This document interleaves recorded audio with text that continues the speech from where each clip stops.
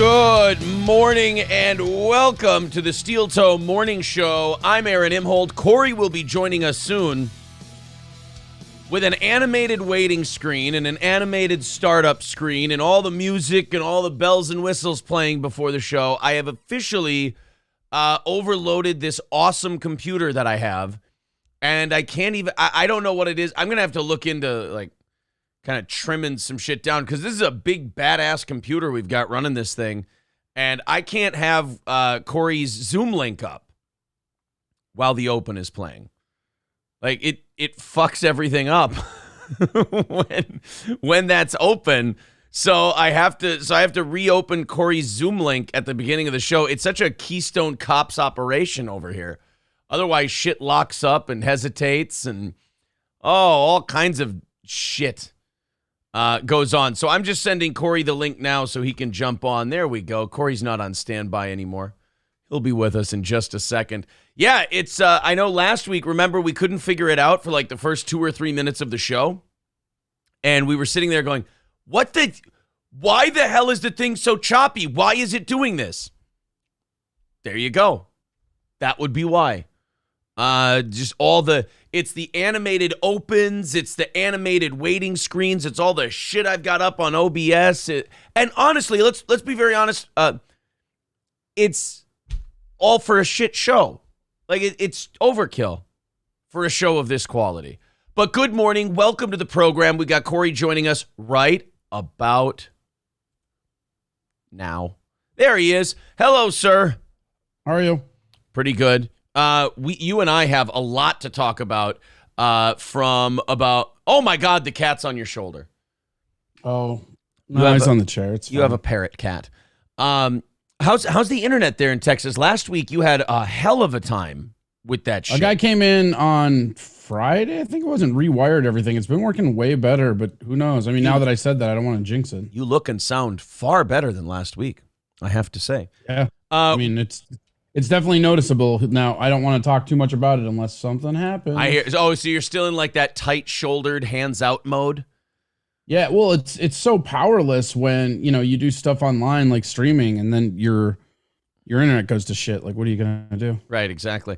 You and I, from, oh boy, I would say Saturday until now, holy shit, has the worm turned, as they say. Has like the whole it's been breakneck speed. It's crazy. The whole dynamic has shifted. You and I had we were texting about oh man, this looks good for us in the long game. Like this whole thing is gonna break apart. And then by Sunday or Monday, they were all shot in the ass. Like it was all roses again. I don't think even you and I saw this whole thing turning the way it did. Yeah, I mean, I don't know. Has it turned? I guess you've been here more than I have. I've been just drunk at South by Southwest. Oh, that's true. Yeah, I mean, well, look, we all knew Zumock was lying about the attack. We talked about that. It never happened. Sure. And then he had to admit it yesterday, but he admitted it with a lie. He's got we called it the Russian doll situation of lies, where he started out with the big lie. And then he admitted the lie and then said, no, what happened was I was at a bar picking up takeout food. And then a guy said I sucked on Kumia. And then we mouthed off to each other. He punched me in the face. And then when I fell down, there was an oil can there on the ground. And I fell down next to an oil can. And then I must have wiped oil from the oil can in my eye. And then I was icing my eye at home. And I fell asleep while I was icing it. And then when I woke up from the oil being in there, it must have gotten really swollen shut and all. And it's like, dude, anytime someone over explains a scenario, they're lying. And when he tried to explain how the fight happened, there was a lot of this. And then he was like, and then I was like, and then he was like, and then I said to him this big dramatic, it only happens in the movies kind of an explanation. So sure. Now Anthony Cumia is still going with Chad was stealing catalytic converters and oil got in his eye while he was stealing catalytic converters, and that swelled his eye shut. Now, we're pretty sure that the story he's told about this bar is not true because people have been looking into it now. They know what bar it is. It's a place called Patio in Florida. They've got a food truck. That's probably where he was taking it out. They don't have any idea about any fight. They don't have any report about anyone getting punched or anyone arguing or fighting anytime in the last couple of weeks. So it's, the Jussie Smollett story continues to unravel. And then, of course, Patrick Meltdown has been having a hell of a time with it, too, because he kind of backed the wrong horse in this whole deal. So he's catching shit. Muttering Jay. Now, I don't like this whole, so-and-so's the next Stuttering John thing. But Muttering Jay and I have made peace. He is totally anti-Zumock and Melton. He's even dubbed Melton perhaps the new Stuttering John. Melton, who was all on Muttering Jay's side the last week, has completely gotten bitter and angry at him. The Potato, Cardiff Electric, as well as Muttering Jay, has noticed that Melton is particularly sexually fascinated with April to a creepy degree, to where he's been what do you mean creepy? So he's been like the internet, man. Everybody's creepy out here. Especially more. He's been restreaming the show to declining numbers and to people kind of goofing on him. And he's only been like zooming in on April's face and staring at it. Like it's pretty, it's like you feel bad for him in an odd way. But it definitely, it all turned around incredibly quickly. And then Red Bar trying to get into it. And I have to say, again, like every time Red Bar mentions us, handful of people. That's it. I mean, it is, I hate to say you were right, but not what it used to be. I mean, I don't know. See, and I've kind of come around. I didn't watch the one where he like was going at us. I mean, I heard about it and everything, but all the stuff I've seen about him lately, like he's getting funnier again, it seems. So it's really weird. Yeah. It's weird, the like arcs of it. Cause it goes, cause like I had scars for a while and then I canceled it. And now it's like, oh, do I get it again? I don't know. It's kind of funny. And then there's like the whole, Pat doing the like watch us or whatever. It's really funny watching Pat LARP what Red Band did to him way back in the day at Red Bar. It is. Yeah, it's funny. I think Mersh was mentioning that on Nightwave. He was like, dude, this guy got butt fucked by Red Bar so hard that now he's trying to be Red Bar. Like, it's just like a direct ripoff thing. It's like, the VR Troopers to Power Rangers. He's like, it's kind of that sort of an effort. It's way too early for a VR Troopers reference. I'm just going to level with you. No Matthew Lawrence references on the show. I said that. But yeah, there's no more Meltdown people in our chat anymore. Like it's just it's been a really fast decline for him. I mean, he tried to ride the steel toe wave to prominence. It kind of failed on him. Then the last Hail Mary he threw up was, get this, he pretended that he wasn't on Chad's side the whole time. And then he tried to pretend that Chad was doing a bit and was acting. And oh boy, you should probably just admit you backed the wrong horse, and maybe people will forgive you. But I'll give him this: he's spinning and he's trying to go down with the ship. He's trying to play the violin as the Titanic sinks, and in a perverse way, it's kind of fun to watch. How do you think that works out? How do you think that works out long term? Well, Stevie J says he's desperately backpedaling. I'm sure he is. And all it takes is him bending the knee and saying, sorry, Steel Toe, I got it wrong. What are you going to do? And then we'll back the fuck off. But I think the way it goes is the way it's been going. Like the numbers will continue to decline. And, before he started talking about Steel Toe, he was doing like 150 to 200 views a video. He'll probably go back into the 3-digit range if he's not there already again in terms of views. And then he'll have to figure out a new I wonder how many of that is his own people, though, because, like his own site has been big the whole time. I mean, it's, Not really. YouTube is kind of like his like go-to this year, it seems like. I don't remember him pressing YouTube like this before. I could be wrong, I guess. I think that's probably because there's nobody listening anymore. So he's got to get on a YouTube kind of a platform. And, I think it'll probably just go back to obscurity the way it was before. He'll just kind of he'll hang on to the ski rope as long as he can while the water hits him in the face. And eventually he'll have to let go. Let's not forget, Corey, you started this. You're the one who made him so sensitive to begin with. I still don't think it was me. Like, I think what happened, I still think that he was tracking Chad and just ran into us. And then he heard me saying that he was kind of a dick, which he was. And he's still funny. I mean, I don't mind him. I mean, whatever. I think you're the only one. It's weird. It's weird to me because you're the only one who says he's funny, though. I hear everyone else, like when Mersh and everybody else covers this, they're like, God, he's a fucking charisma vacuum. He's really bad. Yeah, I don't know. I think they're being dishonest. Like, I think maybe sometimes his personality maybe gets him abrasive, so they act like he's not funny. He's funny. I don't know. I've always thought he was funny. I don't even think he's... I wish he wasn't. It would be easier to, like, really lace into him or something, you know? I have no want or reason to because I don't know, he's fine. I just don't even think he's even abrasive. I think he tries to be abrasive. He doesn't have the charisma for it, in my opinion. Like, he tries to be this thing that his level of talent won't allow him to be. We used to call it, when you would play football as a kid, he sucks with a passion. He has a passion for it. He just can't pull it off. But, again, people want to... he was actually in third place in what Cardiff Electric, that lovable potato, is calling the Zumock Potco... God damn, this is hard to read. I'm going to put this up on the screen for everybody. Cardiff's tweet from yesterday.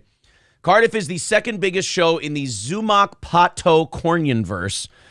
There were 4 shows yesterday broadcasting Steel Toe. Us, Melton, our buddy Cardiff, and our buddy Corndiff. And Melton had about, by these screenshots, 100 people. We had 419, but we were in the 500s all day, Stevie Lou, you son of a bitch, with your market research. Cardiff was at 250. And Corndiff was at 16, but hopefully going up. So Cardiff, number 2 in that universe. Meltdown, number 3, with a red arrow going down. And Corndiff's 4th place with a green arrow going up. So it sounds good. Corndiff is on the rise. Potato Diff is on the decrease. Is that what I just heard? No, Meltdown is on the decrease. I think the potato's staying pretty steady, and the corn is on the green arrow. Okay. I think that's where it's at. Tin Man Taylor says, Corey secretly loves Chad Zumock, but doesn't want to admit it in front of Aaron. I've said the same thing about Chad Zumock I've ever said. I met the guy once. We hung up for a weekend with Nick Swartzen, and it was awesome. And then I didn't know anything about all the stuff that's been going on, and I really thought that his jumping seemed funny. You know what I mean? It just didn't, like... You would have the hospital bracelet. I think that was my big thing. You would have that. Well, and with Florida's sunshine laws, there would be a police report. And there isn't one. It doesn't exist. Yeah. I mean, it was clearly not, I don't know. It's weird. And then he said, I was walking around my neighborhood and I got jumped. Then it was, I was at a bar and I was talking shit. And it's like, neither of those really check out, buddy. But that's the update on where that's going. It has been wonderful. I feel so vindicated, nailing it the way we did.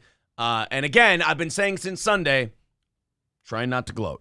Just I'm trying to be the professional that I am without gloating.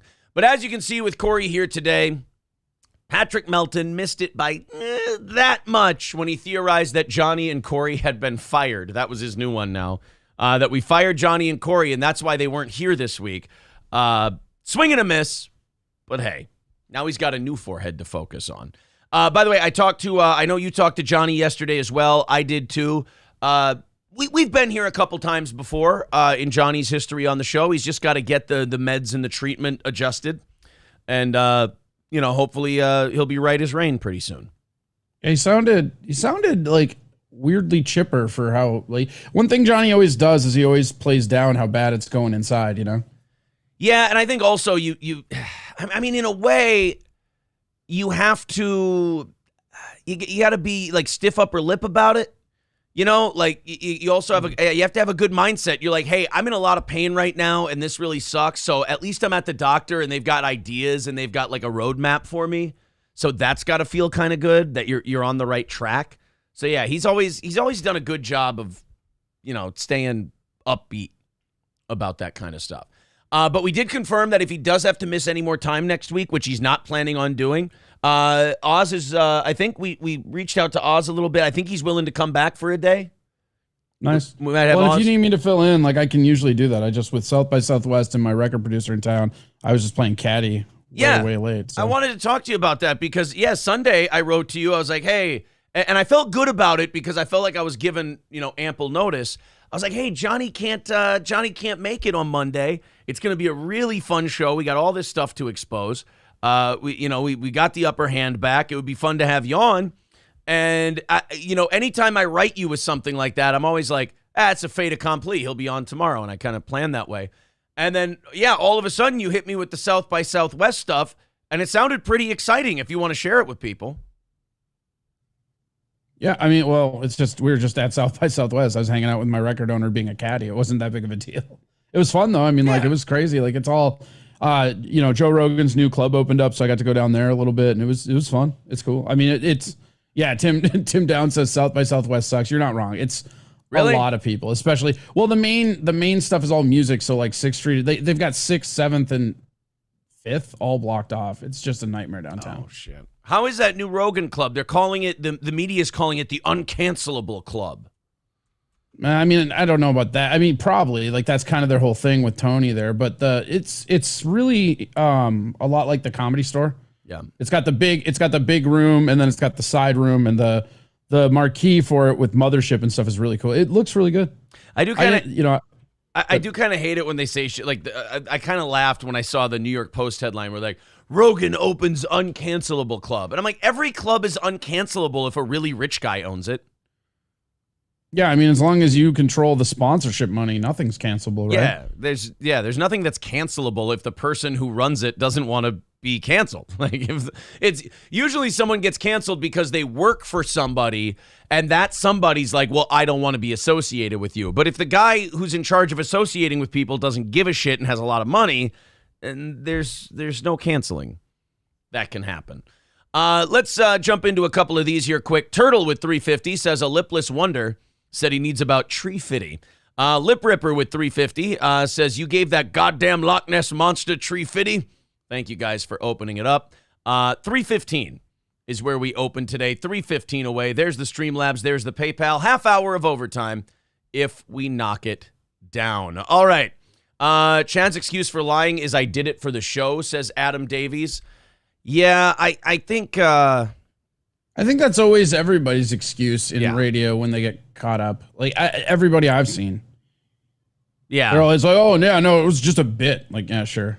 Yeah, I think once you get caught lying, you kind of have to, like you said, you kind of have to go, oh, yeah, it was performance art. You're like, oh, yeah, good one. You were drunk in the middle of the night screaming that it was me or Kumia or Carl. Yeah, that was it. You were acting. He should have gone and scene. And then we would have known. Illusionary Commission says it's uncancelable if everyone has to lock their phone away. I like that. I always have. They've been doing that at Kill Tony since I moved down here. I thought it's something that I really thought I would hate, but you walk in, they give you the sleeve, you lock your phone up, you put it in, and you get to take it out. It's not like somebody's holding your phone or anything. It's just in a case that you can't access. And I think the people that are against it, and maybe I'm wrong, but I think a lot of comics will really enjoy the fact that you can actually go to an open mic and work on material and not worry about it getting misinterpreted because it's not done being written yet. Yeah, I actually because the big problem before that, and the reason why a lot of places and like Chappelle and Tony started doing this is because people would take out their phone and they would take little snippets out of context, and then next thing you know, you got this giant uproar on social media and the internet when nobody in the actual showroom gave a shit. Maybe one or two people, but if it's locked down and it becomes word of mouth and there's no physical evidence, it's pretty good. Hinchcliffe did the Asian thing. There was an Asian opener. And he did like, some racial shit after the guy got off stage. I remember when it happened and the cell phone video came out, I was like, that's not uncommon in that situation in comedy at all. It's not that bad. But then the Asian comic like had a chance to get on TMZ and shit like that and get some attention. And he took, as I call it, the short money to like, play the victim and everything else. And it blew up, and he didn't really get... he didn't, like, totally bury Hinchcliffe in the whole thing, but he definitely didn't defend him either. And that kind of opened the floodgates for Tony to catch a lot of shit. But in the end, he kind of... I won't say unscathed, because he lost some shit temporarily for it. But he came out of it fine. Tony Hinchcliffe still seems to be doing well. Yeah, I mean, fucking Kill Tony was at Mothership, so I mean, he's doing fine. Yeah. And they had all the comics waiting in the alleyway, like old school Hollywood. It was really crazy. I'm actually for the taking cell phones at comedy clubs. I don't mind it. Again, I thought it was going to be a bigger deal. I don't know why, but when I first heard about it, I thought it was like a lockbox situation. But the fact that it's a sleeve that you actually put in your own pocket and you have your phone on you the whole time. Who's calling you? Nobody? Yeah, you're ringing. Wait, am I? You're ringing, dude. What is it? No, hold on. Oh, uh-oh. This might be an important one. Turtle with another 350 says, found the tree fitty. Sorry, I done got confused. Oh, that's funny.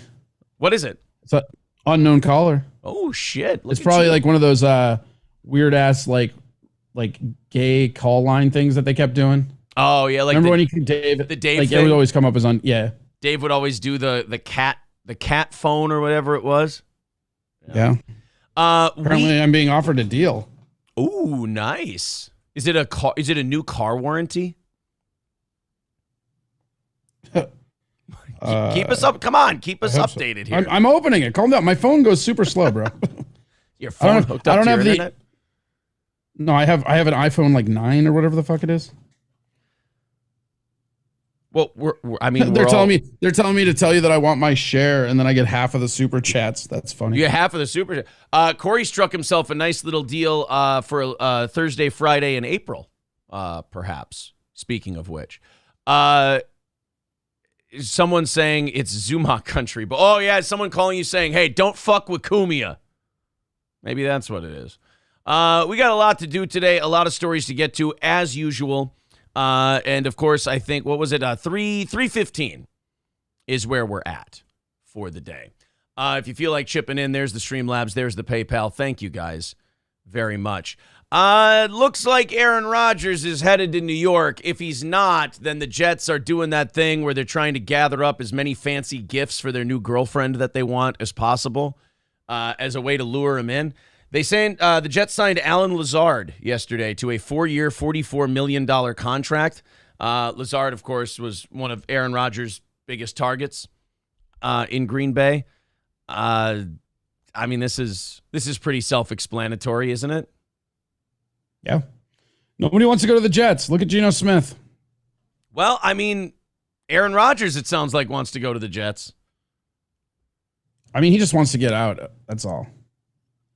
He just wants to get out. I don't know. Garoppolo's going to the Raiders. Talk about your lateral move. It's all crazy. The Vikings got that defensive end. We're going to talk in overtime. We're going to get to some of that Vikings stuff because you'd be very happy with the Vikings and their moves yesterday. You should be thrilled.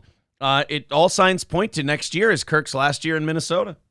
Love that. They redid his deal where we're going to have a shitload of dead Kirk Cousins cap money in like 2024 and 2025.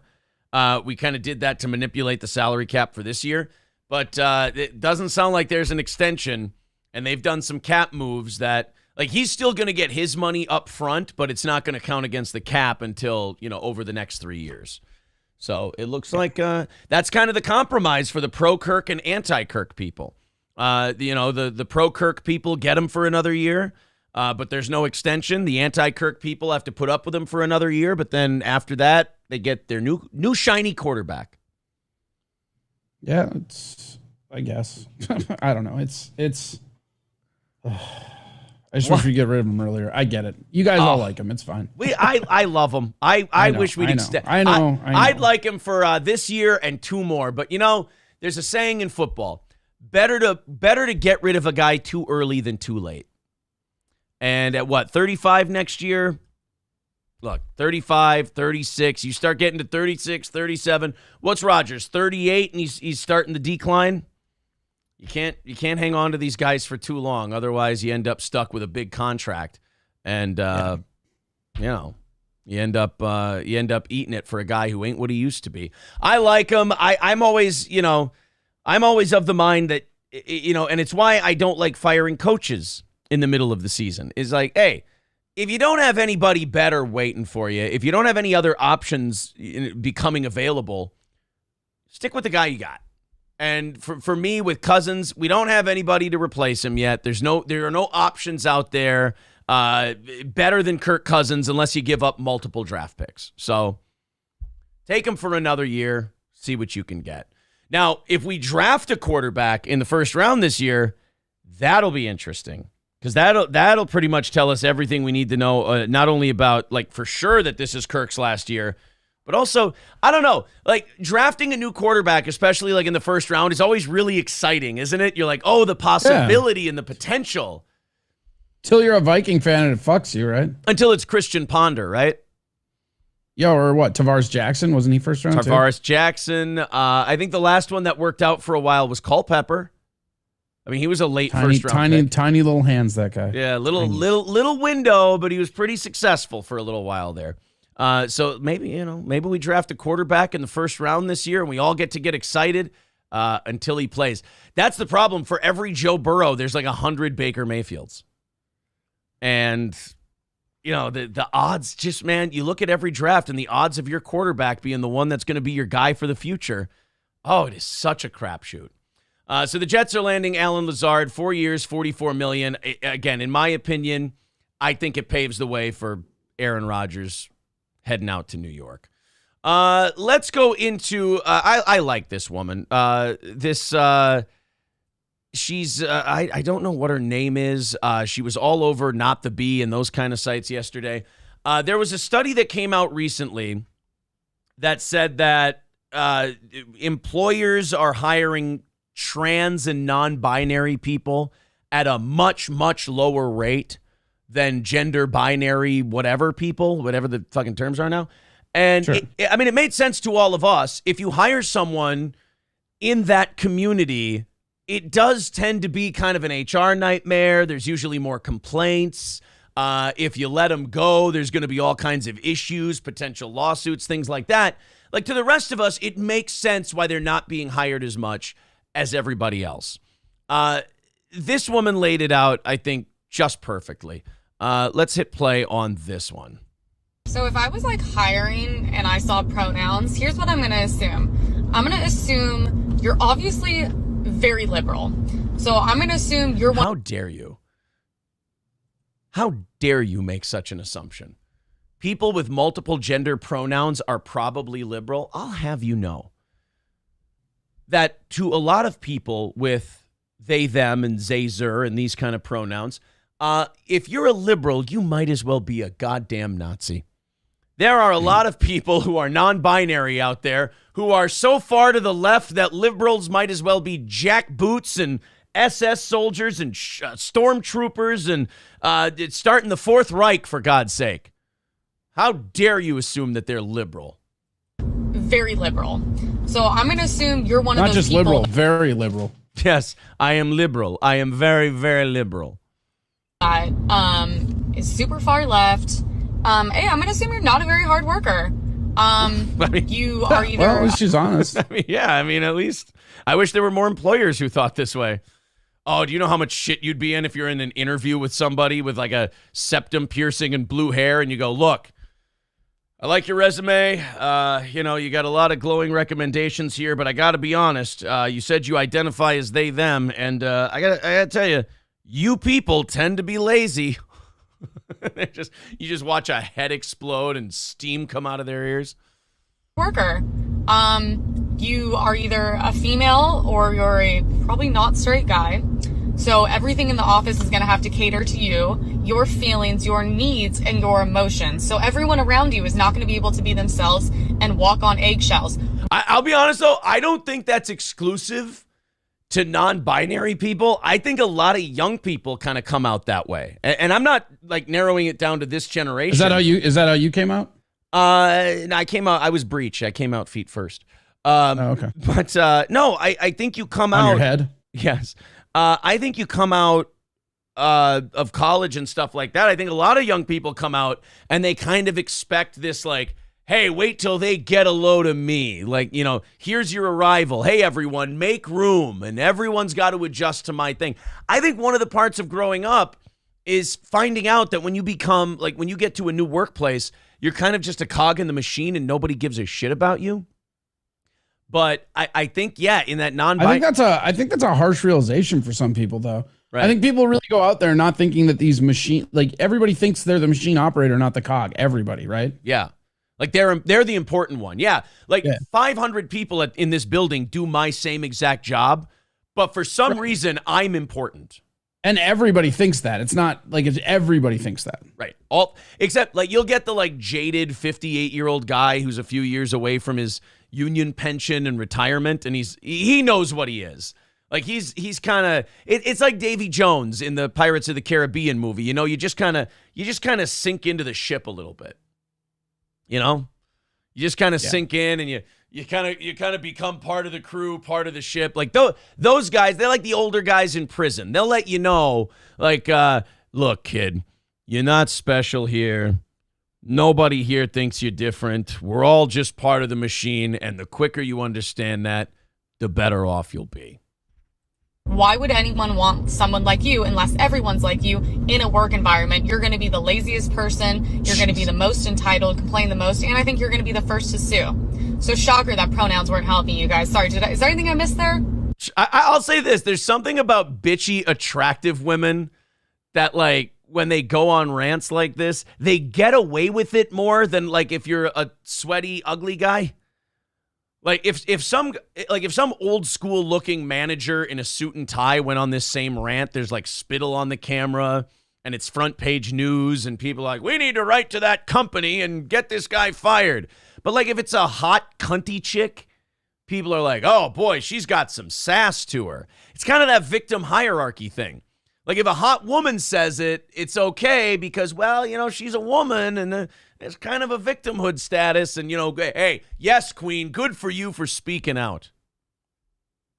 It's just one of those things where everybody thinks their opinion overly matters, right? Yeah. I mean, she's not wrong, though, about, the not hiring non-binary people and all that stuff. It's shown to be in the past, quite a pain in the ass. Right? The biggest pain in the ass. The biggest pain in the ass. Because it's got to go your way every single time. Cowpote is letting us know not to talk sports. We have no idea. I will say this. I yield to Cowpote on that. He is definitely the sports expert. I don't think he's the expert on anything. No, you don't think Cowpote's... I feel like... you don't think that his impressions are funny when he does the voice thing? I sure don't. Oh, man. I sure don't. You and I just agree on comedy. Or disagree on comedy. Because to me, Cowpote, how that guy doesn't have his own show, I don't know. Turtle with $2 says, no super no money for Corey. That's $2, buddy. Let's go. There's one more. Dr. Steve. Good morning, Dr. Steve. Says $4.99. Says, sadly, I agree with Cardiff regarding the facial hair, but otherwise, great job, pal. Damn it. It's hurtful. Well, look, Dr. Steve is a medical professional. So wait, are you still trying to grow that stupid fucking goatee? You are. Oh my God. Yeah. I didn't even notice it. I'm giving her a shot. How many weeks is that? Oh boy. This is 5 weeks. Pathetic. I know. Well, look, this is 4 days. But I go 1 week and I look like I'm homeless. This is why I can't get rid of it. Cause this is my only shot. I'm not doing this again. I got to see once it fills unless out. April tells you to. Look, man, if in the next 6 months or so, if this fills out nice, then we're going to keep it. Did you just say 6 months? 6 months. You're going to keep that pubic hair soup strainer for 6 months. Maybe. I think I'm pot committed at this point. I can't walk away. All right. I mean, what am I supposed to? If I cut it off now, what do you want me to do? Just go buy fake facial hair if you want a beard that bad. Why don't I just get, Go get some fucking spirit gum and some fucking Broadway beard. You'll be fine. I wear glasses. Should I maybe just get one of those Groucho Marx, like the glasses, the nose, and the mustache? I mean, maybe. It wouldn't be bad. I mean, it's not, how is it that much different? It's not gonna help your fucking tit polo at all. Yeah. The girdle. Illusion. Oh yeah, girdle. That's right. Did you wear it today? Do we? No. Can we have somebody come down and frisk you? I don't have any. I did wear my girdle to the gym yesterday, though. I wore the girdle to the gym because it's an Under Armour shirt, And that's what I wear on the bag work. It was funny yesterday. You would have loved it. You know when guys come into like a boxing gym and they don't box, but they want to play. Yeah. They want to play around with the stuff. And they tell everybody how to box. Yeah, these two guys. They were probably about 19 or so. They came in and there's you've seen the gym. There's that big room with all the heavy bags in it, and on either end of the room there's a ring. Those guys were in the ring, like throwing barehanded combinations at the bag, and they were just kind of those noodle arm kind of things. But they were like bouncing like Ali, and they were trying to do that thing. And then they got out of the ring. Is it as bad as Andre Jefferson's bag work? Oh, his speed bag work. Oh, I remember when he threw that speed bag up and he was bragging about it, and the dude was just—it was like, that's not even that good. Yeah, it was like, that's awful, dude. Yeah, it was on that level. It was so then they got out and they both started shadow boxing at each other. And like the one guy was like bouncing around, like jumping up and down and twirling like he was spinning, and like they were like throwing weird punches at each other. And I'm in the middle of like doing like rounds, like 3-minute rounds on the heavy bag.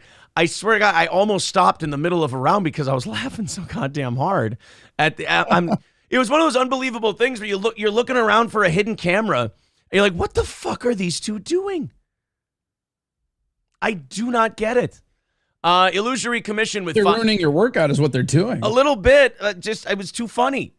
Illusory commission with 550 says, I've heard the Russell and Red Bar fans have now been programmed to bury you. You might shrug it off, but look how strong it turned onions. Yeah, but we do a better show than him. And also, that was a more popular era of Red Bar. We're not really hearing anything about it. Which is normal because he's been trying to come at us for a year, and it's just none of it's really stuck. So, we'll keep an eye on it now, but so far so good. Jeep ZJ with $2 says, very gay evil villain goatee. Just had to bring it up, didn't you? Had to. It's a work in progress. It's like a street that's not finished yet.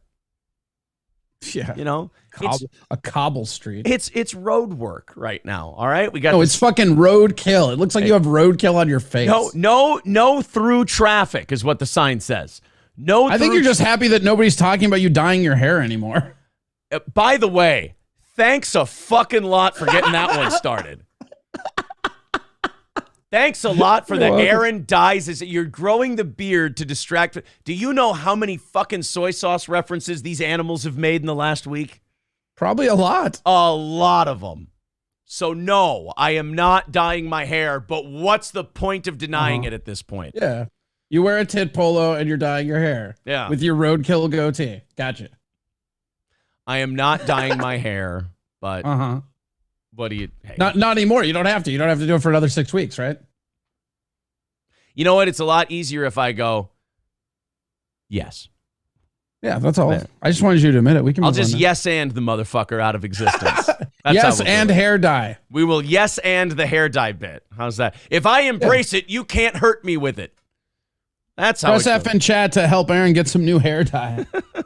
If we hit the goal today, I get more hair dye. Jay Dead says, I was attacked by 3 elderly guys yelling, this is for Don Imus. Oh my God, Jay Dead, why did you fuck with Imus? Why would you do such a thing? Don't come at Imus. Oh man, especially These fans are crazy. Oh, you go into nursing homes and you start talking shit to Imus? Canes and walkers all up in your face. Shouting at Clouds says, fill your mustache in with a Sharpie marker. That would be cheating. And it would take away from the fact that I dye my hair, right, Corey? Yeah, I mean, I don't know. You got to start dyeing your widow's peak too.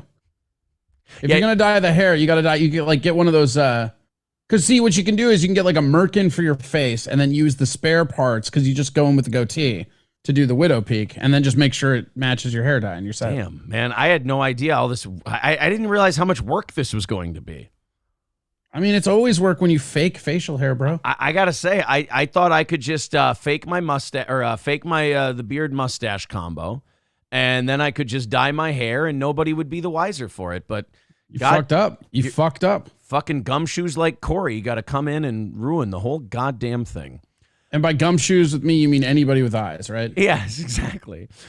Scarface with $5 over on PayPal. Thank you, buddy. He says, I was under the impression that Corey was fired. This is a really good Corey imposter. Well, hey, come on. Don't give away the game. You're exposing the goddamn business. Jesus. Who the fuck would imposter me? I don't even want to be me. Come on. No, of course you want to be you. I do? Oh, I thought you did. Now I'm bummed. Now I'm bummed out. Yeah, it happens. Rexdart parody account says you can color in the rest of your beard and be Hollywood Imholt. Well, you know something, dude.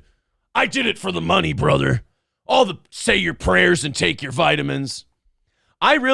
Dude, honestly, I was 10 years old when Hogan went NWO black and white. It did legit suck for me for a few weeks that the red and yellow was gone and he became Hollywood Hogan. It really fucked with me a little bit when Hogan joined. Yeah, that was a really bad moment of your childhood. That was a bad moment in my childhood. I remember Hacksaw Jim Duggan came out and he cut a promo about how Hulk held his kid when his kid was born. And, the 10-year-old kid sitting there watching it is going, "Why did you do it, Hulkster? Why?" I'll never forgive Razor Ramon and Diesel. But then, What was the bigger letdown, that or NWO Red? Well, I was older for NWO Red, so I was like, Jesus Christ, can we be done? That was, even as a kid, I was like, this is too much NW. Well, as a kid, you get confused. Yeah. When you look at how many kids liked Ultimate Warrior back in the day. Right. Or Hulk Hogan. And then when we were adults, they released that damn documentary, and we found out he was a piece of shit. Tanker Yanker with $2 says, for your hair dye fund. Right, that's right. Because I'm dyeing my hair, and that's why I'm growing this, to hide it. Darren Orson says, how are we giving Aaron this much shit about his facial hair when Corey looks like an extra who wandered off the set of Rust? Yeah, I got to say, Corey never gets shit for his facial hair, ever. Yeah, it's never happened. This is actually very hurtful. It's the first time hearing that people don't like my facial hair. It never happens. And by the way, it's actually kind of a compliment. Wandering off the set of Rust was the safest thing you could do on the set of Rust. Yeah, I'm not trying to get shot. Yeah, exactly. If you wandered off the set of Rust, you were one of the smart ones. I bailed on wrestling when Big Boss Man made Al Snow eat his dog, said Michael B. That would be kind of fun to find out when people, because that era of wrestling was so weird. It would be fun to find out what made people tap out. I remember in my household, my dad I never saw him switch the channel quicker than when they did that thing where, and I can't believe I remember their name. The Japanese faction, you remember Kai and Tai? No. There was a Japanese, they were like, what's the Japanese gang? The Yakuza? Yakuza. They were trying to be like a Yakuza thing.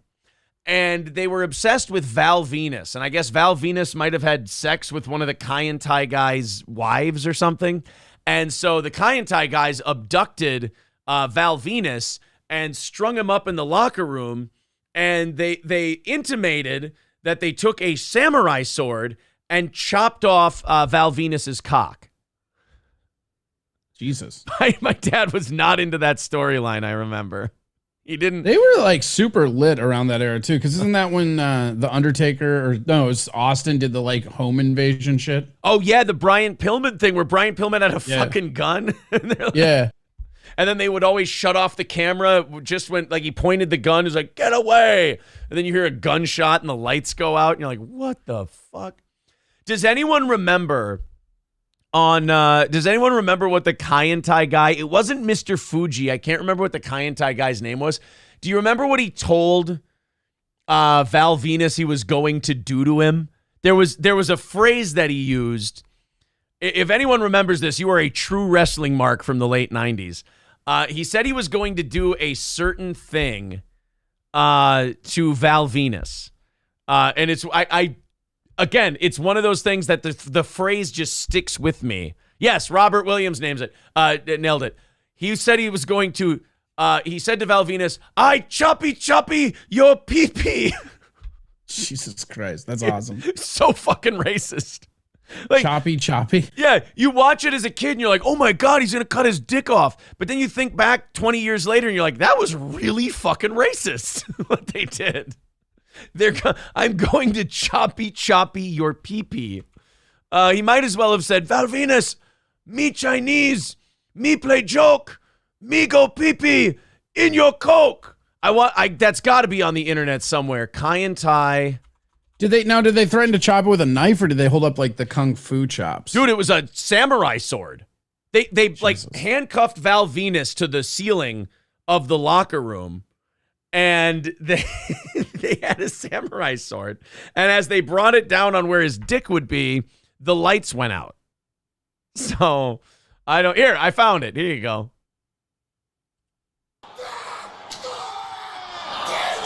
So they took lunch meat. They took like a salami. What the fuck is even happening?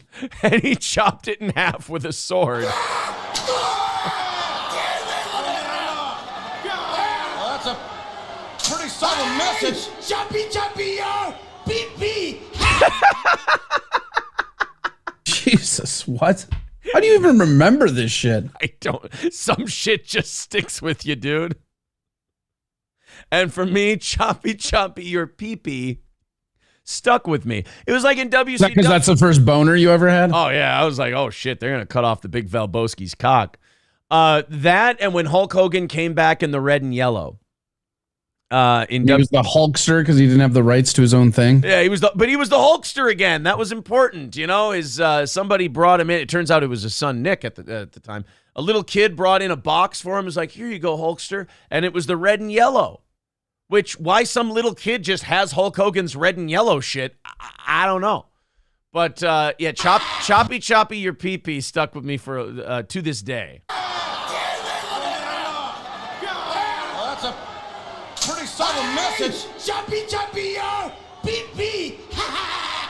That guy is really happy with that one. He's really excited. He like leans in and does one of these like, ah. Bro, he's really excited about cutting off Val Venus's dick.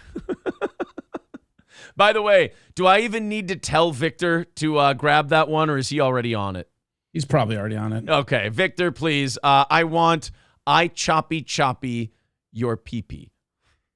They're saying Aaron's reliving his childhood. Dr. Steve with $9.99 says, if you like classic wrestling, I was cameraman for Mid-Atlantic Championship Wrestling in the late 70s, early 80s. Ric Flair, Wahoo McDaniel, Mr. Wrestling, Tim Woods. We should discuss sometime. Email me. Yeah, Dr. Steve, you and I have wanted to do each other's shows for a while now. Sounds like we got to put that together. Yeah, that Mid-Atlantic wrestling shit from back in the day. That's like where all those classic Ric Flair promos come from. Yeah. Well, NWA, too, has a lot of them. Yeah, when Ric Flair was doing those promos with Shivani, and he would be like, that's why these shoes cost $300 and yours cost $50, and this suit costs $500, and that costs, well, I don't know, because I'd be ashamed to wear it. It's another promo that I remember. But choppy your pee-pee. And then do we have the actual Val Venus getting his cock cut off somewhere? Because that was like classic wrestling cheesiness from the 90s. Where they tied him up. With the casket matches and the broiler matches. There was a lot of like really garbage shit in hindsight of it. Oh God, yeah. They threw a lot of shit at the wall.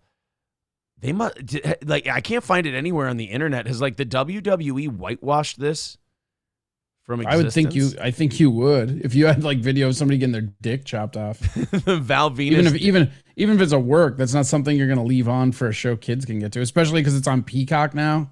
Yeah. I can't find it anywhere. So they must have gotten rid of the Val Venus cock chopping. Jay Dead says the Asian Council on Cultural Appropriation is about to give Aaron a Zumock eye. They better bring their fucking oil can, I'll tell you that much. Was Bruce Jenner a wrestler too? No, Bruce Jenner was not a wrestler. And how dare you dead name him, sir? Tom Fox says, remember Mae Young giving birth to a hand? Yeah, that was another one. They like they said, they threw a lot of shit at the wall back in those days. Mae Young gave birth to a hand. Corey muted himself again. I did not. I did no such thing. Wasn't me. That's probably me. Yeah, but that one dude said he got oil on his scrimp. Is that what he's calling his penis? No, he's talking about this poor guy. My scrimp is the best scrimp out of Louisiana. Down the Earl got up in that scrimp. The Earl got up in his scrimp. Oh, all right. What's that the guy guy? scrimping? Scrimping ain't easy. Scrimping ain't easy, no. Just looky on my scrimp here. Exactly. Does scrimping become easier when you dye your hair and grow a goatee? I'm asking for a friend. I don't know. I'll check with somebody who's done that. Okay. Ba-boom. Oh, wait, no, I'm supposed to Don't ever finger gun me. Don't ever do no, that. it wasn't finger gun. They were finger sticks. There was no thumb. There has to be, let's be honest. Right now, there have to be thumbs for it to be finger guns. These were finger sticks. Mark Put Henry. some oil on your scrimp. Put a little Earl on your scrimp. Turtle says Mark Henry was emotionally disturbed by the birth of the hand. How do you think we felt as viewers? Watching some 90-year-old bitch give birth to a hand. Did anybody ever think about us? No. We were left in the cold. Like depositors at Signature Bank. Oh, I pulled a hamstring for a segue. Holy shit. Get it. 290 away from this morning's goal for knocking out overtime. Thank you guys very much. If you feel like contributing to our show, Streamlabs and PayPal links are pinned to the top of the page. Super chats and memberships count as well. Corey, I don't know if you looked at the prep sheets I sent you. I did. Did you happen to see the Signature Bank video? I didn't watch it, but I saw it on there. I clicked. I was in between running around last night, and I looked at the ones where you had put notes on them. Yeah. People are doing all the postmortems of the collapsed banks from the last week or so. Silicon Valley Bank, of course, Signature Bank. And what we're kind of finding out about both of these banks is they definitely took their eye off the ball of what a bank is supposed to be. A bank is supposed to be, hey, money in, money out, making sure people can pay back their loans, making sure that we've got good cash flow so we can honor people's deposits if anything bad happens, making good investment decisions, so on and so forth. And what we're learning about, especially Silicon Valley Bank, is that they kind of went with that whole DEI approach, the diversity, I can't remember what it's called, equality, diversity, equality, and investiture, some shit, inclusivity, that's what it is. And it took their eye off the ball of the financial part of the business. And as we can see over the last weekend here, it fucked them. It fucked them hard. And it's fucked a lot of other banks now and their stock prices and everything else. Signature Bank was the other one. Now, are they done? Now, is Signature done or has Signature been like temporarily halted? The feds took it over last week. They were one of the first ones I thought the feds took over. Okay, so Signature is done. Like they ain't coming back. Not with theirs like managed. The government took it over, so I don't know. I don't know what the process is after that. Well, so after all these bank collapses happen, people go in and they start digging around and they go, let me see if I can find some breadcrumbs, where we couldn't see it coming this time, but maybe next time we'll be able to see this thing coming. Well, for Signature Bank, their digging turned up some artifacts. And one of them was this company-produced music video that they decided to do. Judging by this opening frame of the Signature Bank music video, some would say that you could have saw some mismanagement coming, but look, we'll listen to it. We'll check it out. It's a minute. Are they being tarred and feathered? They are being tarred and feathered. And look, do you see the signs they're wearing around their neck? Generic. I can't read them. They all look like squiggles. Yeah, generic mega bank is what they say. Jesus Christ. They're all the generic mega bank. The ones that are still in business. But at Signature Bank, you see, they're different. It's a different kind of banking experience. And holy shit, are they diverse? That's what you're going to learn in this video. The important thing, what I always want to know when I go in to get a loan for a business or a mortgage, when I walk in there, I don't talk about interest rates. I don't talk about, PITI or anything like that. I go in there and I look that bank manager in the eye and I go, I want a pie chart of the racial and gender breakdown of this firm. And if I see anything lower than 27% African-American and 34.5% Latino, I'll take my business elsewhere. Thank you very much.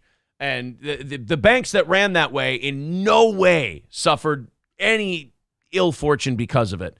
Let's see how diverse and fun and hip Signature Bank was and what a fat load of good it did them.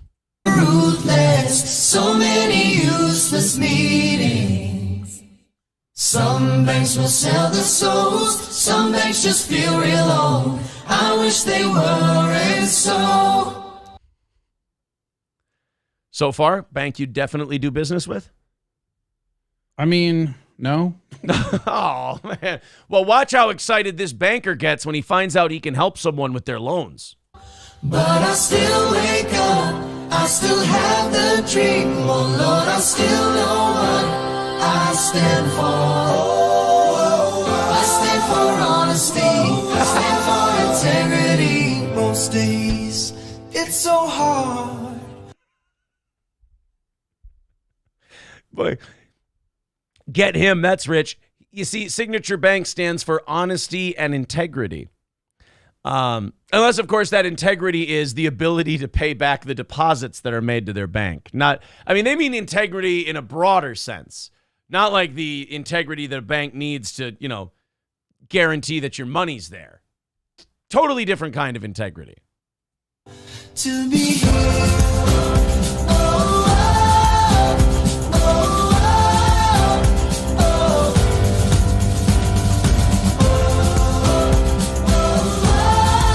Surrender flag? Right, yeah, don't make it a white flag, although it's kind of fitting now, right? Yeah. I mean, the white flag does make a lot of sense. He's actually walking to the Federal Reserve right now to wave it in front of their door. He's just going to wave it to them.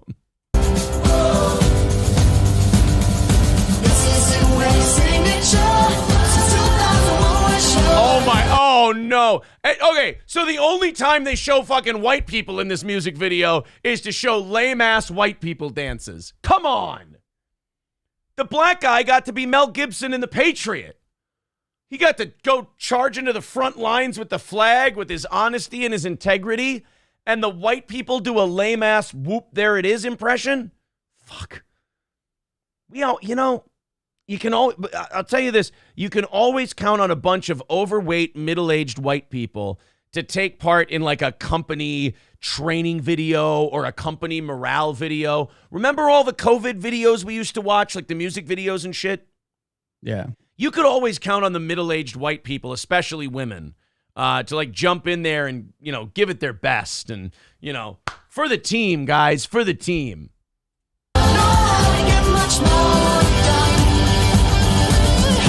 All the black people in this shot get to do all the cool stuff while the white people just be really, really white. Honestly. I just can't get over they're all like waving surrender flags. That is great. Yeah, here's more white. We got more white flags. Oh, this was prophetic, and they didn't even know it. I hope there's one where they open up a cash register and there's nothing in there, and the person goes to the camera and goes, just holds up the two hands. It's like, I don't know what happened.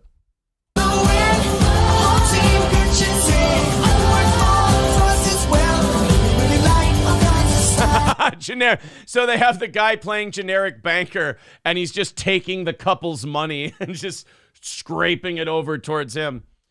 Yeah, well, that generic bank at least still has that money, unlike Signature. Actually, ironically, this is the faces all the Signature and Silicon Valley Bank customers made this weekend. That's all of it? Yeah. I'm gonna blow him a kiss. Yeah, just, what the fuck are you guys doing sitting here? We're done. But I didn't get my money. I know you're not getting your money. No, we are fucked. As a matter of fact, I'm cutting out early today because people might start jumping out the fucking window. This can't be right, can't be surrender right. flags. I want to help my clients not be a blight. Stop my bones. I want to help my clients not be a blight. Oh, missed it by about that much. That much. Wondering just how can I? I'll say this. Yeah. If they're going to do this, they could have at least picked a better parody song. They could have done like Benny and the Jet or something. Like there's better, catchier songs to wave around a surrender flag. Maybe Gold Digger. Who knows? Maybe. They could have done some. Definitely not the $1 Million Man's theme song. That would not fit Signature Bank. But God, you really can count on corporate America. We talked about it earlier, like the people who are just cogs in the machine. You really can count on them to do a snappy fucking sing-songy number for you. Oh, These are definitely those times where you find out what you're made of as a human. You know, when your boss comes to you and goes, "Hey guys, we're gonna do a fun company morale video, and there's gonna be." I just picture somebody hyperventilating into a bag, just breathe, just breathe, just breathe. Another guy smoking a cigarette in front of his boss goes, "I've been fired from better jobs than this. I ain't fucking doing it." This is the guys that are at the end of their rope, and like they were going to come in today, and like every day they come in, they're like, "I'm like 50-50 ready to quit today." And then they ask him to be in this video, and they go, "Well, if you'll allow me to print out a few copies of my resume, I'll be out of your hair by lunch." Can I go to the Kinko's? Yeah, I gotta get the fuck out of here. Dock me pay. I'm knocking off early today.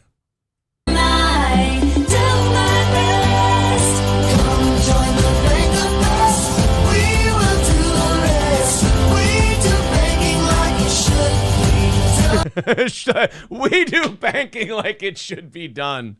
Give us $1 million, we'll give you one. That's how it should be done. Oh shit. This is why you don't do these fun musical numbers, man. This guy, I thought the guy in the end didn't have a surrender flag, but he does. They all have surrender flags. It's not like, oh, this one guy's stuck to it. Oh, yeah. God, cat time. Do you think if they could go back in time, they'd maybe change the whole white flag concept, knowing how this whole thing ended up? Yeah, at least. At least.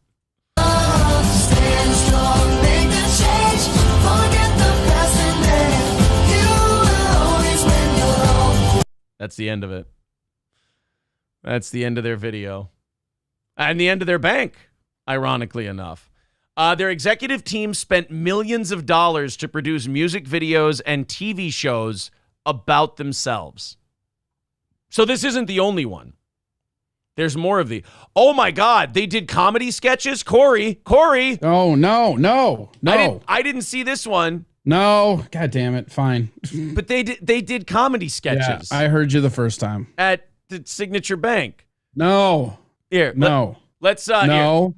Here, I'll give you a little break. No. I'll give you a little break. This is unconsensual. Fuck you, dude, with $10 says, gotta take off doing a plumbing competition. Have a great show, guys. Thank you, buddy. $1.99. What in the fuck is a plumbing competition? You don't know about plumbing competitions? No. Yeah, they're really big.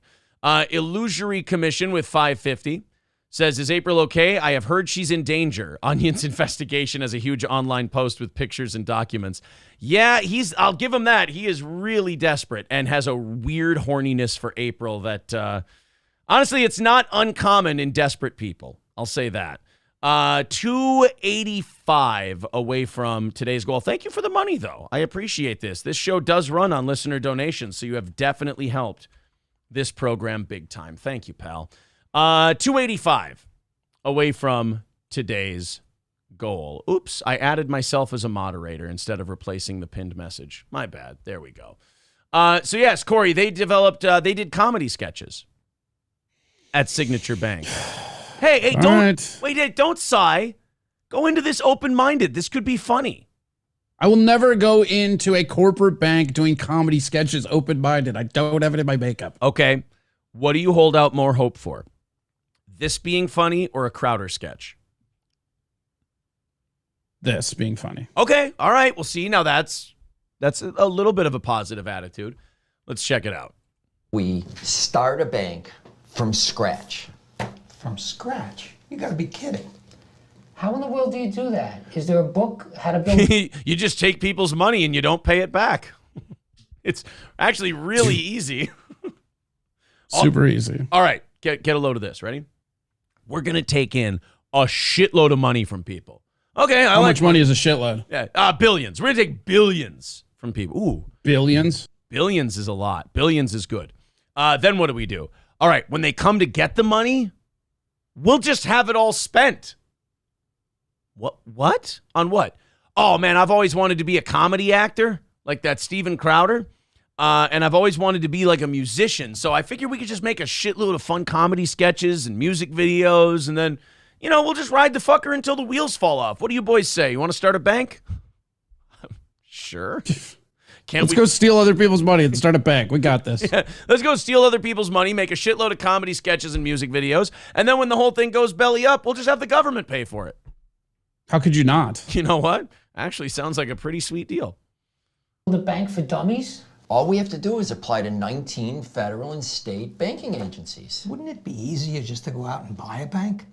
We looked at that, but the prices are too expensive and we'd be stuck with all their legacy issues. So we have to make our own mistakes. But then we'd have nobody to blame but ourselves.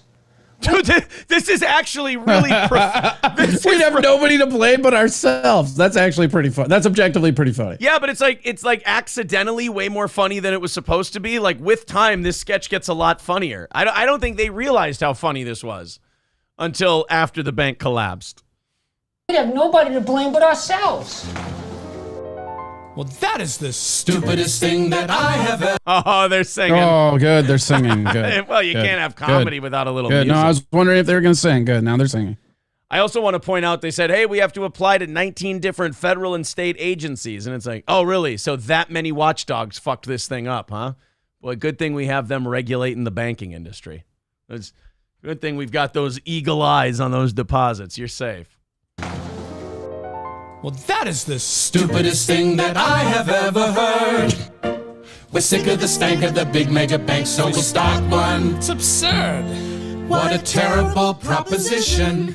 I love how they're basically calling it like years in advance. It's like, starting a bank called Signature that's utterly retarded. Yes. Yes, it is. Give us your money, because we're going to take it anyways. Yes. Give us your money, we'll buy a boat, and we won't have any left for you. Do-do-do-do-do-do-do.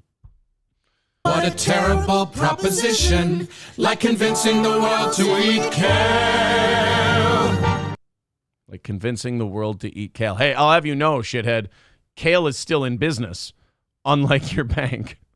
And why does the black guy have to... Kale Bank deserves it. Yeah, look at this. Corey, why is the black guy doing janitor work when before the black guy was like a serious loan officer? Wow. What did he do? Actually, you know, maybe we're watching these backwards. This guy got promoted. He worked his way up from janitor. And now he was the big banking guy.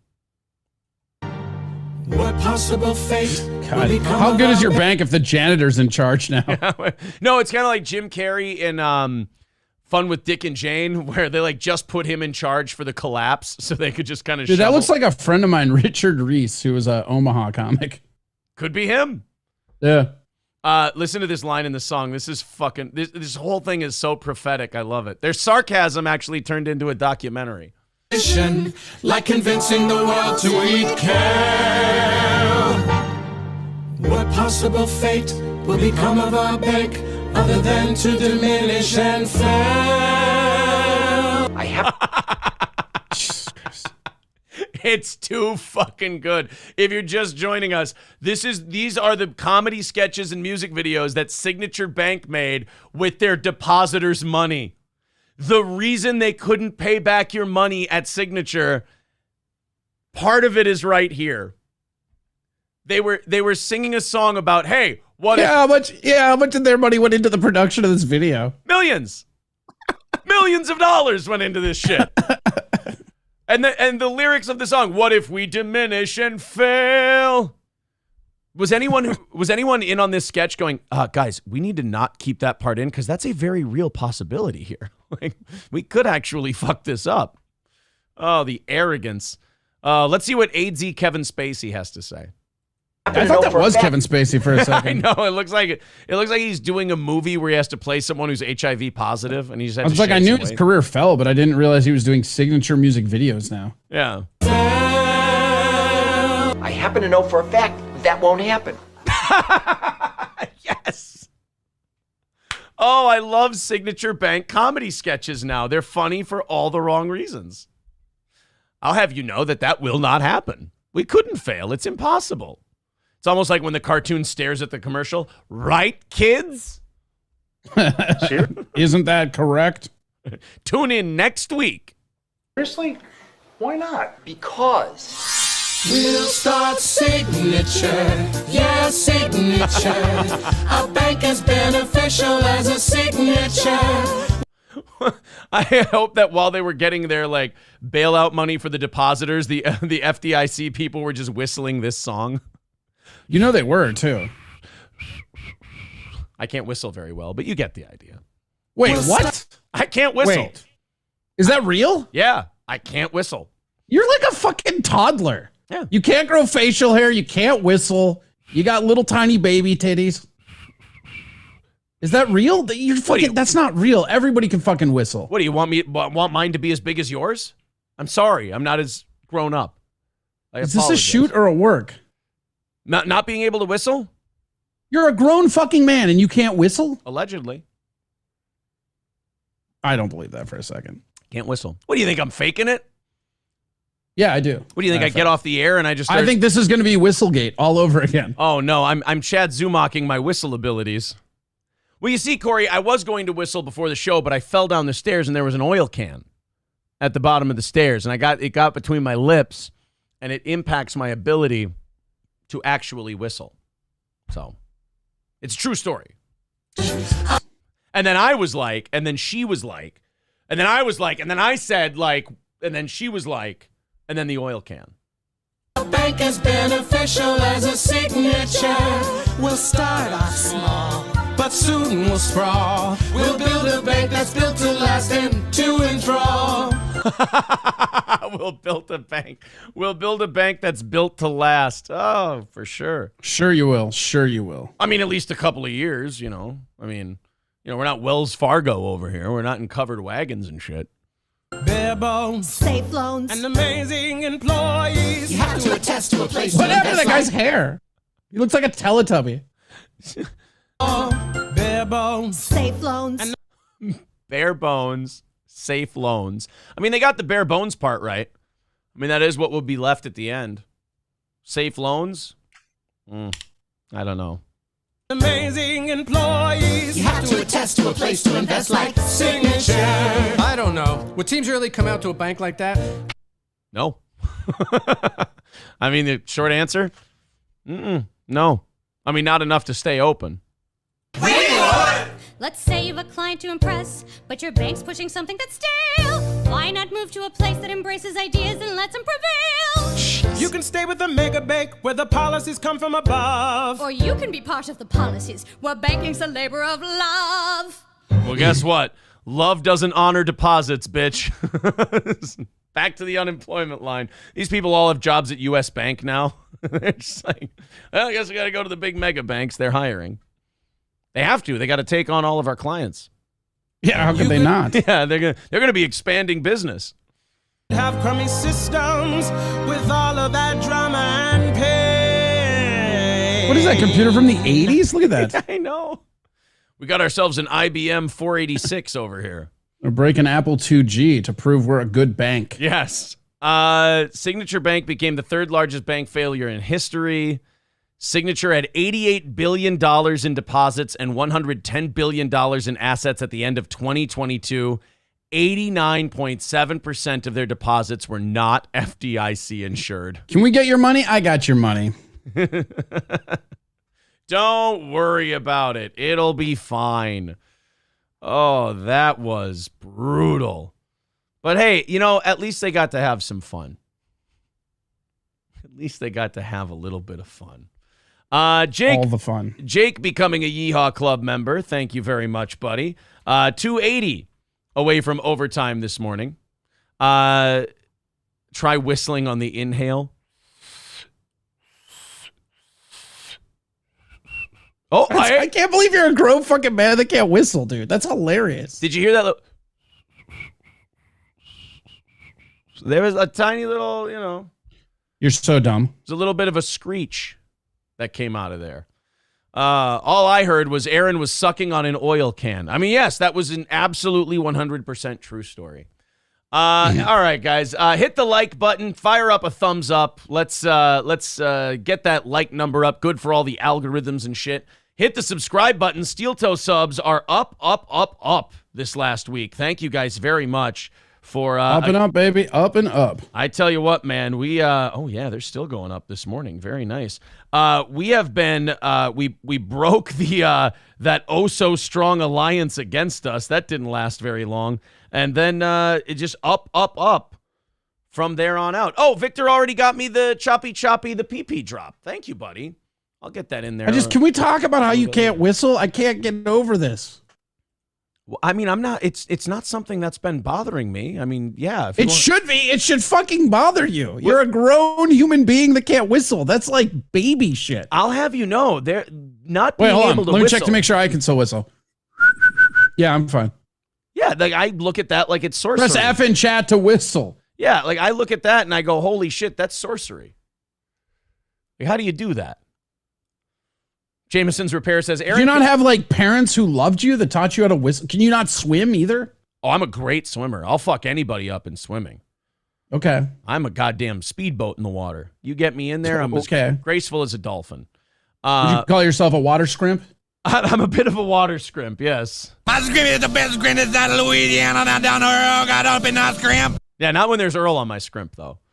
I was swimming one time, and while I was swimming, there was an oil can next to the pool, and it got into the water, and I couldn't swim well anymore, and some of the oil got into my eye, and my eye swelled up like crazy, and the lifeguard said, don't fuck with Kumia. It was amazing. I've never gone back to that pool ever since. Never went back to the pool. Fuck that place. Goddamn YMCA. I didn't even know they listened to Kumia over there. Bad Luck Boys with $2 says, shout out BLB. Yeah, I actually checked out Mersh from Nightwave. He started a very, it's so fucked up to like watch people who do our kind of scumbag, shithead comedy podcast like we do, to watch them do like decent human being shit. It's like watching a dog walk on his hind legs or watch a guy get out of a wheelchair and just walk around for 10 minutes and sit back down. So Mersh has this channel called The Bad Luck Boys. It's his cats, Louie and Clarence. And he like goes, like April watched it and she told me about it. So I started watching it. Like Mersh goes out and rescues little kittens. Like Mersh is like this scumbag of Nightwave and ROTC. And then by day he's fucking Batman. And he's going out like rescuing little kitties from trees and like taking them to shelters and shit like that. Like it's a really fucking crazy, wholesome channel that he has. It's the weirdest thing to see. That's probably why he isn't marketed under a different name. Right. He doesn't want it to be Mersh Rescues Cats. People are going to be like, fuck, what's the catch? Is he cutting their throats? What the hell is going on here? No, it's the Bad Luck Boys, Louie and Clarence. And it's really nice stuff. Go subscribe. Go watch some of his stuff. It's like when you watch shit like this, like let's say in the morning you watch this show and in the afternoon you watch ROTC and in the evening you watch Nightwave and our show. If you watch that much of this shit, you've got problems.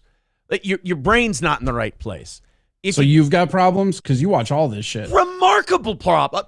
Hello, how long have you been here? I'm the guy. Here since 6. Yeah. Thank you. I'm the guy who yelled at the girl from Wait, look down a little bit more. Look down? Yeah, just a little bit down. Yeah, you can really see the hair dye. The hair dye. Yeah, for sure. Yeah. Okay, keep going. It's not hair dye, dickhead. It's soy sauce. It's different. Come on. No, I believe you can afford hair dye. Don't cheaper do that. that way. I'm frugal. They got this depression on. I got to look out for me and mine. You scummy hog wallop. Anyway, Bad Luck Boys. Check it out. You're damaged if you watch all this shit. And you need something nice. Bad Luck Boys says part 3 of the Tampa vids are going to be lit. I'm learning how to film these fuckers. So yeah, like Mersh is like becoming like the David Attenborough of rescuing cats. He's like the Steve Irwin of strays. Only he's not going to get a barb through the chest from any of the cats. Maybe a few scratches on his arms. But that's it. It's just funny to watch the guy like it is funny. I don't know. People think the same thing when they find out I have cats. You're just such a miserable human being. And then all of a sudden you're like, oh, you're so nice to your cats. Like, yeah, cats are better than humans. I don't know. Hey, I have my little dog. I love Gordy. Yeah. He's great. Yeah. And, they're nice to you. They're good. They're good little supporter, good little family members, if you will. Ask Mr. Jangles for some shoe shine. By night, he is a 4chan shitposting Spurg. By day, he is the feline savior. Yes. Mersh is a legitimate superhero now. Catman. Catman. So anyway, oh God. How much more stomach do you have for signature bank sketches? I don't know if I have much. I didn't have any going in. This last one is titled, "Who would have trusted their money to these guys after watching this video? This is a circus, not a bank." Oh, shit. Okay, Corey, funnier, Crowder or this? Still this. Nothing is as unfunny as Crowder. Yeah. No, this is actually funny because they collapsed. Like, the videos became funny once the bank failed. If this bank was doing well, these would be incredibly obnoxious. But the fact that it's a time capsule into what they thought would happen, it's kind of enjoyable.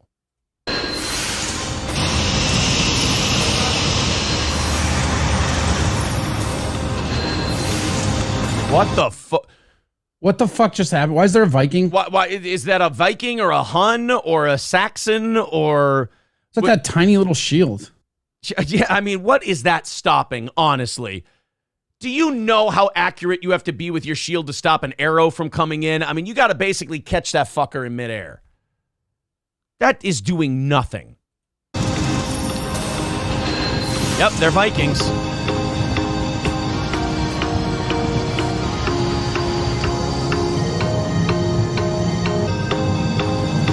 Oh, God. Get those women away from those Vikings. You know what they do with the blonde-haired, blue-eyed ones. Jesus Christ, what are you doing? Wait a minute, Corey. I'm starting to think that these aren't real Vikings. Yeah, what was your first clue? The fact that they were buying hot dogs in Manhattan? Well, chronologically, I mean, they just don't exist during this timeline. Well, It's true. Do you sometimes feel oh, fuck, they're doing music again. I thought we were getting God a damn comedy it. sketch. Do you sometimes feel like your bank is broke? You made a deposit, but it's kind of a joke. We're doing a Katy Perry song. Fun. Oh, good. Again, why can't they parody any good songs? Like, give me like fucking Benny and the Jets. Something I can really like laugh to and have fun, you know? Like all this like new pop music, who gives a shit? Yeah. Cannot pay our debts. There you go. You can do Benny and the Jets. There you It's go. an easy Yeah, parody. yeah. feel like an office slave? Got no money left for scramp. It's still till the end of day.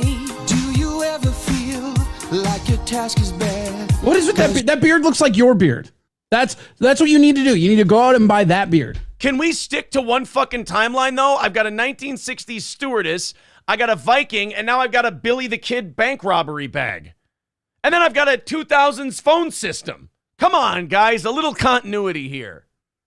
You know who they should have got for this, Corey? Pan Shot. Pan Shot. You could have got fucking Pan Shot for this one. Your clients call, sounding really What the wait? What the back up? What the fuck was that? Did that guy have a sock? He was whipping. No, that he's got a cowboy whip and he's whipping his bag of That money. is not a whip. Like freeze it when he throws. That is not a whip. That's a cat of nine tails. Oh, is that what that is? Yeah. clients call, sounding really mad. Do you That Viking can belt out a fucking tune, boy. Guy can hit some notes. Sounding really mad. do you ever feel like you're buried deep and your management just doesn't hear you scream? Yeah, when your bank was collapsing, they were all golfing. And they were like, "Yeah, you guys can clean it up. We'll be fine." Everything will change when you hear the news. There is hope for you. Why? Wait. Who just lets Vikings come into their office and start hacking apart their copier with swords? You have no choice. They're Vikings. That's true. What are you going to do? Say no? Yeah. Vikings don't respect consent laws. You just got it. They've got breeding to do. Yeah, Kelly Berger nails it. They should have hired Guar.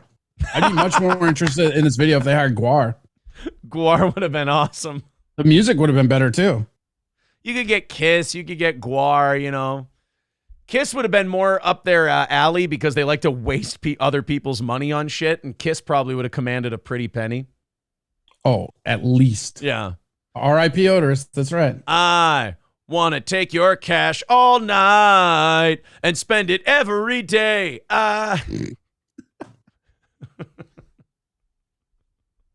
Checking account, I hear you calling, but this money's not yours no more. There'll be one less set of bank accounts in our bank in the morning. They licensed Croce music for this. Get the fuck out of here. But bankrupted over scramp. Light the light Oh. and let it shine. Just walk on in What the fuck? and join your kind. Join your kind. Finally, a bank for me. Oh, they don't mean that. Sorry. I got excited. What can I say? I have a novel idea. How about instead of all the music videos, you make sure that the fucking debts are covered, boys and girls? No? No, they don't care. They're just, the government's going to come in and pay them. Yeah, your bank tellers just want to sing. That's Yeah, all. they don't give a shit. Right. They get paid either way. Like your bank people, like the people that are working there, they're getting paid either way. Right. I got into the banking business for the right reasons, to make parody songs and comedy sketches. Who gives a shit if the customer's money is actually covered? It's all numbers on a computer screen. Now you've come to signature, so your clients want your worth. Make them go, What the fuck? Those Viking hats are terrible. I know. And then look at the cowboy outfit. Oh, how ironic. They got all these costumes at a Spirit Halloween. Now all the signature banks are actually Spirit Halloween stores now. Fun. clients just won't let go. There you go. Well, there's a mercy killing. That's the end of that one. Thank God. Jesus. You didn't want to hear the second verse? No, I didn't want to hear the first verse. Oh, and you're right. They could have got so many other good banks in there, good bands in there to parody. Oh man. I can't believe that bank went under. I'm still recovering from the shock. As I put the pieces together, I still cannot figure out how this thing did not work. Hopefully the director out producer doesn't use these videos in his portfolio. Yeah, I think if you were the person who made these, you got to kind of throw them out after this weekend's news. It's just I don't think it's going to help you get any jobs. Or maybe it will. Maybe like Hollywood producers are like, look, we know what happened at Signature Bank was terrible, but goddamn, those were some well-produced video vignettes. You did some. The amount good of work, money that went into that mediocre art is astonishing. right? You know, millions of dollars were spent on those. At least. Yeah. It was good production. I mean, terrible fucking execution, but good production. LB Dirtbag says the first bank of the village people. I mean, yeah. What is the message there? Like, young man, there's a place you can go. I said, young man, we don't keep track of your dough. I said, young man. Hype Williams did all of these and then walked away, says Michael B. All right. I'm out. Yeah. I'm taking your money and I'm leaving. Yeah. I'll just take my paycheck and I'll be out. And they're like, yeah, about that. Can you wait to cash this until Monday? About your paycheck. It's not really worth anything anymore. Yeah. Yee. These music producers should have given us the warning that they were getting the red flags. They're like, yeah, they kept telling us not to cash the check for like a week. I don't know. I mean, in hindsight, it's weird, but, you know, at the time, we just thought, hey, you know. At the time, it's just what it was. Yeah, banking's a weird business. What are you going to do? Don't worry, though, because all this stuff with banking, Corey, it's all under control. We had a couple of banks. Seems fine. Seems fine. Yeah, we had the second and third largest bank collapses in American history, but you know what? You know what that is? Burning out the dead wood. It's brush clearing, you know? In order to prevent a larger wildfire, you got to burn out the brush. You got to have a controlled burn here and there.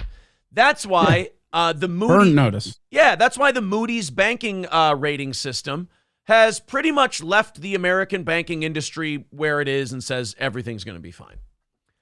Just kidding. Moody's slashes outlook on entire U.S. banking system from stable to negative, citing, quote, this is Moody's words, rapidly deteriorating operating environment.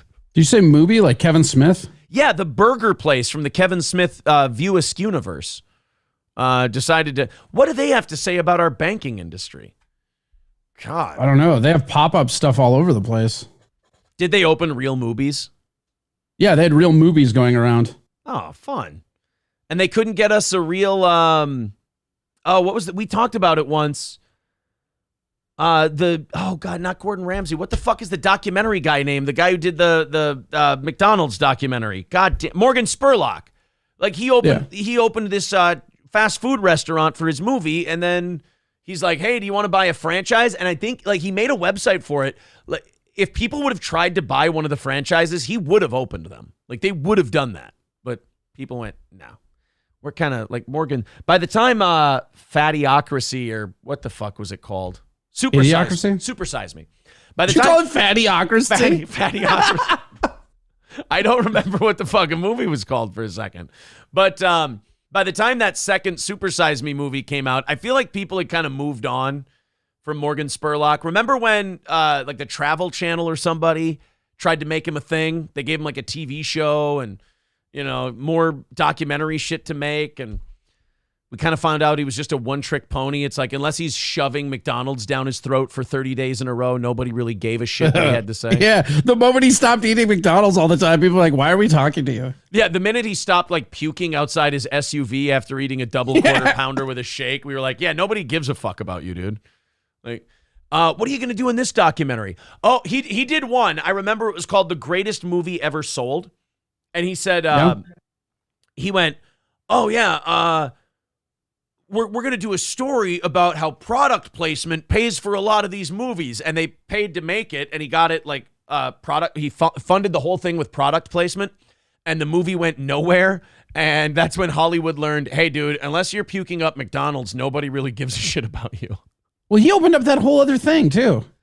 The Holy Chicken thing. Yeah, but like there was another one after that, I thought. Oh, really? Oh, yeah. Or maybe he was trying to franchise those out. There was another thing after the chicken restaurant. You're and right. Again, nobody gave a shit. He also, didn't he do like a sequel to Supersize Me too? Supersize Me too, yeah. Oh, yeah. No, I wasn't joking about Supersize Me too. There literally was one and nobody gave a shit. I think I saw it once on the internet and just assumed it was a parody because who the fuck would do that? Yeah. He did 2 Supersize Me's. Oh, 30 Days. Thank you, Jared Knutson. He did a show called 30 Days where he would because the McDonald's for 30 Days thing became so popular that they were like, well, let's just have him do other shit for 30 days. So basically he became a radio stunt boy for documentaries.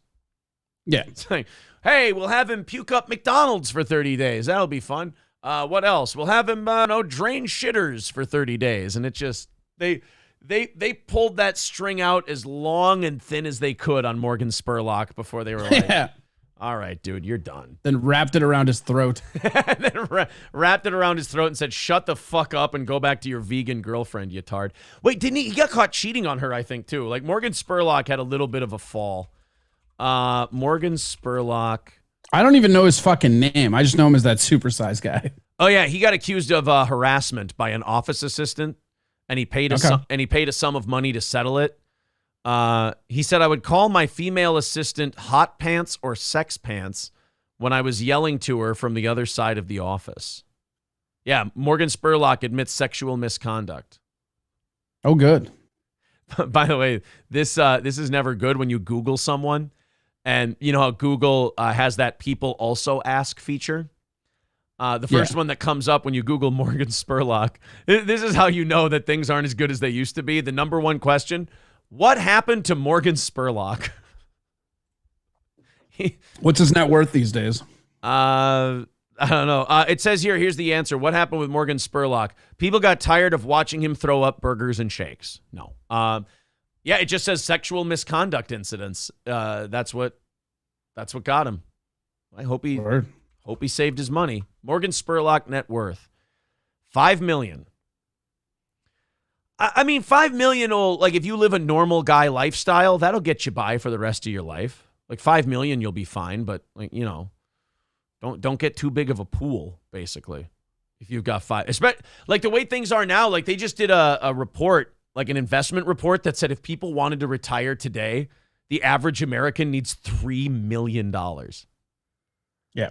I remember like 20 years ago, they were saying one. Like if you had $1 million, you can go ahead and retire. It's got, like in just 20 years, it's gotten so bad that they're like, look, you're going to need at least 3.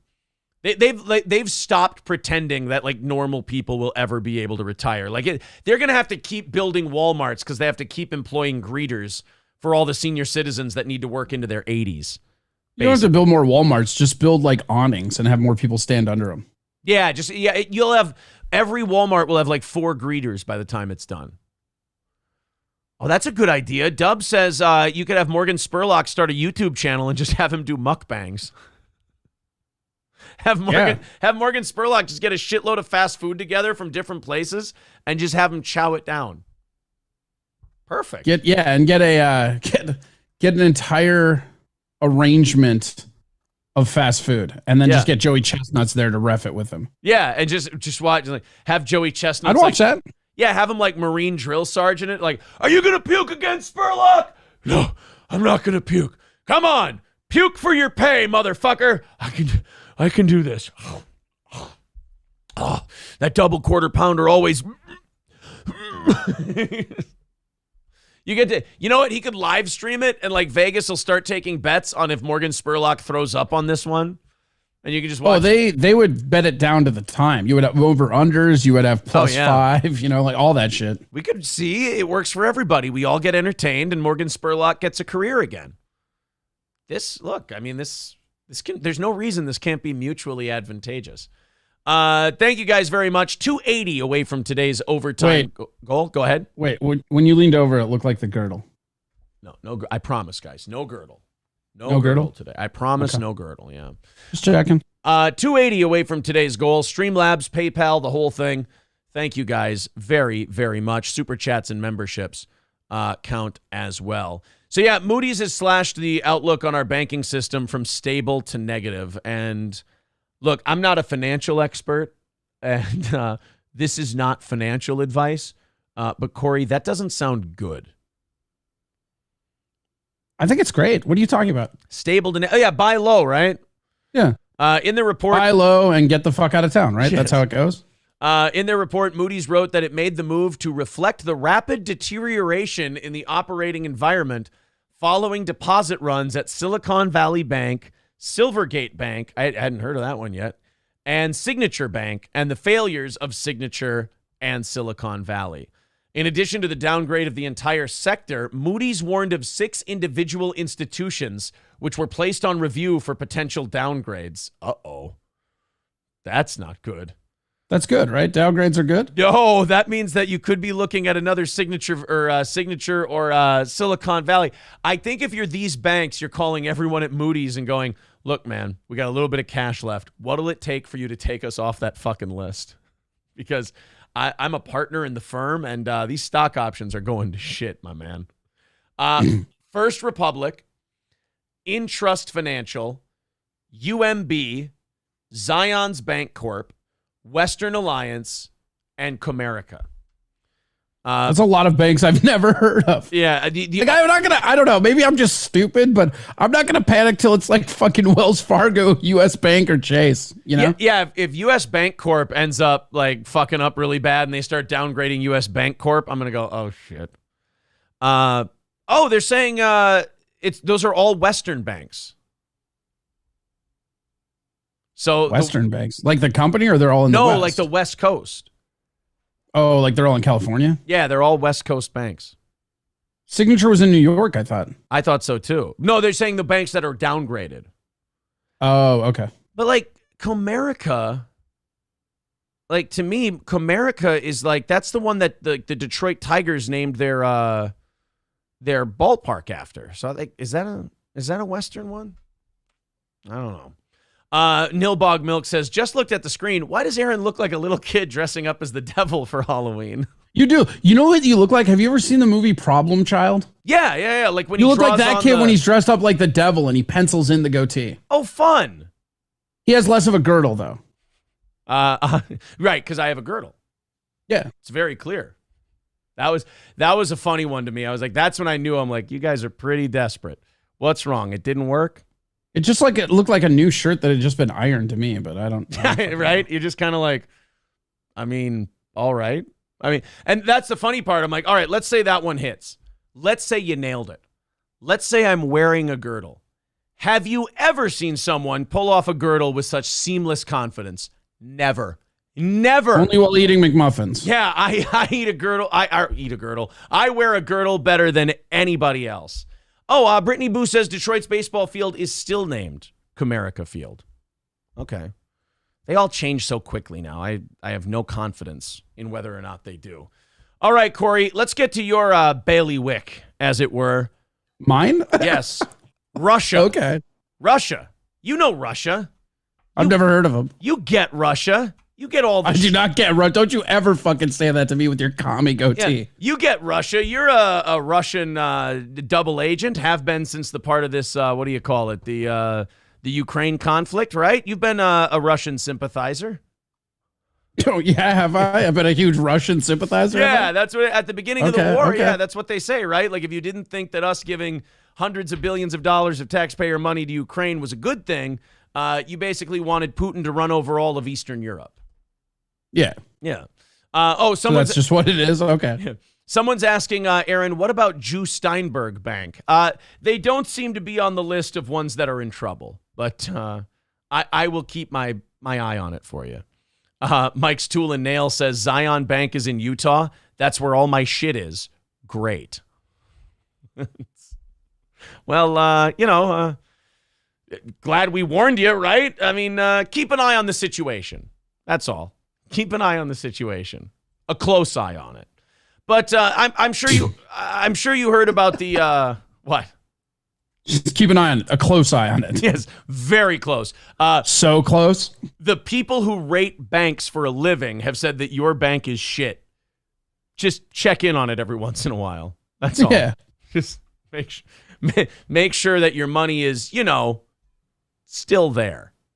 Russian warplane strikes and downs a U.S. military drone over the Black Sea. You know, what was so great about this story, and we talked about this on Monday's show, there are so many fires right now in the United States between like all the cover-up shit that we're finding out went on with the Wuhan lab stuff and Fauci, the banking stuff, all of these other things that are going on. Any other day, an American drone being downed by a Russian fighter jet would be the top story. It would be the biggest thing in the news. And yesterday, it was just kind of like, oh, hey, by the way, guys, a Russian warplane and one of our drones were in the same airspace, and they just kind of knocked it out of the sky. Oh, okay, cool. Next in the news, banks are collapsing and the ocean is on fire. Anything more about that drone? Nah.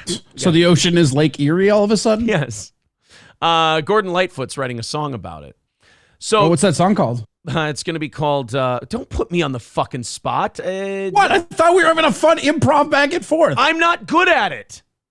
Sorry. Yeah, but that's fine. Sorry, we've made that work for years. That's true. You know what? It's always been part of my charm is that, old bite off. One of your more redeeming qualities is how bad you are at improv. I've always said that. But how much I lean into the concept, I'm a concept guy. Yes, and you try. Yes, I'm Steve Jobs. I kind of throw out the concept. I don't know how to make the shit.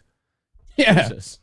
It's a fucking MP3 player? I'd sell it. I don't give a shit. That was kind of Steve Jobs' whole thing. He was like, all right, make me a computer that plays all the music, downloads movies, and gives you pancake recipes. And they're like, okay, what do we use to make that, Steve? I don't fucking know. I just tell you what to do. You're the ones who are supposed to do all the real work.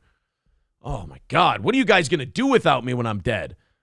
Just carry on as we always did. Yeah, do whatever the fuck we want. Yeah. That was funny. Like when Steve Jobs died, everyone was like, oh, shit, what's going to happen to Apple? They're like, you do know that it was all these people behind the scenes that made all that shit, right? Like Steve Jobs never picked up a soldering iron, Dude. I mean, he probably picked one up, but he probably didn't know how to use it. Yeah, you're right. He picked one up and he handed it to Steve Wozniak all the time. Why is this soldering iron ringing? Somebody answer it, quick. Hey, Woz, what's this fucking smoky stick pen thing do? Nothing, Steve. Give it to me. All right, there you go. Take a hit off it. Make sure you lick the tip. Plug it in first, though, for more drugs. People don't realize for the first 6 months of Apple, Steve Jobs talked like this because Woz kept convincing him to lick the soldering iron. Funny practical joke. They got him a lot on it. Aaron's breast binder with $4.99 says, did you lend me out to Corey? I thought they felt more voluptuous and warm. He'd know because he would have this. Oh, rest down. God. I forgot you had your cum target on your chest. Thank you very much. Nolan T with 199 says, Aaron, your roots are showing. Hail, Comrade Adams. That's right. I hope my roots Big are Red showing. Scare. I can't. Oh. Thank you very much, guys. 275 away from today's goal. Hey, if you guys want to go on a run, let's get it under 200 by the top of the hour. You think we can do it? Let's see. Run it up. Run it up. Run that shit up and run up the like count as well. Hit the thumbs up button. We like that too. And subscribe to the channel. The subs are going bananas once again. Thank you guys very much. 275 away from overtime today. So, Russia, United States, step closer to World War III. Fun. 2 Russian Su-27 aircraft conducted an unsafe and unprofessional intercept with a U.S. Air Force intelligence, surveillance, and reconnaissance unmanned MQ-9 aircraft that was operating within international airspace over the Black Sea today. Okay, Corey, red flag. And this is more your department than mine. So Just an air hug. It's fine. Yeah. It's fine. It's just an air hug. Look, you can tell me if I'm wrong here. But all right. usually... You're wrong here. I'm actually going to say something that sounds like it came straight from your mouth, so you might want to wait. All right, I'll listen. Anytime I see a press release that states how so innocent and not fucking around we were, and how callous and unbelievably thoughtless the other side was, and how we totally weren't at fault, the less I tend to believe that press release.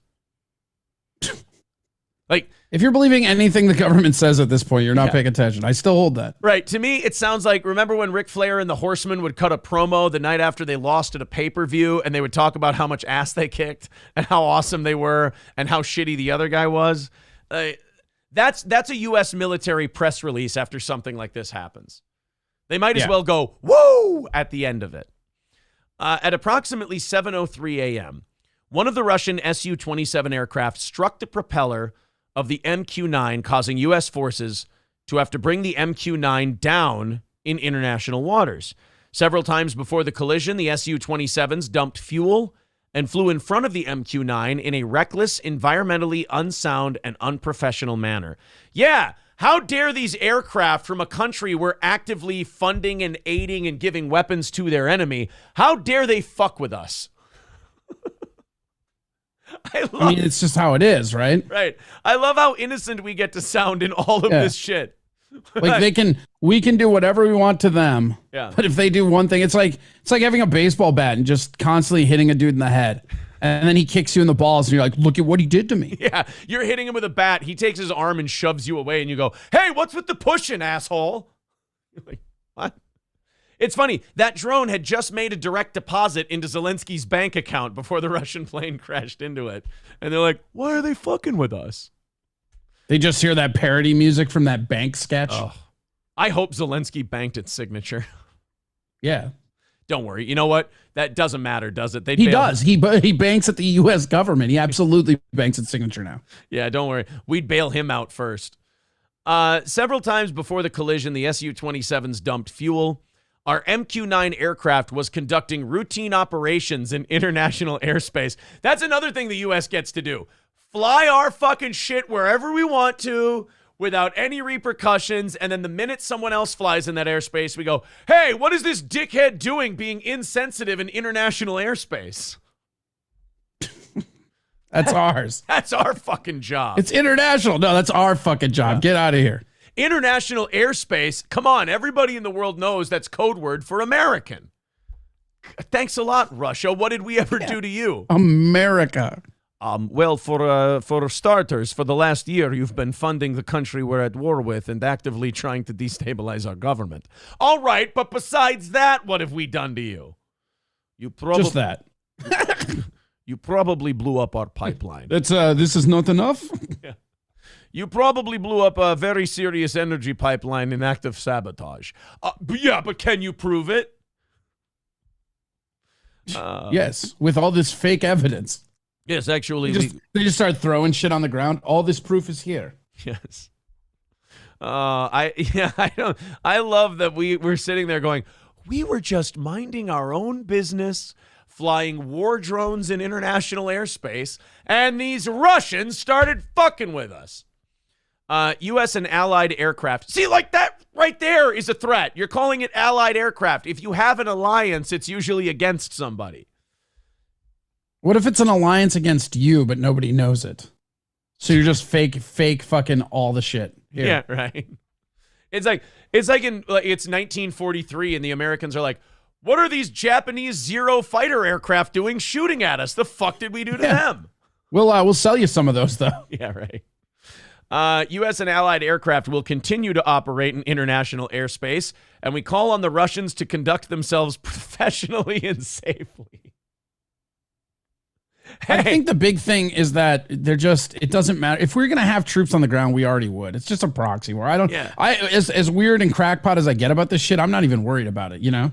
Yeah, it's like we're going, hey, what are you doing?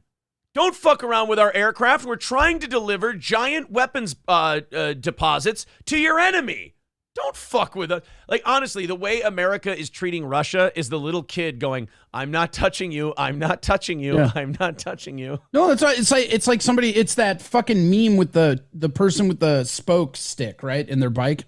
Like, look at what Hillary did. You know, they're lean over to their bike and they put the little stick in the spokes. Right. That's us every time. Stick in our spokes, and then we're like, look at what Russia did. Right. Yeah, we sit there and fund their enemy.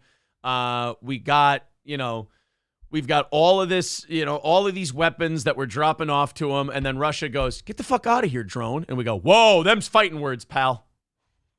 Derek Chauvinist says LMA, laughing my ass off. Get it? Ass off. Oh, that's funny because we're giving cruise missiles to Nazis. But the Nazis here are bad. See, we should just take all. They're not Nazis. They're not Germans. They're Ukrainians. It's different. Oh, okay. See, I thought we should take all our Nazis and give all our Nazis weapons and send them to Ukraine, then they're good Nazis, right? It's a proximity thing. If you're in Ukraine and you've got cruise missiles, you're an okay Nazi. So we're going to bomb Colombia and Argentina next?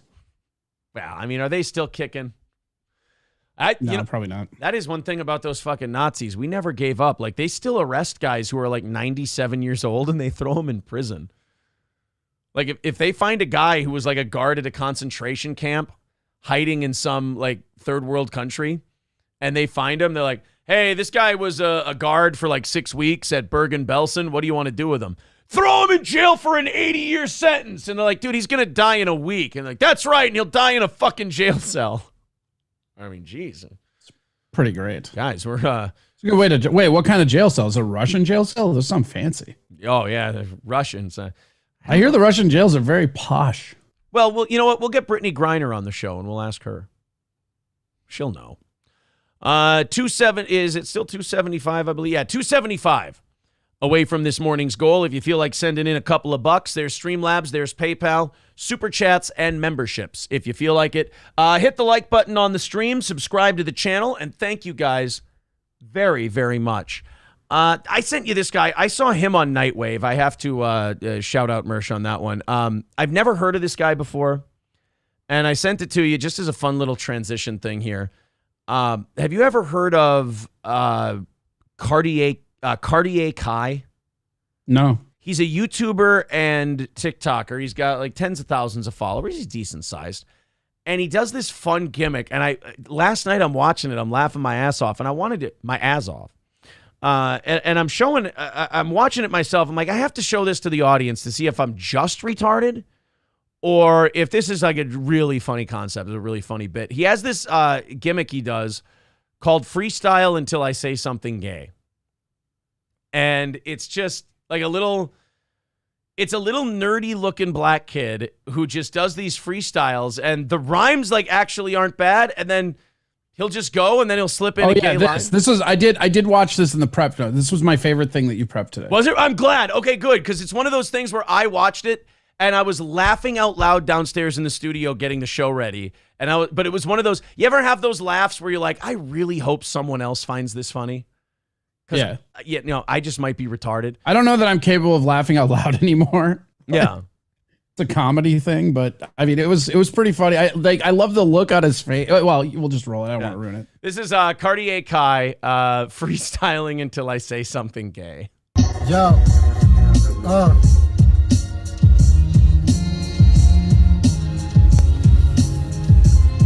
I was sucking dick. The first one. Y'all, look, y'all boy sorry as hell, y'all niggas ass. Now I be eating his motherfucking ass. Fuck.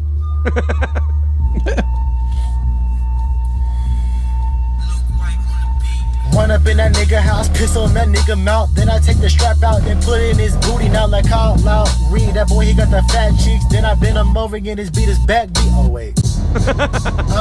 You could call me a chef the way I put my hot dog in these niggas' buns. Fuck. Jello beats, at me. My bitch bad, I'm fucking all of her niggas though.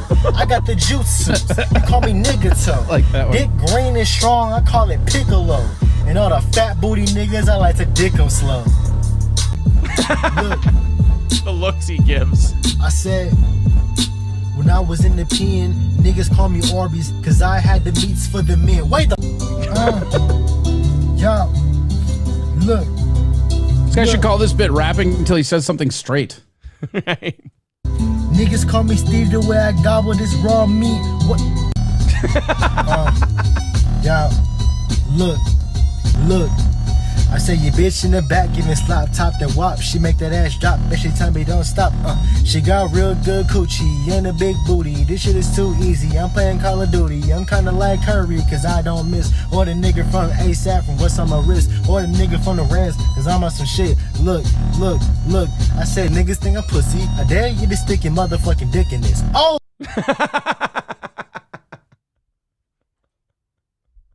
Bonus I pretty been talking weird. Cabana, see my mans walk by, and then my thing go. Niggas sorry y'all weak, y'all wasn't with me when I was sucking wee-wee, fucking $50 a week. nigga, No. You can call me a chef the way I put my hot dog in these niggas' buns. Leans over to my mans, told him give me some dome cranium with his gums. Then I lick his butt naked in the backseat, getting my back beat. I skeet up on a nigga, pow, then he sleep. You would think I'm D-Wade the way I stay with the heat. Make a nigga fade away and he will catch some Z's. Boy, like the NBA, my young boys gotta eat, nigga. You a pussy. Just the gayest fucking. His name's Aaron, and talent's his hurdle. He sometimes has to strap in his girdle. Oh, no, not It's funny when people are on, but not so much when he's solo. Also, we call him a bitch-ass tip polo. No, they don't do that. Oh, God, thank God you didn't get a dye job reference in there. He doesn't have a car. He has no whip, and I'm pretty sure that mustache don't even touch his lip. I trimmed it. Yeah, it looks. Don't do that. That's always funny when It looks like you. It looks like you were trimming it, and then you're like, "Should I do the Hitler? I'm not going to do the Hitler. Should I do the Hitler? I'm not going to do the Hitler." Don't give away how this ends. Oh, sorry. Quit with the fucking spoilers, shithead. My bad, Mein Führer. Jesus, thank you. That's all I've been looking for 5 years now. I just wanted a nice, clean Mein Führer, and I would have dropped the whole thing. Hey, Dave25 wants to know, Corey, do we want to react to his Ryback interview? I mean, if the reaction is blocking him. You know what? You and I are on the same page. Fantastic. Bad Luck Boys with $2 says this was the crescendo Mersh was building up to. $2 says we like the way you shot our wad right away. Oh, is that one of his lines? I didn't do the whole thing. I get nervous about shit I find like that that's really fun. I find really funny, but then you play it for too long and people are like, all right, we fucking get it. Dave25 says, Dave25 interviewed Ryback. You should react to it. Aaron Imholt. We did. Block him. Yeah, we did react to it. We said no. Yeah. Here. No. Corey, it's the fastest reaction video in YouTube history. Ready? Here we go. We can make a YouTube short of this. Hey, Corey, let's react to Dave25's Ryback video. No. Okay, no, I'm cool. not going to do that. All right, sounds good. Good job, Dave. Sorry, Dave. You suck. You suck, Dave. Had to do it. My YouTube doesn't want to let me hide Dave. It says error, try again. So I'm going to give one of our other mods the honor of hiding Dave. Corey said block him, so Our reaction to his Ryback interview won't be complete until he's blocked, right? Yeah, I would think so. Yeah. So if Michael B. or Ran Out of Thoughts or Rusty Grammar or anyone wants to do the honors on that one, go for it, boy. Lip Ripper renewing his membership for another 10th month. Says Corey with the bars. Fucking A right, boy. Fucking right. What are we? 270? Yeah, 270. Away from knocking it out this morning. Bad Luck Boy says, I've been to Vegas, Houston, Dallas, New York, and Biloxi within the last 6 months. What the fuck are you talking about, Barry? Oh, Barry Watson and Barry Watson and the Bad Luck Boys are having a little back and forth in our chat. Well, Who says Biloxi? I mean, you go to Biloxi. That's What the fuck is a Bad Luck Boy? That's Louie and Clarence. Those are the cats. They're the Bad Luck Boys. Okay. You could do something similar with your cats. Mikey says it won't let me hide him either. He's untouchable. Oh my God. Holy shit. This is remarkable. Dave 25 says Sean's View Entertainment is a huge fan of the show. We went to Raw on Monday. Well, then I'm going to have a talk with Sean's View Entertainment because I like him. I've got to tell him to stop hanging out with you. All right. I'm going to open up the 7 o'clock hour stories. Also, Midland Armory in downtown Foley. Zero Dark Tony made a nice order from Midland Armory. He said he's a big gun guy. He said, I really love the selection at Midland. And it is really great. You go to midlandarmory.com. It's a seemingly endless selection of rifles, shotguns, handguns, you name it. That's midlandarmory.com. Use the promo code SteelToe when you make your order. They'll ship those guns to an FFL dealer near you. If you are an FFL dealer, then they'll just ship it right to your house. That's Midland Armory in downtown Foley, midlandarmory.com. Also, All Care Towing, 320-253-5203. Been with us for years. If you're in central Minnesota, where we broadcast out of, All Care Towing, nobody quicker than All Care, 320-253-5203. And Stoney's Bar in downtown Rockville with our buddy Cheetos. Don't fuck with him. He's a mobster. Sorry. August 12th, it's going to be our 9th anniversary party. Corey will be there. Gino Bisconti, Keanu C. Thompson, Johnny K. We've also got April and Oz will be there. Oz has been confirmed for it. That's Stoney's Bar on August 12th. This Friday, don't forget to go to Stoney's. They're having their whole big St. Patrick's Day thing. It's going to be a great time. That's Stoney's Bar in downtown Rockville, Minnesota. All right, guys, go ahead and hit the like button on the channel. KF, don't worry about him. He's fucking desperate. It's fun to watch. We have, completely, his arc went, and then right back down into the ground again. There we go, we're back. That's what happens when you side with old Zumock there. You kind of poison yourself. Zuzu? Can we call him Zuzu? Old Zuzu. We didn't even have to do anything with that guy. It was perfect. Howard Silverstein says, Corey should be famous. Real funny dude. Thank you. I appreciate it. That's Howard Silverstein. I think so, too. I would be famous if life had treated me more fairly. I'm just kidding. But you know what? You've got a very sunny disposition about the whole thing. I do. I have to give I'm you having credit fun for that. Yeah, you're very positive. Oh, boy. What is up with YouTube that it won't let our mods hide Dave 25? Why is Dave untouchable? Nobody can fucking hide him. This is annoying. He's probably already banned and he hacked his way in. Right. I can't. This is actually kind of funny. I can't hide Dave. It's just kind of our business to hide Dave because it's funny to block him. And now YouTube won't let, everybody else, it's totally fine. We haven't banned anybody today. We tried to ban Dave 25. Nothing happened. He's on YouTube is pro Dave 25. Maybe that's how he keeps hanging around. He's got an in. Ron DeSantis, Corey, you've got kind of a love-hate thing going on with DeSantis. You like kind of what he stands for, but you think he's kind of... I think it's cool how he kept Florida open, but I think otherwise a lot of what he does is just pandering to boomers. Yeah, you think he's kind of boomer baiting. Boomer baiting, that's great. Yeah, he's a boomer baiter. Yeah, he's a boomer baiter a little bit. You didn't... what was the first one you kind of jumped on was like, oh, really? You went to Brandon, Florida to sign a thing? You thought that was... Yeah, well, and it's like the Reedy Creek stuff is going to cost Floridians money. It's just, again, and they eat that shit up. My mom lives in Florida, and I have to listen to her about how he's doing such a good job. I'm like, no, he's not. Shut up.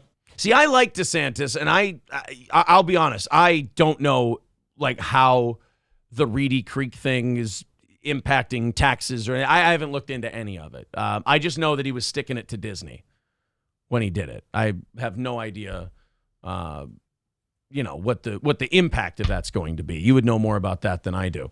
But DeSantis they introduced that like no kids drag shows law, and a lot of people thought that when they did that, it was like you said, it was boomer baiting, and that they were just doing it for show.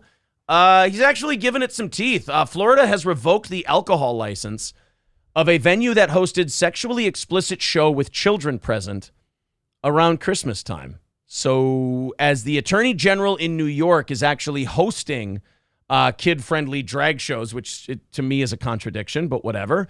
In Florida, they're going the complete opposite way, and they're taking away people's liquor licenses for having these. What? Yeah. You have a drag show and you invite kids, no booze. See, that's the thing. I get it, sure, but then I don't know. I'm not mad about what he's doing. I just hate when they go through that process of violating rights. Like if you want to make it illegal, make it completely illegal. Otherwise, don't violate people's rights. Right. I agree with that, but like at the same, I mean, I understand the like not wanting kids around drag shows. I get that. It's kind of weird that we have to do that, though. Like it's weird. Like for years and years, our entire lives, there's been no rules like that had to be made for kids watching drag shows because the entire country agreed at the same time. Like, yeah, drag shows are just something we don't bring kids to. And now all of a sudden we've got to have rules for it because one day a bunch of like drag queens came out of the closet and went like, we want children around when we tuck our dicks and dance around like chicks in burlesque outfits. And we all just kind of went, well, we're not really prepared for this because I thought we all, it's like when somebody breaks a ceasefire. You're like, wait a minute. I thought we had a deal. Like, nope, deal's off, motherfucker. And so now you're getting like the blowback from that, which is DeSantis going, all right, cool. You want to do that? We're going to take away your right to sell booze. It's kind of like this is the way this shit goes, though. It's the overreaction to the overreaction. Yeah. Like you did something really fucked up that a lot of people find completely gross and disgusting. So now the government, now some people turn to the government to solve the problem, which in my opinion is always a terrible idea, no matter what side it's on, because the government, all they can do is use force to take away people's rights. That's all they can do. That's the thing is it was like COVID, right? It was more about control than protection. That's what it comes down to. It's amazing. We get all these culture war things, like all these little culture war items, like the drag queen story hour, and all the people that hate, the drag queen shows also hate it when the government gets involved in shit. But when it comes to the drag queen shows, they ask the government to get involved in shit. So the government wins because they get more power. But then everybody else loses because now they have more power to exercise to take away your shit. So I mean, in the short term, it's great that he's punishing these places that are having, drag shows in front of fucking children. But it's kind of like the COVID stuff. Like if they can Did you say that's great that he's doing that? I mean, it's great that somebody's... Did you just advocate drag shows in front of kids? No, I'm saying it's great that he's punishing people for doing the drag shows in front of kids. But then at the same time, in the long term, we always talk about this. The next guy that gets in there, what if he just has a wild hair up his ass and doesn't like something a bar's doing someday? And he's like, well, DeSantis gave me the authority to shut down their liquor license if I want to. Like what if a bar wants to have a fucking thing that conservatives are into? And the new governor's like, no, that's bullshit. Well, that's the thing. It should be everybody's choice. You know what it reminds me of? It reminds me of that cigarette ban they did in Minneapolis before the state ban went. Yeah. Like Minneapolis had it so that you couldn't smoke cigarettes inside, right? If you want to make cigarette smoking illegal, do that. Don't tell a business owner what they can and can't allow within the realms of the law. That's insane. Right. Like if you want, okay, kids shouldn't be at this drag show. Maybe you should be talking about kids shouldn't be at bars. If that's what we're doing, And I thought, again, like it's so weird the backward steps we're taking because all this stuff we're saying is shit that wasn't even a discussion like 5 years ago or 2 years ago. This was all just agreed upon. First of all, gay people didn't want kids around because they like to do their depraved ass drag shows and shit. And they didn't want kids around ruining all the fun. Now all of a sudden they want kids around. Now I got to wonder about their motives. It's like, dude, what? Okay, you're doing like weird drag sexual shit, and you want to make sure children are around to see it? No. Why? Like that's the confusing part. Like, just kind of gross, right? It's just disgusting. And then you kind of open the door because people are like, no, stop it. They want our kids to see drag shows. We're not into it. Somebody help. And the government will always be there to go, oh, more power and influence? Why not? So while they are doing something about the drag shows, I do kind of worry anytime, even if it's DeSantis, I worry anytime a government guy gets more power to shut things down. I just hate, like, again, with DeSantis, it's always, hey, we're going to, every other word out of his mouth is, we're going to stop this woke culture. Like, there's no woke legislation that the government is putting in right now, right? Right. So you pop and go, okay, we're going to do all this anti-woke legislation. Well, cool, but where's the legislation you're being anti? It doesn't exist? Okay, then you're just doing it. Right. Well, I mean, how obvious is it when he does that stuff that you're like, oh, you're gearing up to run for president? I mean, he was in Iowa. He went to Iowa, and he was just, I mean, I think he's generally tossing it around, but he'd be fucking stupid. Yeah, it's one of those things where, like, the easiest way to, like, run for president and show that you're running for president is to, like, take a hard stand on some kind of culture war issue. You know? If you take a hard... well, that's what you do. You pick a side, you attack the other side, and then people galvanize around you. It's how Trump became president. Right. You pander to the whole thing. Two Hitch with $9.99 says, great to see and hear you again, Corey. Glad to see Don Daddy Aaron didn't break your kneecaps. No, he did. That's why I'm sitting. Yeah, he's sitting. When we're not live, he chokes me with his girdle. The big bad girdle. I thought, wait a minute, I thought you were wearing the girdle today. No, I let my moobs fly, baby. I don't have moobs. I have mannins. They're loaded, baby. You're very proud of what you're sporting. Hey, man, it's paid for. Yeah. I don't know if we in Renaissance time, being fat was a status. It was a sign of prominence, right? Sure was. I'm not fat. I'm just Renaissance rich.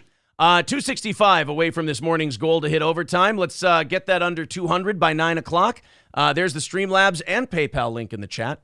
Thank you guys very much for your contributions. Did we talk about, I think we kind of touched on it a little on the show, but we didn't dive real deep into it because there were like 16 of these types of stories at the time. That Christian high school girls basketball team that refused to play a team in a tournament because it had a trans woman or a trans girl in it. Yeah, I think we did that last week, right? Yeah, I think we did that last week or the week before, something like that.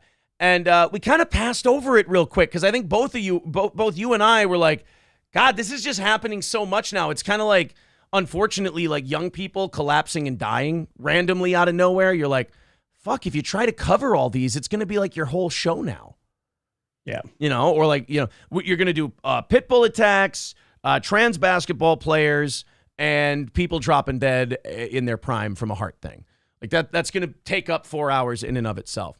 But the story took a weird twist. Like you would think, you know, the Christian school goes, look, we're not going to play. Our girls could get hurt. We're not going to play against someone who's been biologically male most of their life. The injury is a really good argument. I didn't even think about that.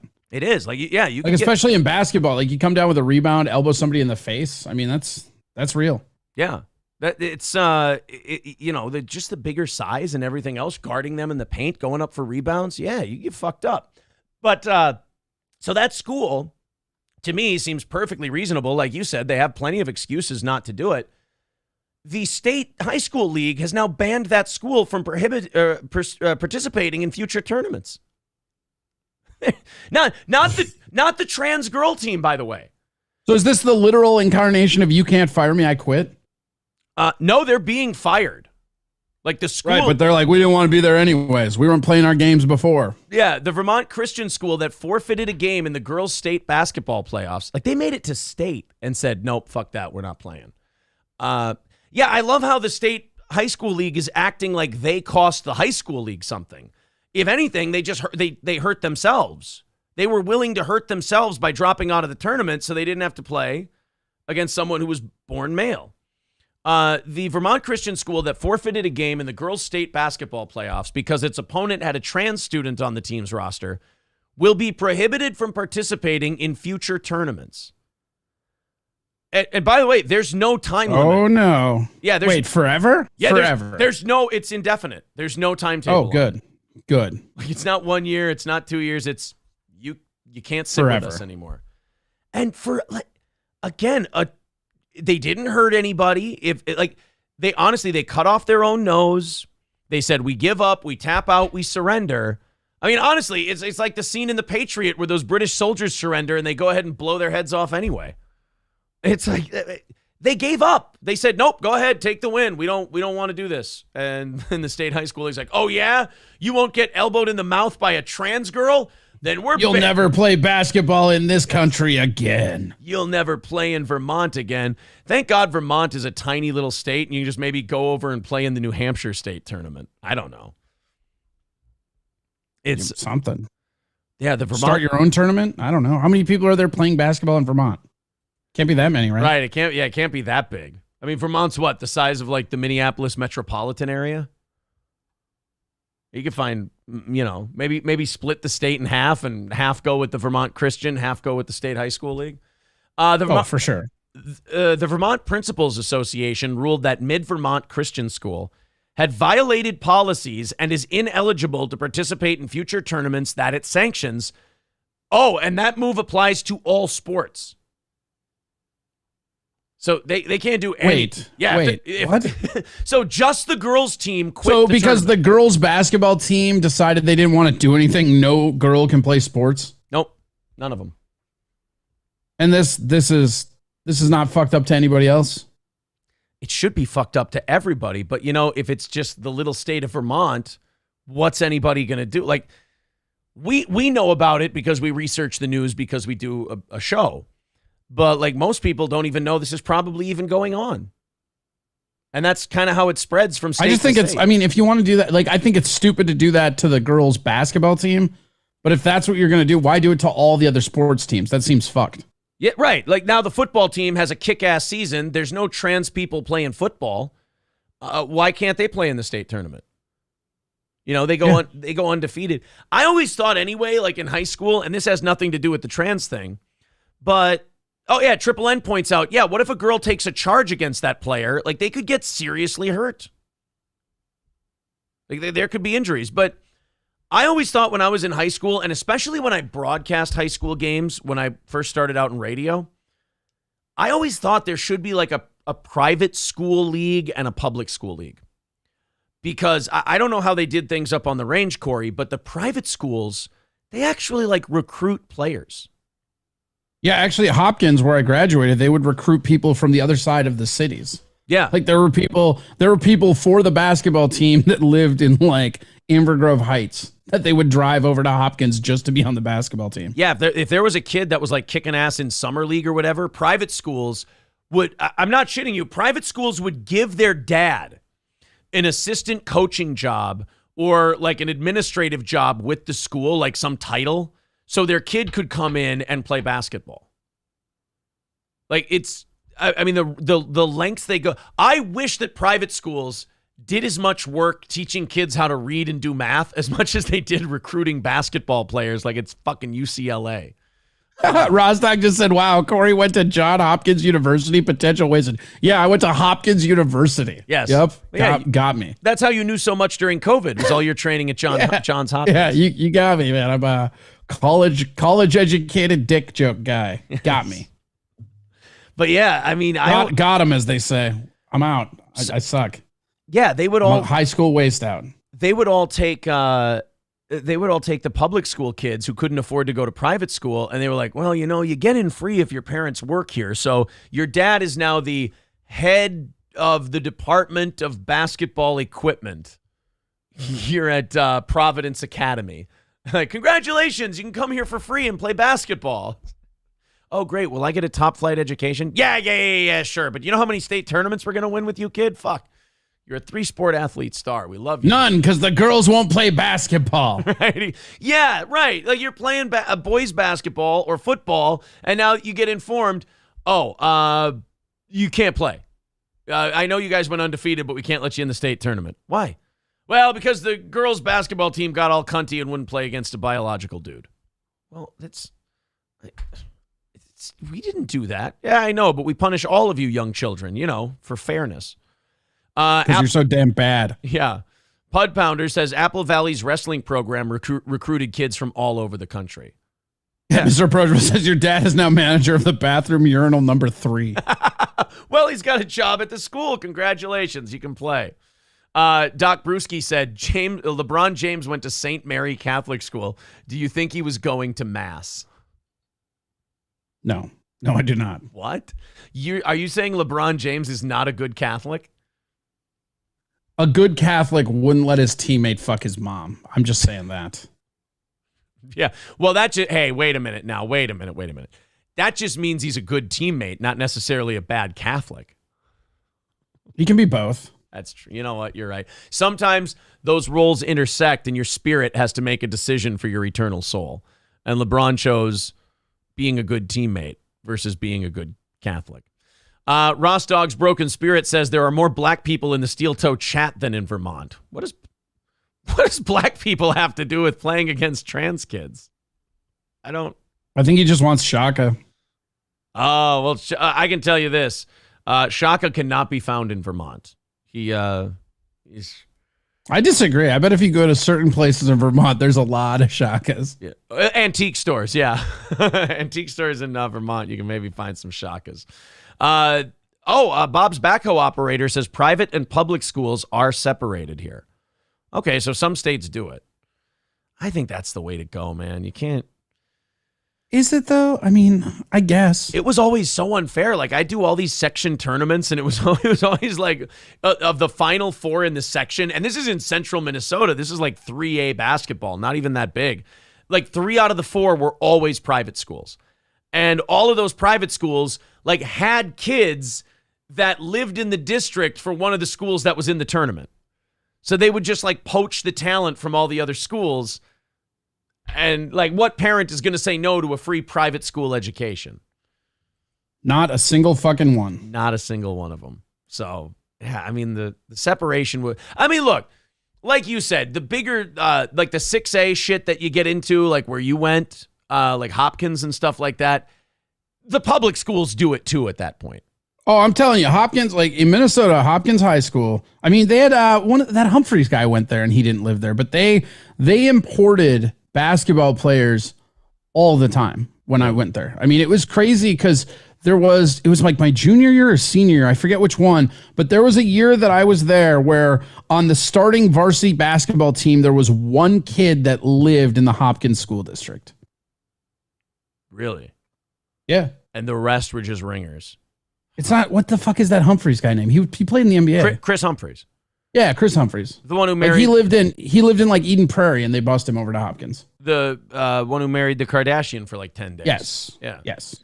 Adonis Paul. Hello, sir. Go subscribe to Adonis Paul. He does wonderful work. He says, did my shizo come to the chat? Schizo. Oh, did my schizo come to the chat? I'm sorry. What's an Adonis Paul?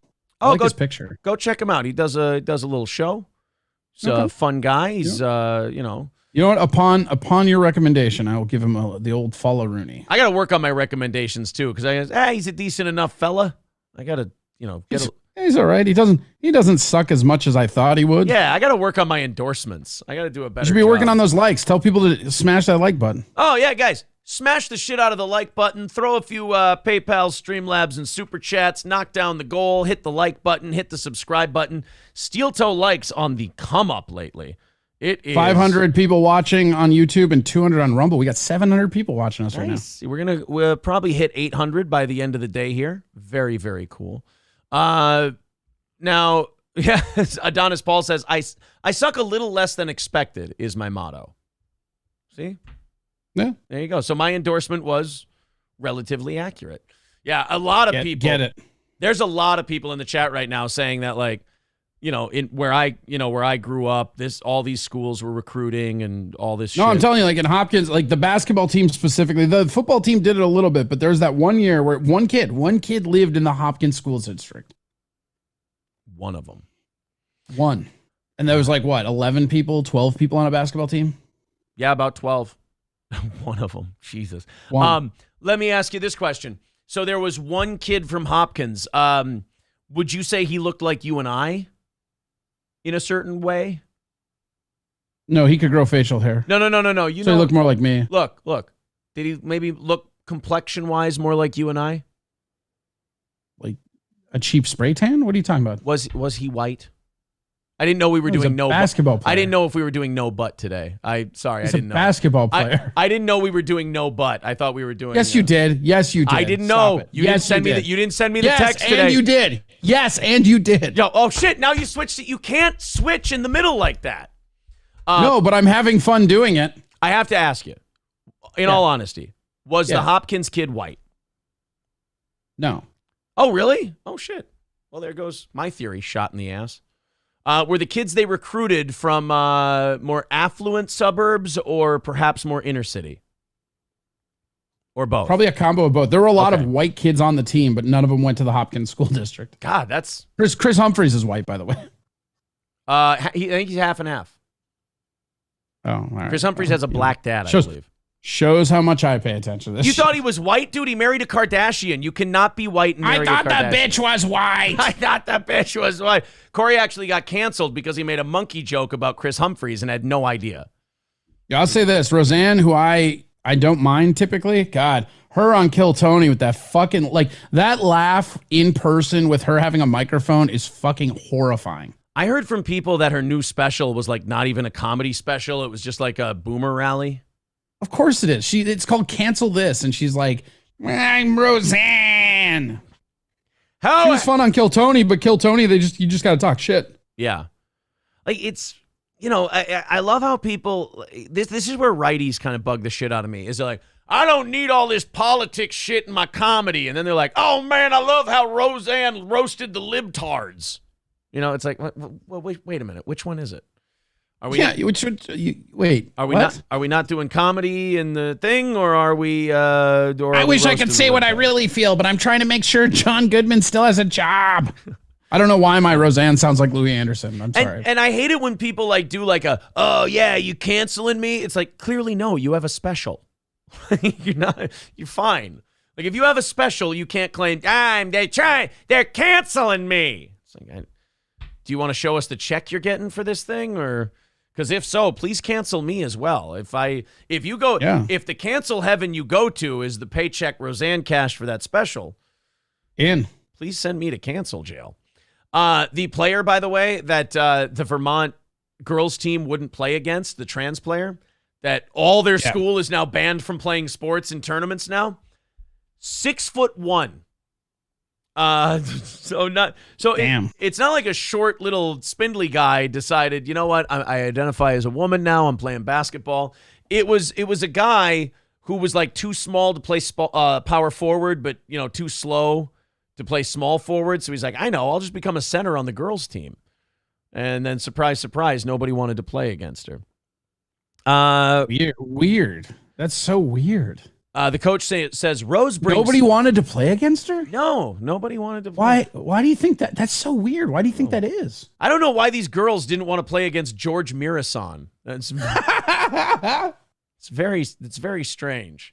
Very specific reference. All right, girls. I've got good news and I got bad news. What's the good news? We're in the state tournament. What's the bad news? The opposing team center is Greg Ostertag. Now get out there and give it your all. I don't want to play against... Why is fucking Zadrunas Ilgauskas in warm-ups with those girls? I don't understand. Oh, there were a lot of big white centers when I watched basketball. This is what they said, the coach of the team. Rose brings such a great energy to the floor. Corey, by great... Is it that big dick energy? That would be funny if the coach was like, Rose, God, I just really love having her here. She really brings that big dick energy. Rose brings big dick energy to the table, What do you mean by that? Well, by big dick energy, I mean, she gets us a double-double every night. And, you can't put a price tag. One time she was playing and this girl elbowed her in her vagesticles and she went off for a triple-double. I love that big dick energy. She came off the court one time after she took a nasty spill on a rebound. I said, what's wrong, Rose? And she goes, I got hit in the cock and it's fucking killing me. It's like, all right, well, you take a rest. We'll get you back out there. Ref, she hurt her dick. It's fine. It's she'll be back. Wait, can we call a penalty on that? Is that a thing? Like, fuck it. The ref is going like this to the coach. Don't need to know, coach. Don't need to know. It's fine. We're trying to just forget that it's... She's grabbing her vagesticles. I think they kicked her in the dick. We're going to have to call a penalty. Guys, I was watching Steel Toe yesterday, and your center has a bigger beard than the host does. I think we might need. It's not hard. We might need to talk about. Still off-putting. Most women you've dated have had more facial hair than you at this point. Except this one. Suck it. Getting spicier. Spice it up. Rose brings such a great energy to the floor, the coach said. We nicknamed him Rose. They nicknamed her Rose, not in my house Johnson. Oh, how unfortunate to have the last name Johnson if you're a trans girl basketball player. Who's your new center? Oh, that's our new center, Dick Cock. It's So you're allowed to like dribble with your dick in that because you're like it's not supposed to be there, right? For women's basketball. Actually, that's where equality comes in. You're allowed to dribble with your dick in women's basketball as much as you are in men's basketball. So are women allowed to like lift up their clitoris and just dribble with their flaps? Look, man, if you're skilled enough to do that, I think we're inventing a better game. If I'm honest, I would encourage it if that's something you can actually pull off. Yeah. But if you hold the basketball in your snatch, that's traveling. What if you pop it out like the ping pong trick? Look, dude, we have to have fucking rules, okay? That's a carry. I feel like if you can make a 3-pointer out of your pussy, that should be worth 69 points. Yes, but if you lay back to shoot it, your feet better stay right where they are, or that's traveling. You just see it like spread, just going. Oh, brick. Oh, right off the back of the rim, and they're going to lose this one by 2. A valiant effort by Johnson, but she came up just short. We call that one. Yeah, the whole field is just filled with snail trails. Gross. She drills the jumper, she drills the 3, and the ref is like, nope, labia was on the line. And like, oh, come on, ref, that's bullshit. Coach, that's a technical. Like all of it over a trans pussy. Unbelievable. We call her Rose, not in my house Johnson, because she just does not let anything come through the lane. Yeah, it must be that 6'1" dude frame and those broad shoulders. Holy shit, I wonder how anyone, I wonder how she can stop traffic in the paint so well. Jesus. Yeah. We got a triple teamer. Yeah, I fucking bet. Yeah, right, because you have to have 3 girls standing on each other's shoulders and able to in order to out-rebound her. Mid-Vermont Christian School is disappointed with the decision of the Executive Council to ban us from participation in all Vermont players' activities. We intend to appeal the decision. Canceling our membership is not a solution and does nothing to deal with the very real issue of safety and fairness facing women's sports in our beloved state. You know, it's also there's got to be grounds for a lawsuit there because not letting them play in tournaments has to hurt their ability to get kids to come to that school to play sports. Has to. Yeah, because if you can't play in state, why would anyone want to play sports at your school? Like, oh, you play your 8 games in football, and then you play in sections, and you win sections, and, season's over. Nobody's going to want to do that. Like, going to state is like the thing you prepare for. But I still can't year. get over the, like, banning the entire teams. Right. That's, like, so weird to me. Again, if you want to say, okay, we're not going to endorse this, so no more women's basketball, but everybody? That's fucked. Everybody, yeah. 265 away from today's goal. If you want to help us bury that motherfucker, there's Streamlabs, PayPal, Super Chats, memberships, all of them options. If you feel like contributing to our show, it is how we stay on the air. 265 away, and we add 30 minutes onto the end of the show if we knock that out. So if you feel like contributing, there's your options. D-Luke with $10 over on PayPal. Thank you very much, D-Luke. 255 away from today's goal. Thank you very, very much. If you're just joining us today, remember to hit the like button. Remember to subscribe to the channel. We do appreciate it. Did you see what happened to Newark, New Jersey and their sister city program? The city of Newark, New Jersey. Cities do this. They pick like some third world country and they pick like an underprivileged village and they go, hey, we're sister cities now. Never helps the third world country. The people are still starving to death, but, a bunch of high class, first world politicians get to, go, hey, look, we're doing something. Well, Newark decided to do that. And it was with I think the Hindu nation of Kailasa. The Newark, New Jersey City Council decided to vote to become the sister city of Kailasa in Africa, or in India, or next to India, I'm sorry. Corey, there's only one problem with becoming sister cities with Kailasa. Well, I'm going to play this story from CBS News, and then you'll find out what the problem is with becoming sister cities with the nation of Kailasa. Here we go. Yep. Why does Kailasa sound like a Kevin Brennan era SNL sketch? Kailasa doesn't do clubs. They're gay. All right, here we go. This is Newark, New Jersey, becoming sister cities with Kailasa. 11 now. The city of Newark is admitting it got scammed. It was about to become a sister city with a Hindu nation, but there's one problem. That nation doesn't even exist. And like, it wasn't like paperwork was registered and they had to like pull back the paperwork. There was a fucking ceremony. They had representatives from the nation of Kailasa come to City Hall and do this whole song and dance. And oh my God, the people of Newark were so proud of themselves. The mayor was so proud of himself. Like, look at us helping these poor brown people out. And it turns out they just got fucked with. That guy kind of looks like Don Lemon. Well, this might be the job. Not from the side. Not from the side. Never mind. Not from the side. But this might. He looks more like Como from the side. This might be Don Lemon's job pretty soon. I mean, he's going to have to fall back into like local affiliate news after CNN's done. The city found out about the fraud only after an official ceremony. What started off as a seemingly well-intentioned partnership has turned into a giant embarrassment for the city of Newark. Look at that. They've got these women. That looks like the set of a reboot of Night Court. It does. They've got women dressed up in Hindu garb and everything. They're signing this sister city thing. I was just joking about the Kevin Brennan SNL thing, but there it is. Like, that's an SNL sketch for sure. There's Chris Farley. We got Tim Meadows right here. There's Kevin. He's right there. The bald guy. Kevin's right there. It's a very chubby Kevin, but yes. Yeah. I thought one of the girls maybe because of his bone structure, but you could be right. I love that they did this, and this is a fucking Googleable thing. Like, this isn't like you had to do due diligence and you had to like look at documents and paperwork and shit. You could have just Googled country of Kailasa, and when Google spits back the fuck you talking about, you might have known that you were being worked over. But hey. For sure being worked over. Yeah, when you get to virtue signal to a Hindu country, you can't let something like a Google search stop you. No. Earlier this year, Mayor Ross Baraka invited what he thought was the Hindu nation of Kailasa to Newark City Hall for a cultural trade agreement. But it turns out Kailasa is no nation at all. It's a fake. Very embarrassing for the city. They knew it was a fake when right after the ceremony, they offered to renew their car's warranty. It's that's what ended up happening.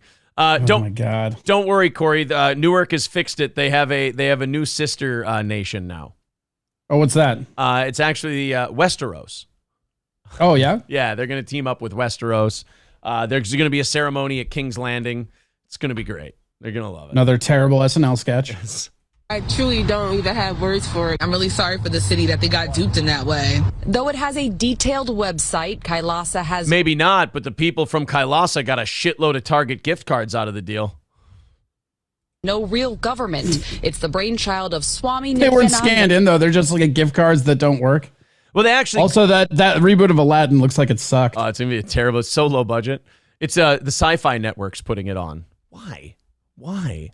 Actually, they called the mayor and then they said, you need to be our sister city or else we can't release your son from prison. If you're not our sister city, we can't post his bail. Guys, you got to know the scam calls when they come in. I mean, when this country of Kailasa called you and said they have a great crypto investment opportunity for you, you should have known that something was up, guys. That's all I'm saying. Hi, I'm with Signature Bank. I have an investment opportunity for you. That would be more legit than the country of Kailasa.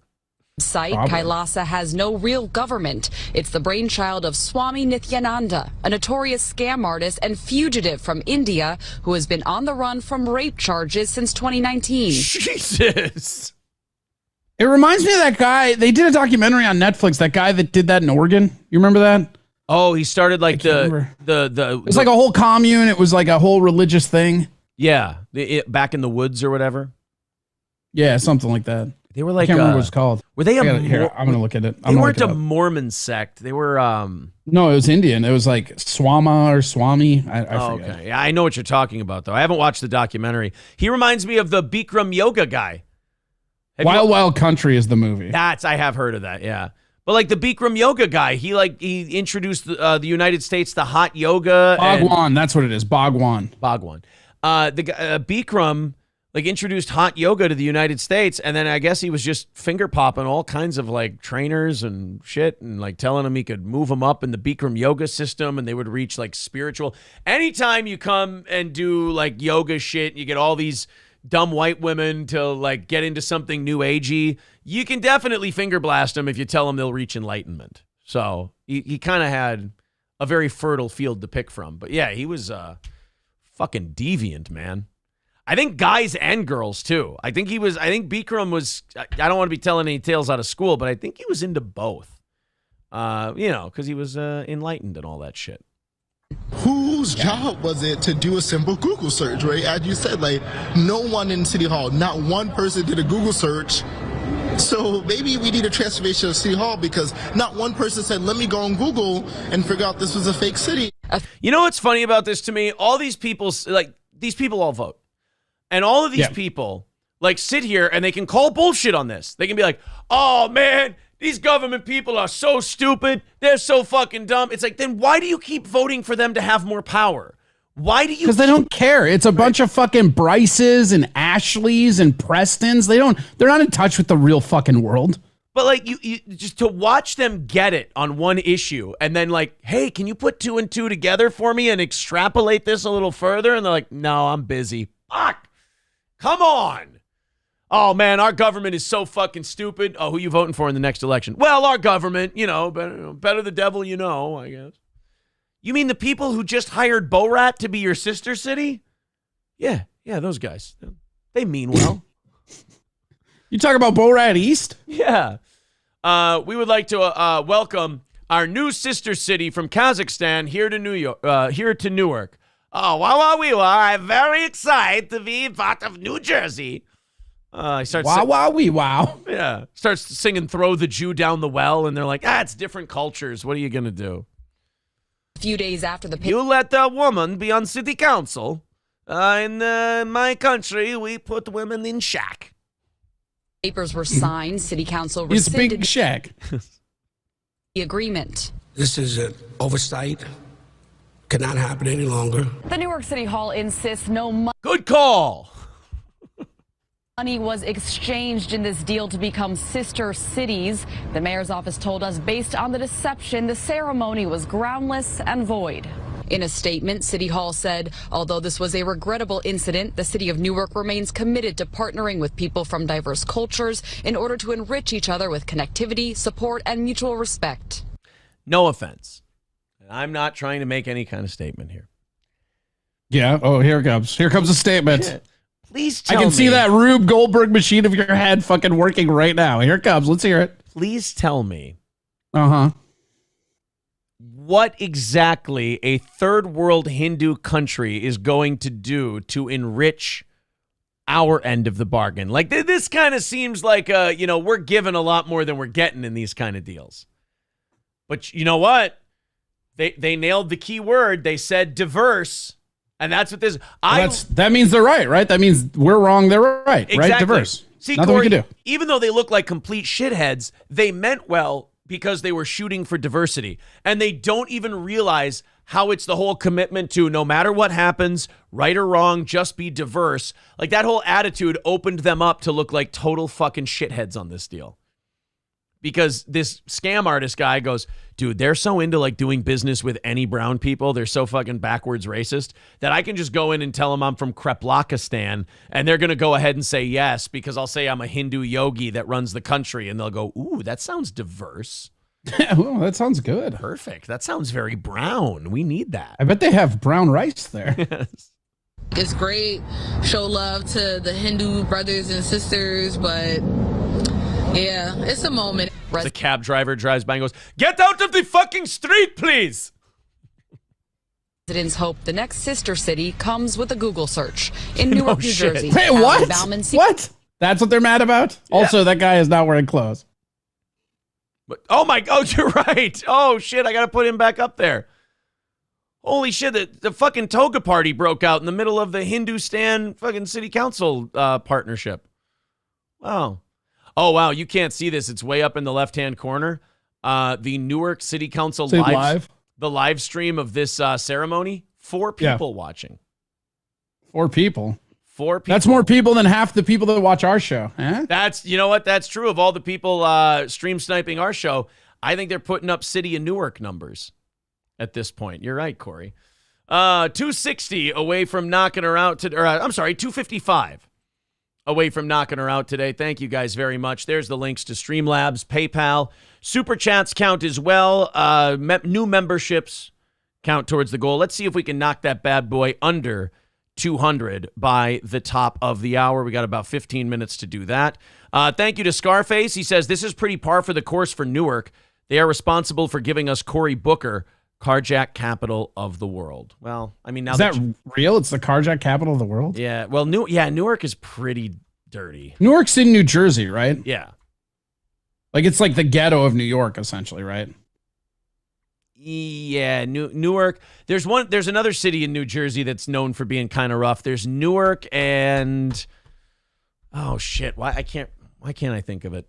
999 from Red Fox Mad says, does St. Cloud have a sister city? Yeah, I'm pretty sure it's Mogadishu. See, Corey's not laughing at that because he's been here and he goes, you know what? That could actually be true. I didn't know it was a joke. I thought you were just giving factual information. No. I'm pretty sure it could be, but I don't know if it is. Camden, thank you. All right. It's funny when 4 people right in a row, you go, hey, what's that dog shit city in New Jersey? And they're like, Camden. You're like, oh, okay. Thank you. One person said Hoboken, another West Orange. Or Scranton. That's where Joe's from, right? Scranton? Pennsylvania. Oh, gross. Close enough, right? I mean, same shithole, different color of shit. But thank you guys very much. 245 away from today's goal. Hey, Corey, here's my first Google search after the show today. Why am I getting an error message when I try to block Dave 25? Oh, I know. I just actually clicked to see if I could do it and it said error. You know what? I'm going to do it again. Let's see. Click. Error. Try again. How does he do this? But hey, you know what? If we hit today's goal, I won't react to Dave 25's Ryback interview. How's that? I'm just going to go over to it and just give it 1 thumbs down. I'm not even going to press play. Oh, somebody says hit refresh and you can do it. All right, let's test that out. Okay. Oh, here we go. Yeah, we don't have many trolls in our chat, but we do have a Dave 25, and he's not even a troll. We just find him remarkably obnoxious. Here we go. Dave. Nope. Error, try again. We'll figure it out. Well, maybe it's a YouTube issue. Adam Price looked it up. He says Spalt, Bavaria is the sister city to St. Cloud, according to Google. That's weird. What a shitty sister city we picked. Spalt, Bavaria. Let me look that up. Spalt, Bavaria. How does that even work? Because we have a shitload of Germans here. So, I mean, that makes sense to me. Spalt is a town in the district of Roth in Bavaria, Germany. It is situated 19 kilometers southwest of Schwabach. Spalt is famous for growing hops for brewing beer. Yeah, we're a bunch of drunk Germans in central Minnesota, so I guess it makes sense. Spalt is situated between Nuremberg. Yay. Oh, yeah. Nurembergers, anyone? Ansbach and Truthlingen. Ongbach, I love that movie. In the southwest of the city is the Great Brombachsee and its dam. The Frankisch Rezat flows through Gorgensmund. Nailed it. Into the Rednitz. There you go.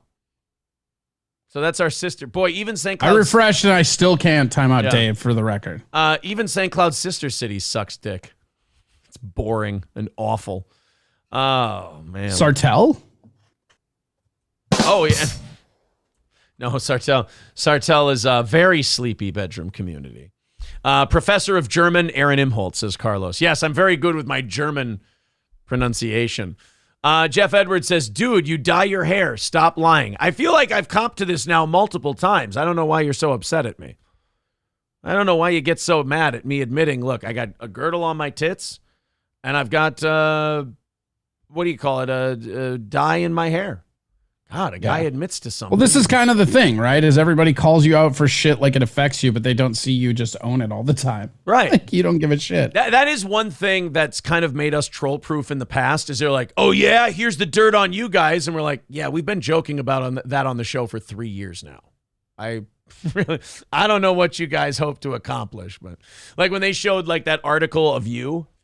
Yeah. And I'm like, yeah, we've addressed that on our show an endless amount of times. Everybody's aware. They're like, their audience will find out about this and that'll really expose them. And our audience goes, yeah, we've been talking about that. It's been a running joke for a good half decade now, guys. But hey, you keep it up, you good internet gumshoes. Good work, super sleuths. Nice job. Karine Jean-Pierre denounced Mike Pence yesterday because Mike made a homophobic joke about Pete Buttigieg. And Corey, if there's one thing I know, it's that you don't make fun of Pete Buttigieg because honestly, the guy's doing a bang-up job as our transportation secretary. And by that I mean, is he? By that I mean everything is banging up into each other. Trains, planes, automobiles, e-bikes are blowing up all over the place. It's a hell of a job the guy's doing. If the job is tear everything apart so we can rebuild it in his image. But Mike Pence made a joke about Pete Buttigieg, and look, anytime I see a headline, I'm like a moth to a bug zapper when it's a flame, like or a moth to a bug zapper when the flame is, hey, this guy made a homophobic joke. You wouldn't believe how offensive it is. I always click on it because I go, I can't wait to hear how unoffensive this joke was. Like, as people, it's always like that. Every time I hear outrage, I remember the, what was it, that Chappelle special when he went after, like, he used that line, the alphabet people, like for a week before I saw the special, everybody was just talking about, oh, he went hard. He went hard. And then I watched him like, kind of garbage. Yeah, it wasn't really that hard. It was pretty remarkably tame, actually. Well, anytime I see like, oh, a guy made a homophobic joke that was really offensive, I always read the article because not to get offended, but so that we can do punch up on the joke. It's like, hey, come on. If the guy's going to get in trouble for making an offensive gay joke, let's really juice this thing up a little bit. I mean, if you're already in the shit, earn the laugh, buddy. Because again, the bigger the laugh, the more offensive joke you can get away with. And Corey, when I hear Mike Pence made a joke, my first initial reaction is not, oh, I'm sure it was a banger. Oh, dude, I'm sure the joke he made is terrible. Yeah. If you're that guy looks like Lurch from the Addams Family. Yeah, if you're Mike Pence and someone tells me, oh yeah, Mike Pence is he told a joke. I'm like, it probably started with knock knock or why did X cross the road? Like that's about the level of Mike Pence joke I can think of. Galloway fam says, Corey, start a show. Hey, Corey does have a show, you little fuck. How dare you? I got a bunch of shows. Got a shitload of shows. Corey, plug your shows for Galloway fam. He'd love to hear about it. Yeah, Corey Adam Comedy on YouTube, Corey Adam Comedy on Rumble, Twitch Talk Cast on Twitch, Corey Adam Comedy on Twitch, Trovo, Kick, all the platforms. We'll be on right after the show. We go on right after. Come on after the show and come hang out. Go watch Corey's show and subscribe to all his channels. I love how you've put yourself on so many platforms now. You get visibly exhausted during the plug segment. Oh, it's terrible. I didn't even get to them all. Yeah.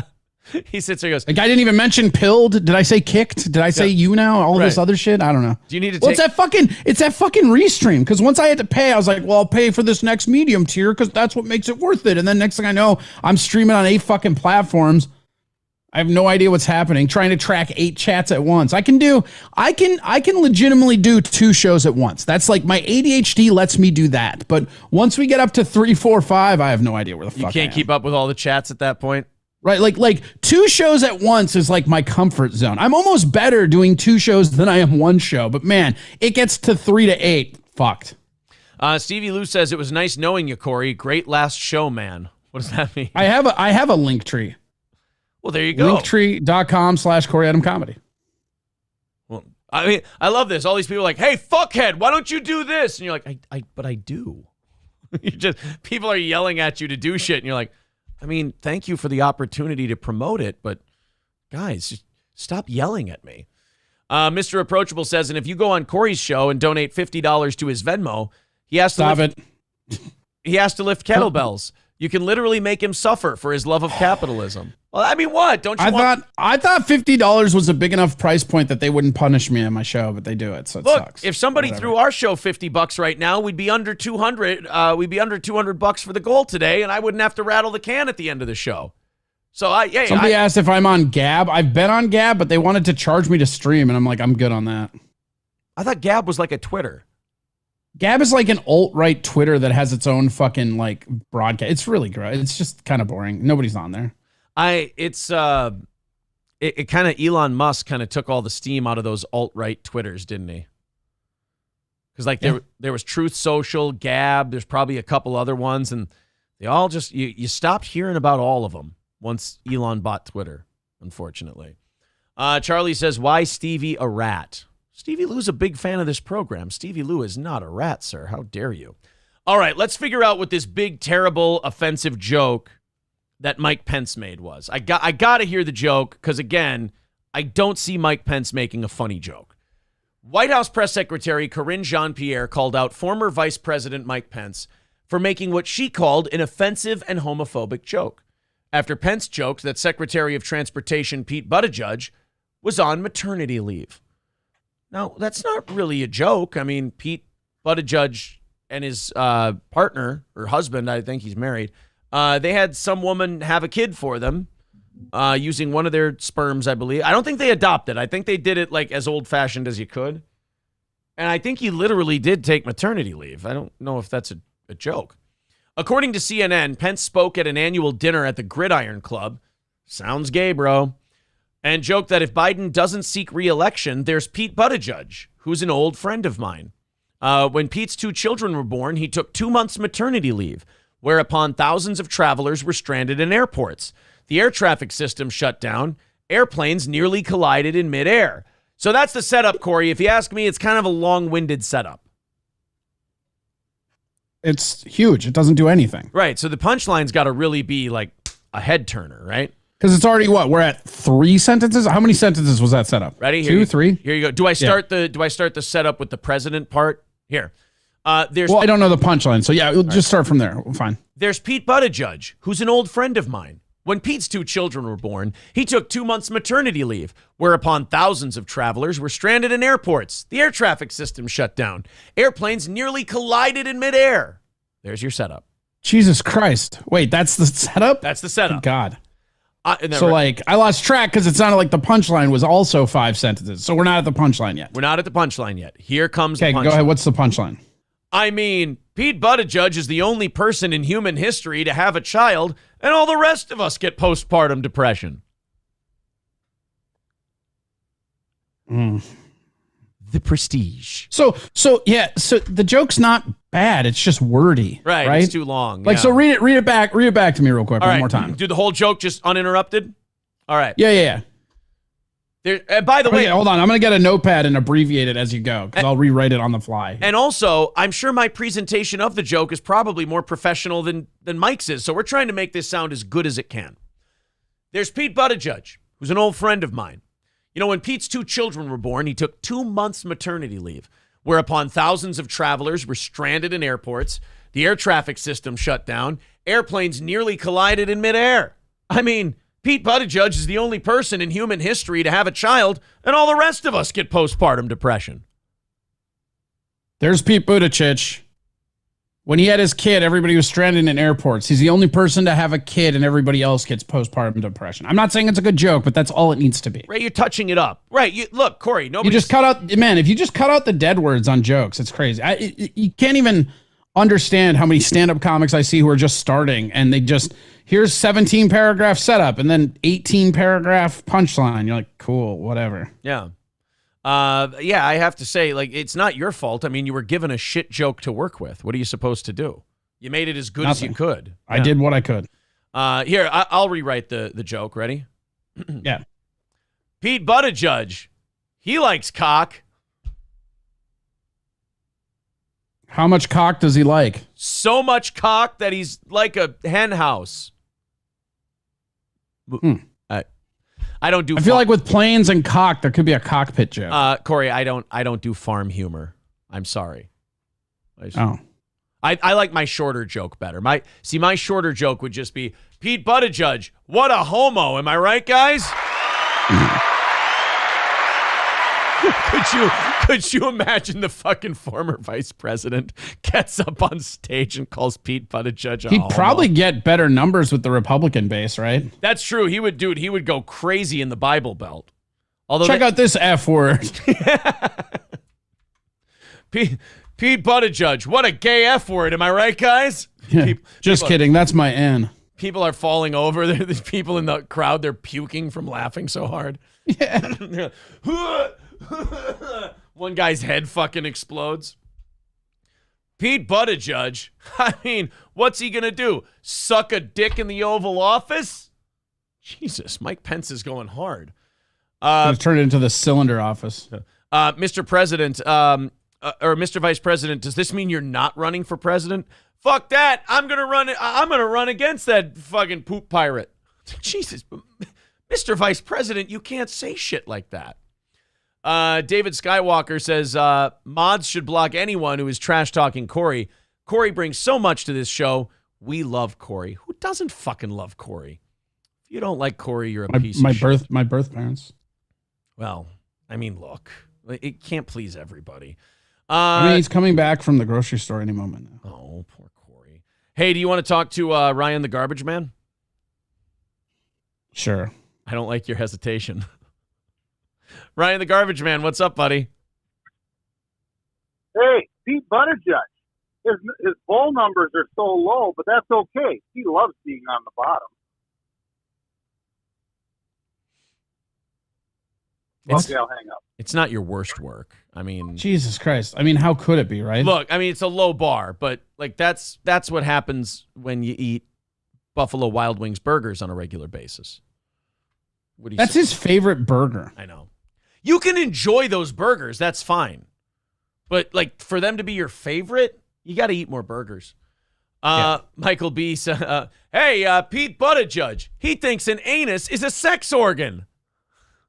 Just, I really like the idea of offensive Mike Pence gay jokes. Everything's a sex organ if you're not a coward, Mike. Yes. Thank you very much to Sage with the $20. Oh, he's got his own drop. Not that one. That's not his. This one's for Sage. Where the fuck did Sage's drop go? Uh-oh.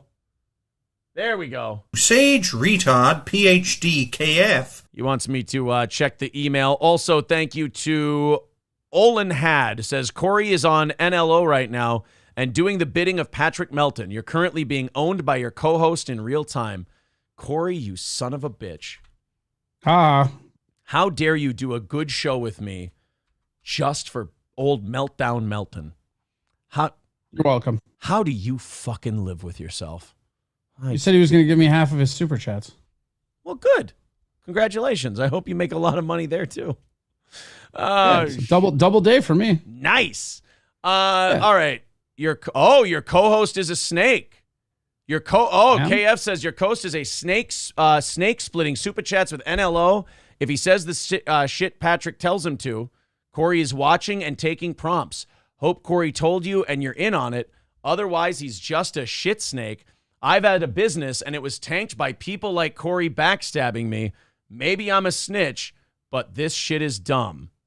Oh. Ooh. Corey, are you a filthy rat? I'm not a filthy rat. I did see prompts that I was integrating with. I've been doing 2 shows at once today. Nice. Make that double money. Oh man, nice job. Yeah. Way to get that bag, son. Yeah. Oh, guys, if that's the best you've got at trying to co-opt my people, you're gonna have to do better than that. Corey's a dirty whore. He'll do anything for money.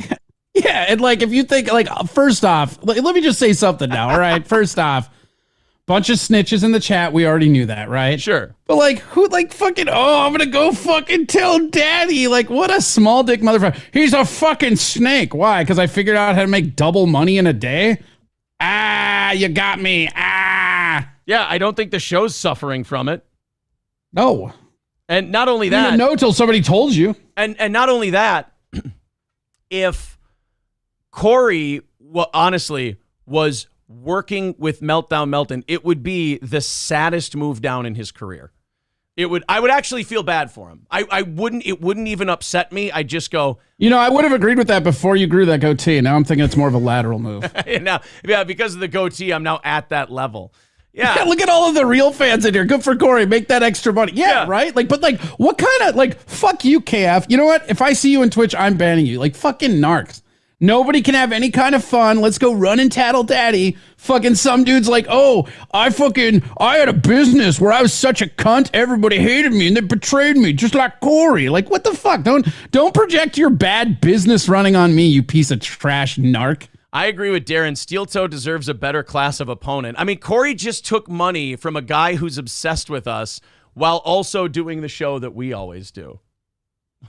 I mean, that's cool. And again, the fucking narc, man. Who is that, KF? I'm never going to forgive him. I wouldn't be mad at the narc. I'm glad that we have fans that if they think something is up, that they tell me. I like that. I just know. I hate snitches. I hate snitches. I hate them. I fucking hate snitches. I just know you, and I know you're a dirty, slimy piece of shit who would do something like that. That's true. Absolutely. Yeah. So I own it. That's the thing. We own our shit. That's the funny part about all this, right? Everybody's like, oh, we're going to do this and that. Fucking whatever. Guys, if KF ban Corey. No, I tried to ban one person today and it didn't take. If you guys saw the text that I got from Corey this weekend about, certain people, let's just say, I don't think you would be too worried. Put it that way. I mean, look. Nobody's worried about anything. It's just it's the internet having fun. Why is everybody taking everything so fucking serious all the time? Right. We broke When did it stop being fun for people? This is crazy. We broke a guy to the point where he's doing this. I mean, that's pretty good on my end. So I'm pretty happy with what we've accomplished. I mean, the guy's melting down and using us for clout and thinking that he's corrupted Corey.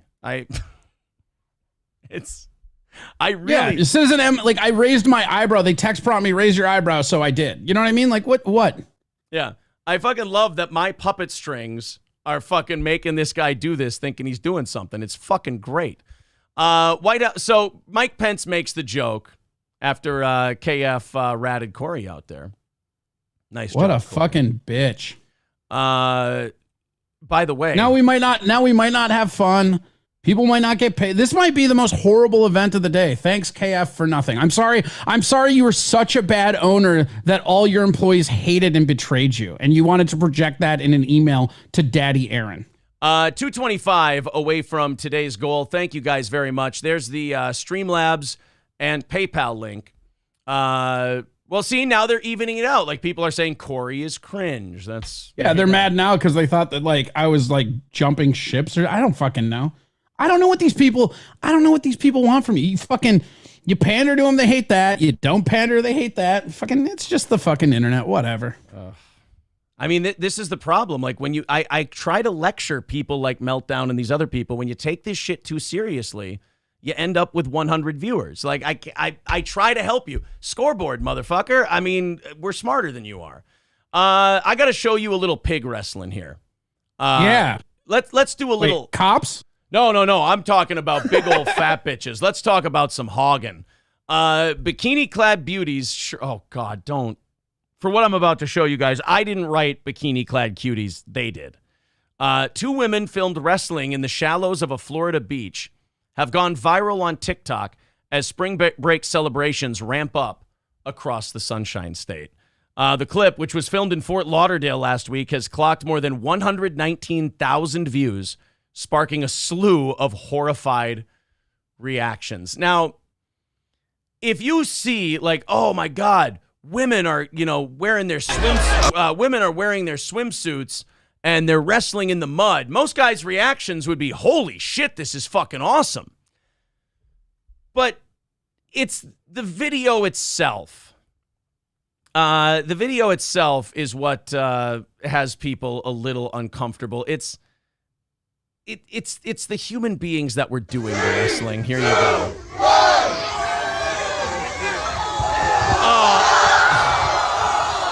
I'm watching. Suey! Is that how they get? That's how they got the fight to start. They just go hog call. Duval. Great. Oh, come on. Is that a titty they're blurring out? Oh, Jesus. I don't know if Probably that a is. titty they're blurring out. Huh? I don't know if that is or not, but there you go. TikTok is grappling with this Wet and Wild video of two spring breakers in a crowd. Oh. Jesus. I mean, that's the difference between like in theory and in practice. Like, hey man, we're going to Florida for spring break and we're gonna watch some girls get down and dirty in the mud. Oh man, sounds great. And then you see it and you go, oh, you know what? That's not what I was in this for. Not at all. I wanted to see girls wrestling in the mud. What else are you in spring break for? Red Fox Mad with $9.99 says Corey is awesome. There you go. See? Thank you. Perfect. Then 20 coming in from I'm using socialist media. Thank you very much, buddy. 205 away from this morning's goal. Let's see if we can knock that out and do an extra half hour of overtime. Kevin Brennan's rental car says girls gone wide. Oh, shit. Kurt says, I like my women a little bigger, but damn, I just lost my breakfast. Thank you for that. I mean, look, I'm just equal opportunity. I see beautiful bikini-clad women are fighting in the mud. It's something I think my audience would like to see, so I show it to them. What do you do? They were mud scrimping. Yeah, they were mud all over the ground. There was a bag of shrimp in there, and then at the end, my scrimp is the best scrimp out of Louisiana. Now down the road, got up in that scrimp. Oh, I love that one. A Kentucky middle school principal was arrested Monday. His first day on the job, according to local reports. There's bad first days, and then there's this. Leroy Littles Sr., 44, started work Monday as the principal at Olmsted Academy North in Louisville. Welcome, Principal Littles. The banners were placed in front of the school. Littles was taken into custody, however, over a December 25th domestic violence incident. He was served an arrest warrant at the school for 4th-degree assault and 3rd-degree terroristic threatening. That is what was the threat? Do we have the quote? I'll kill you, you white devil bitch. Wow. No, I'm just not. That's a terroristic threat? No idea. A police report obtained by the news outlet said that Littles had arrived at his girlfriend's home, and when she was seen leaving with an ex-boy... Oh... That's never good. Yeah, seen leaving never with an ex-boyfriend. As Littles began arguing with her, he allegedly assaulted the former boyfriend, who had injuries to his face and head. When Hillview police officers arrived at the scene, Littles was gone. The victim reportedly has video of the alleged assault and gave it to the Bullitt County Attorney's Office days after. The Jefferson County Public Schools District issued a letter to parents about the arrest. Oh, God, to have to draw straws to write that letter. It's like, hey, I don't think they drew straws. They just made whoever was new do it. Yeah, they're like, look. Like fucking, where's the rookie? Write this letter. Yeah, first in, first out. Yeah, who wants to write the letter to parents about the whole, principal being a woman beater thing? And nobody. Fucking nobody. Yeah, they hired him, and then he had his, they were still looking for him at the time the school hired him, and then the day he has his first day, you make it real easy for the cops to track you down. You just follow the employment. But, I'm not saying the guy's going to beat the rap, or I'm not saying he did anything bad or did anything good. At the same time, you see your chick leaving your house with an ex-boyfriend, I mean, shit's going to get weird. Yeah, I mean, that's just kind of how, I don't know. What would you do if you saw fucking April leaving the house with an ex? Like, like anybody, you know what I mean? Like, that's not a good conversation to have. Like, is anybody truly friends with their ex? Is that a thing? No, whores are friends with their ex. Like, if you hear a girl say, oh, I'm friends with all my exes. She's fucking at least 2 of them. You want to at least minimum. You want to maybe 3. You want to definitely stay away from the girl who says, I am really good friends with like all my exes. No second date. No second date if that's the case. No fucking first date if that's the case. Well, they're gonna say it on the first date. Nah, you should get that shit out in text. All right, fine. No dessert. Definitely no dessert. No cake. You may have seen or heard this is the letter they had to write. You may have seen or heard local media stories about allegations against Olmsted North principal Leroy Little Sr. The charges are unrelated to JCPS. So their job wasn't like to try and clean this up for their new principal. Their job was like, hey, look, we didn't have nothing to do with punching a bitch in the mouth. That was all him.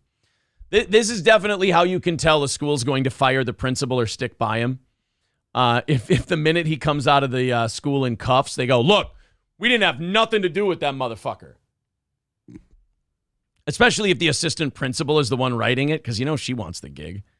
Yeah, oh, dude, she's like, you don't get an assistant principal gig without wanting that principal gig, right? She's gonna bury Nobody's ever taken an assistant anything without thinking, I'm gonna be that guy soon. Yeah, I mean, if you leave and like before they even like take you out the door, the assistant principal is like writing down shit. You're like, oh fuck, I'm fired. That's like if Hulk Hogan got fired from WWE and they said we're gonna have Ultimate Warrior write the press release for this one. What did he say? He said, He said, from parts unknown, you will feel the power of my warriors. He just kept yelling and gorilla pressing the air. Yeah, he kept snorting and exhaling heavily. It was really strange. Citizen M says 100%, Aaron, friends with exes is friends with benefits. Yeah. 100%. The whole time, the whole reason you were with the person was because you liked having sex with them. You were sexually attracted to them. If you break up and you're still like you didn't hang out with them because you weren't dating them because they're so cool. Like if they still get along, it's probably because they're getting some gratification out of the thing. Otherwise, there's no reason to even talk to each other. Yeah, Brown Candy says I used to be friends with my ex until she stopped putting out. That's how it works. That's pretty accurate though. I mean, it's kind of just how it is, right? Like you can't. I mean, dudes and girls can't really be friends that much anyways, usually. I mean, there are rare occasions, right? Like, if you don't want to fuck the person, you can be friends with them type shit. I mean, exes, that doesn't happen. Yeah, it's really rare. It shouldn't happen. I mean, that's the only way exes can be friends, I guess, is if there's like the breakup wasn't that bad and there's kids involved. I feel like there are people out there who can civilly co-parent. But that's it. Civilly, no, but that's not even necessarily them being friends, right? Exactly. That's not, believe me, that is not friendship. Yeah, Hooters girl says civil with them, not friends. But like if they're like Corey said, if there's nothing tying the two of you together, there's no reason for like you to even be civil with them. Like you don't even have to you don't even have to deal with them on any level. Mr. Brojo says, I'm not taking relationship advice from someone who's shallower than a piss puddle. You obviously have never seen my piss puddles, sir. Stevie J writes, your exes are still alive? Whoa. That's a guy who finishes what he fucking starts. That is, by the way, not a legal admission, not admissible in court. That was just an honest question. That admission was for entertainment purposes only. That's it. Kyle W says girls don't have guy friends. They have guys around who just haven't fucked yet. Right. Like those guys who are your friend, they want to fuck you. They're just waiting, they're picking their spots. That's all. Last statute says X is short for executed. Damn. You guys got a lot of people that you're going to fucking go at here. Yeah, you guys have some real problematic X's. Real skeletons in the closet. Column says, I hate when overweight, non-attractive people talk about relationship advice. Well, then you're going to hate this show, sir. Because we are two fat, unattractive people who want to talk about relationships for a minute. Here's the thing about true love, sir. Let me tell you something about it's not applicable to you, so stop asking about it. Let me tell you something about compatibility. It's like a cookie. The bigger it is, the more delicious.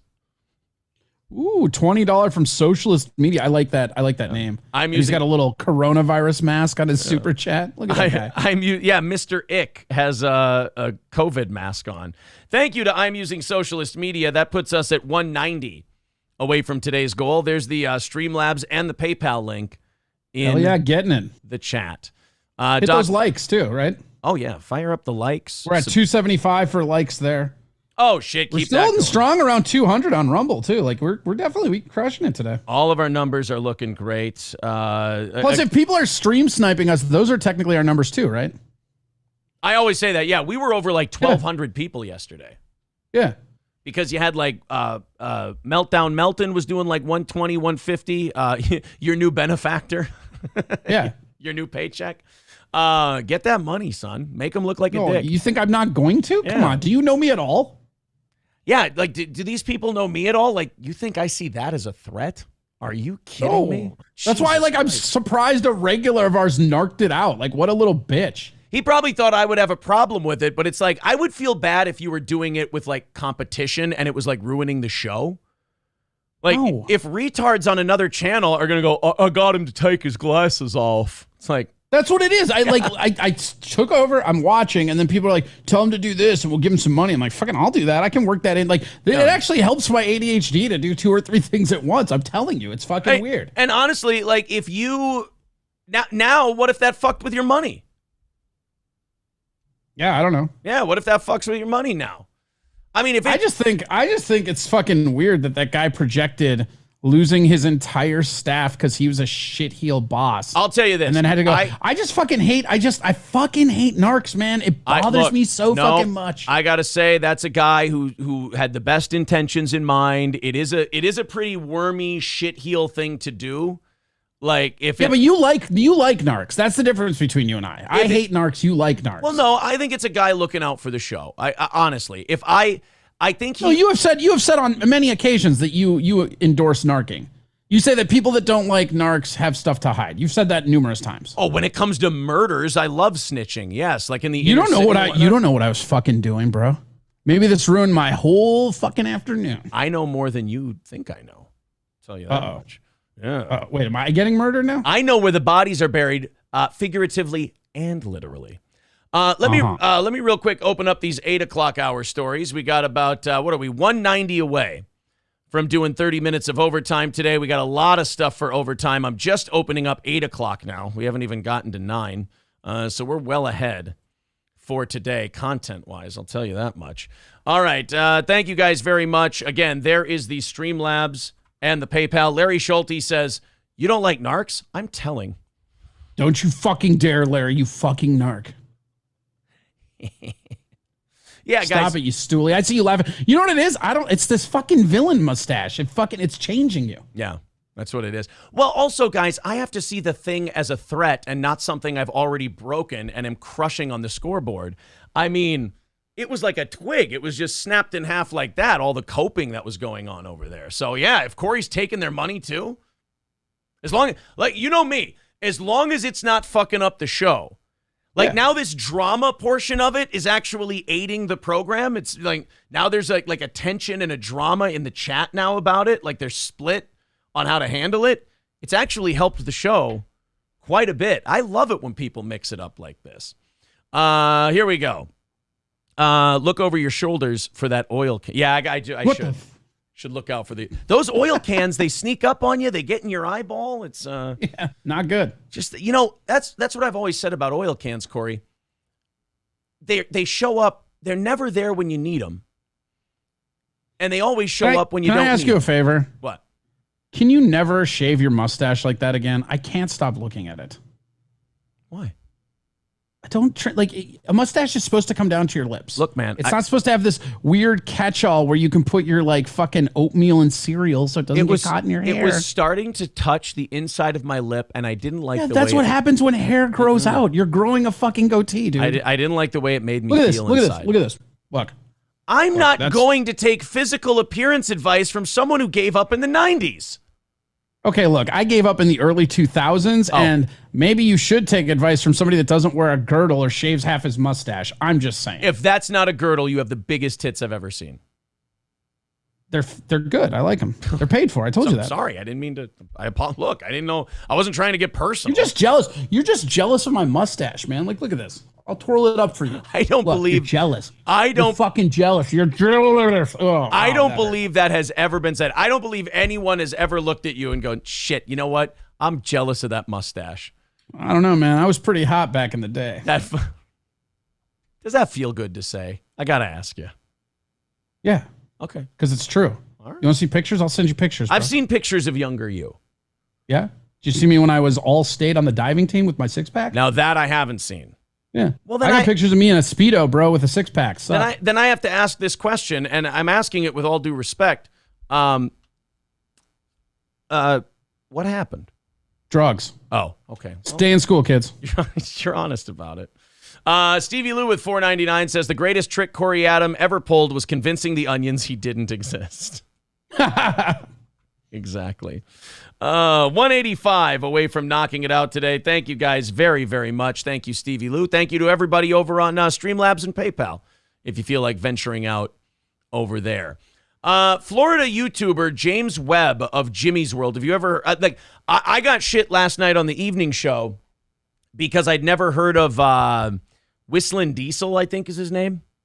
Yeah, I call him Whistling Lindy. It drives everybody nuts. Okay, Whistling Diesel, like he drives tanks and he wrecks cars and he like just spends a bunch of money on shit and then just destroys it. Do you know anything about Jimmy's World? James Webb? Like Awake Jimmy's World? Corey, you can fucking stop now. I see him in our chat every once. I see him in the chat every once in a while. Is he like? Is he still doing okay, Jimmy? Yeah, he just had a kid. Oh wow. Holy shit. Yeah, he had a kid. He just got back to... He was gone off the internet for a while. He had some mental problems at first, and then he got that cleared up. And then the moment he got on the good track again, he had a kid. So then, of course, that's going to make him take a few off. But he was back yesterday, and he's back now. He's doing good. Good. Because he... my thing about Awake Jimmy was I kind of gave up on him or like lost... It sounds terrible to say gave up on him around the mental problems thing. Not because of the mental problems. It wasn't like, oh man, I'm bummed out that he's, going insane a little bit. I don't know if I can abandon this guy. I just that's around the time we got kicked off of Twitch. And so I didn't really see Jimmy anymore. So it's nice to know that, he's doing all right. Well, anyway, this guy, James Webb, different Jimmy, of the Jimmy's World YouTube channel, bought one of Elvis's private jets that just got sold. Oh, I did see this. Yeah. He bought one of Elvis's private jets at auction. The most Florida man thing I've ever fucking seen in my life. This guy is a... Tell him. He is a fucking asshole. It's so good. So, do I show them? Do I show them? How long is the set video? up the jet first. Tell him the importance of the jet and what it is first. All right. So the jet belonged to Elvis Presley. You should look up a picture of it. Like, just Google a picture and show him a picture of it so they can see what a piece of art it is. I'm trying to skip around this article so I don't give away the thing. Elvis private jet James Webb. Here, let me go to images and I'll show you the jet. There you go. There's Elvis's private jet. It's it's not. I mean, it's dirty because it hasn't been used in forever, but it's a nice plane. Like it's cool too. If you can see the inside, there's like suede couches and stuff. I mean, it's like you could tell that was Elvis's fucking jet. Yeah. Yeah. If you've ever been in Graceland, Elvis was one of the worst he had the worst taste in decor ever. Like he had really gaudy, shitty taste. So this guy, James Webb, buys the 1962 Lockheed Jetstar L-1329 for $234,000, what some people pay for their houses. Well, what James Webb decided to do with it was chop it in half and turn it into an RV. You said it's the most Florida man thing ever. Yeah. This crazy son of a bitch. Okay, it's the second most. If he had turned it into just a straight up mobile home that didn't move. That would be pretty Florida. Yeah, that would be it. But like the guy, this is a private plane. Did they tell you to turn your hat backwards? Yeah, they just told me to turn my hat backwards. This is what I'm saying. Like fucking easiest money I ever made. Yeah, doesn't do anything to the show. What's it hurting if he turns his hat backwards? If anything, now that we're all in on it, it's kind of fun. We can all pick it out now.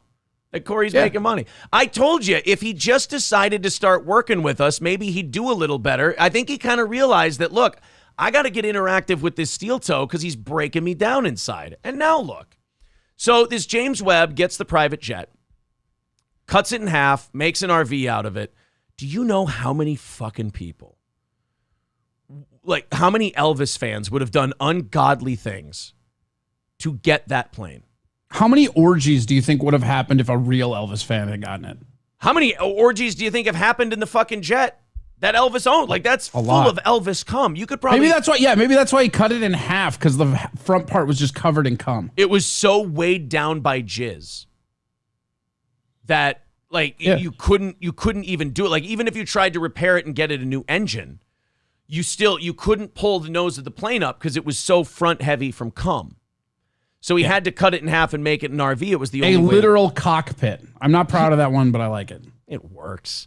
Yeah, it's fine. It's average. It's okay. This caption says, Webb doesn't plan on flying the jet ever again. No shit. I mean, I think the whole cutting it in half and making it into an RV, it's kind of a message. For the scraps of the plane not used for the RV, such as the wings and the gas tanks, Webb will turn the pieces into Elvis mementos for profit. There you go. The rare airplane is one of only 204 aircraft manufactured between 1957 and 1978 in a private collaboration between Jetstar and Lockheed. So it's a rare jet too. Yeah. He didn't... Like it's super, like even before it was like Elvis's, it was a very valuable jet because Elvis probably wanted the best that he could get. Obviously, it's fucking Elvis. Yeah. Like, what do you think Elvis is like? Get me the cheapest, shittiest plane ever. Thank you very much. Get me how that went down. Hey, baby, get me a mass-produced Boeing something. Just pick it out of a catalog, baby. So yeah, I don't. Oh God, he's probably getting. If you go to his YouTube channel and you watch that video, unless he's deleting comments, he's probably getting so much shit for that. He probably has comments turned off, I would think. Yeah, you'd almost have to. You'd almost have to. I'm using Socialist Media with $20. Thank you very much, buddy. Very generous of you today. Only 170 away from knocking her out and doing 30 minutes of overtime. Dropping. I've got something Corey can celebrate for overtime today as well that we can talk about. Is Kirk Cousins gone? Don't give away the baby, Just kidding. Happy Plague Doctor. He is going to Raiders. I'm mad about that, by the way. We'll talk about that later. Happy Plague Doctor with $5 says, I worked interior airframe. Jetstars are junk. There's very few of them left flying. Well, there's one. There's one less. Yeah. Well, there's one rolling now. So, I mean, for whatever that's worth. All right. That brings us down to 165. Thank you guys very much. Head on over to Streamlabs and PayPal. Finish it off. Make sure you hit the like button and pop us up over 300. That would be pretty cool. The rare airplane is one of only 204 made. Oh, it's got a stereo system. It's got here's the real question I have for you. Okay. Yeah. If somebody kills that man, will anybody in Florida charge that guy murder with a crime? If anybody kills him, like if somebody kills that guy for cutting in half Elvis's jet, will anybody charge him for a crime? If it happened in Memphis, I would say no. But in Florida, they might not give as much. That's what I'm saying. Shit. In Florida, shit. I don't know, man. Johnny says he just bumped the value up of the rest. Right, like selling off those little pieces to collectors is going to make him a decent chunk of money. And then he's going to get a nice RV out of Elvis's private jet. I think look. SC Motorsports says the RV will be more valuable. I don't know. He lost money. It has depreciated in value. Yeah, but these guys who have those kind of YouTube channels, they literally set money on fire just for views.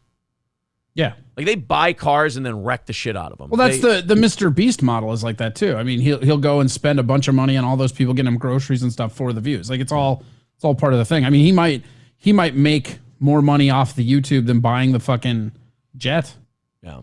Probably not, but maybe. Trump said this was a good one. I hope you read this one in the prep sheets. Moving on from the Elvis thing, another American icon, of course. Donald Trump, for different reasons. I don't think he sings. He says he's going to break up the Department of Education and redistribute its functions to the state. And guys, I got to take a quick break here because I just got a giant erection. Like, honestly, this is one of my favorite things. Like, which, by the way, this is like the I'm going to put a soda machine in the hallway when you run for class president. Spoiler alert, this is never happening. It's just always nice to hear somebody say it. Because, like, when you talk to people about, like, what items would you just get rid of? What departments would you get rid of if you ran the government? Corey, name one of yours. Everybody's got a list. All of them. Okay, but one in particular. Federal Reserve. Federal Reserve. I would say another one, Department of Homeland Security. Also, since I'm talking Federal Reserve, I have to say shout out to Ian in East Texas. Who's Ian in East Texas? Guy that hates the Federal Reserve. Shit. He's the one that got me reading End the Fed. Is that a Ron Paul book? It is a Ron Paul book. Sounds like a Ron Paul book. Break up the Department of Education and redistribute its functions to the states. Why not? I mean, we have 50 departments of education. Each state has a Department of Education. It gets like in most states, it's the most or second most funded thing in state governments. Then you have a federal Department of Education who goes, you know what's a great idea? The same standard for like Huntsville, Alabama as Los Angeles, California. Like, same funding mandate, same everything. It's fucking backwards. It's really stupid. It's great that Trump's saying it. I'm at the point in my life now, though, where I've given up any hope of any of these guys ever getting rid of actually anything in the federal government.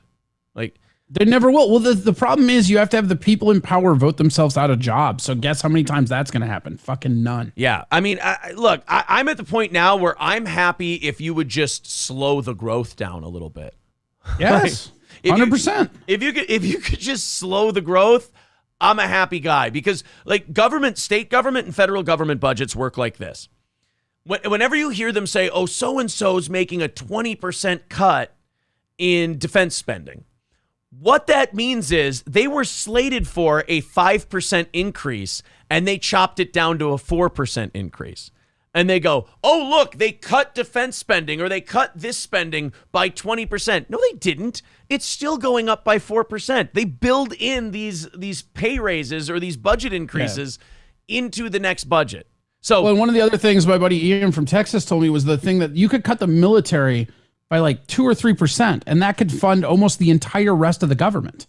Right. Like, that's what's crazy is you could take a little bit from the military complex and fund everything else and save everybody money. Yeah. If you look at U.S. debt clock, you like the service on our national debt, like the amount we have to pay every year just to like just to service the interest on the debt we have is like creeping up on the military as far as like annual expenditure.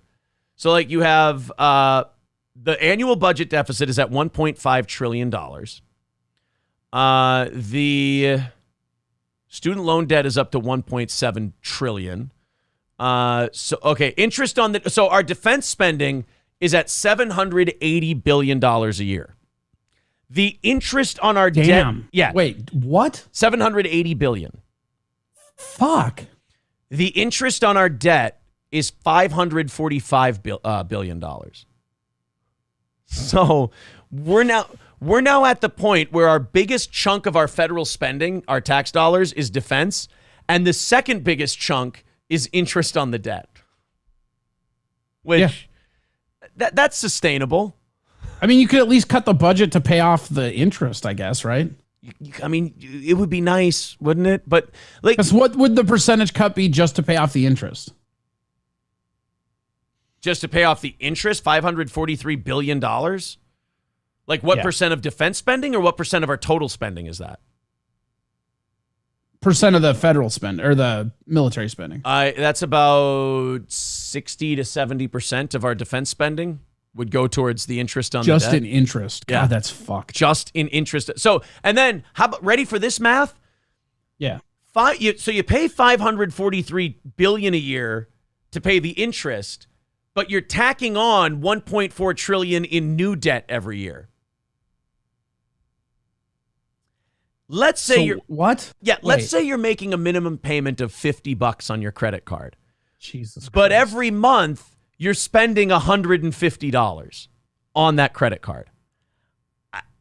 I don't really see. I mean, you tell me how that works out long term in your financial planning, please. It doesn't. I mean, you would never, like, you have kids. You would never instruct your kids on, hey, this is how you use a credit card. It's paying off your credit card with the interest, right? Like everybody tells you not to do. Right. So we're basically paying the interest 1 year and then paying a higher interest number the 1 year just to like keep the debt at bay, just to keep it at whatever, like the 31 trillion it's at.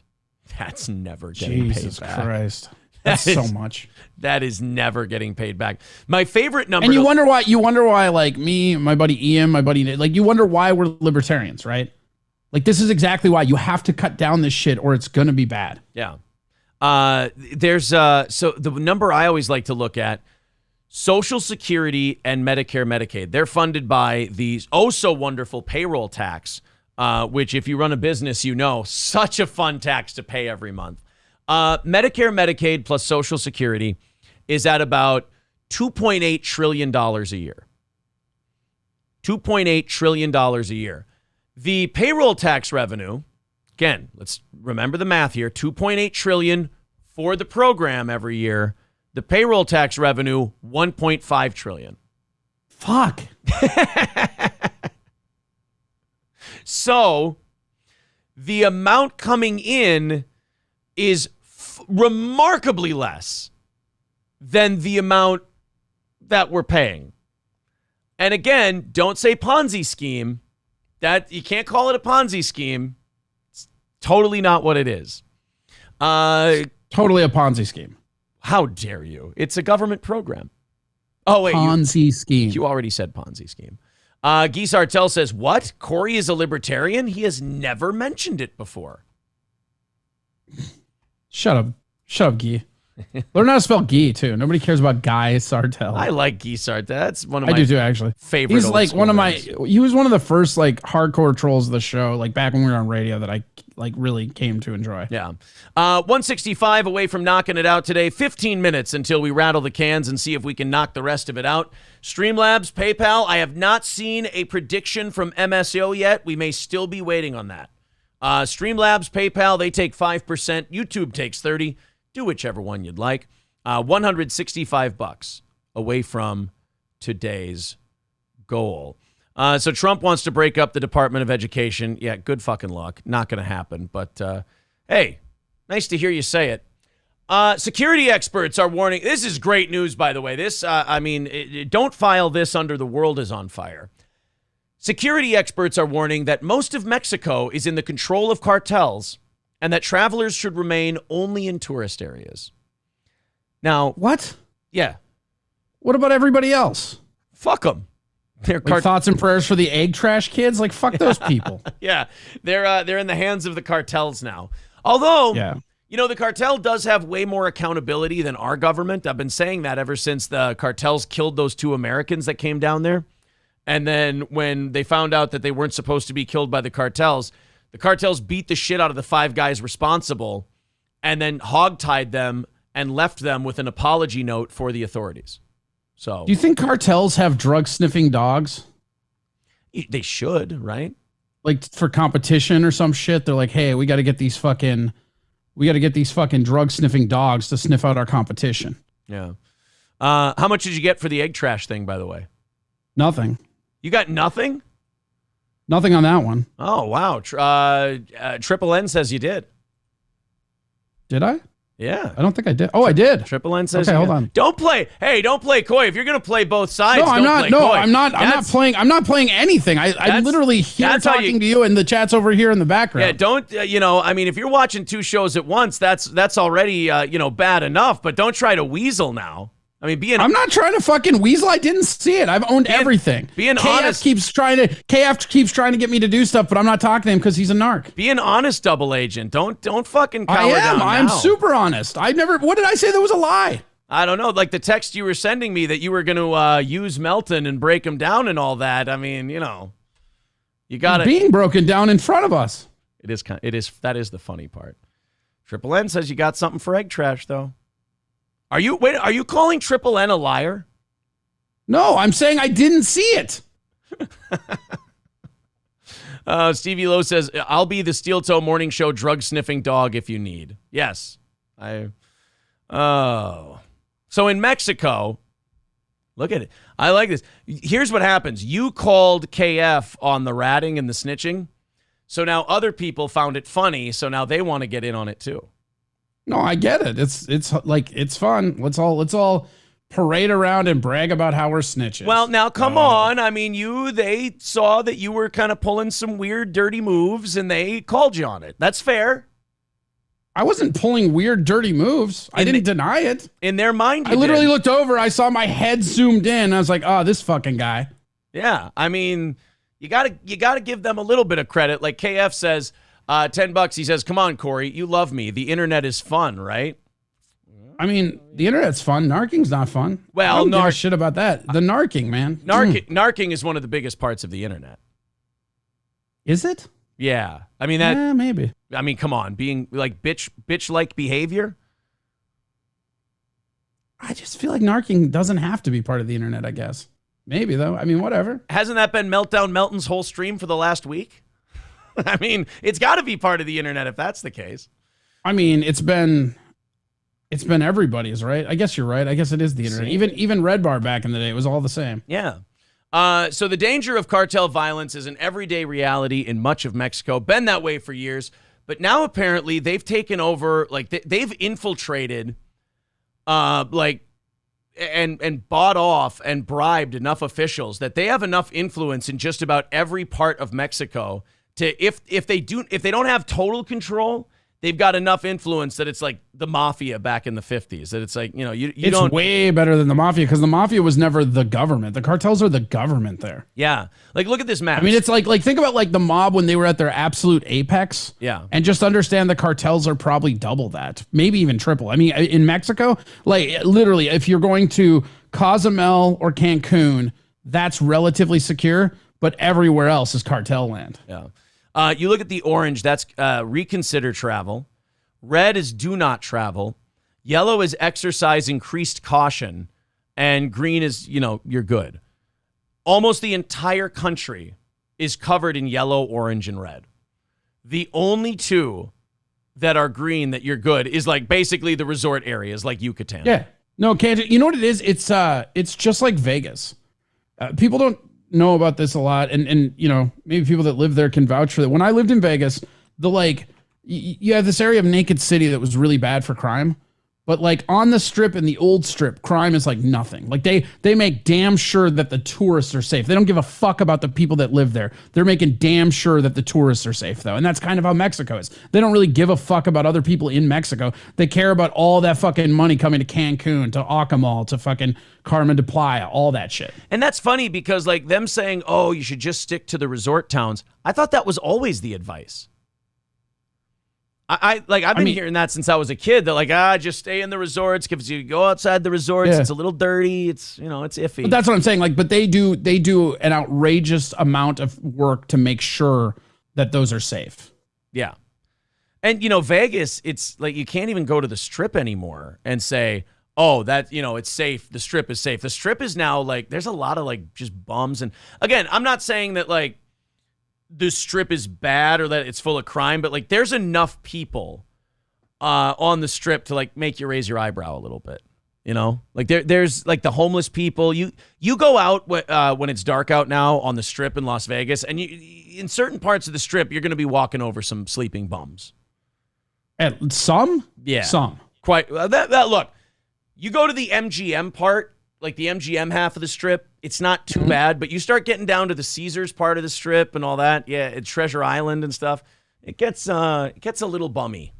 I mean, again, when I was there, the big thing was the area in between the old strip and the new strip. But I mean, I haven't been there since I moved, so I don't even know. Like, Wynn Resort was just about to open when I moved, so it's not even like it's the same. Yeah. Now they got that giant fucking like weird ass LED dome. Was that up and running when you were there?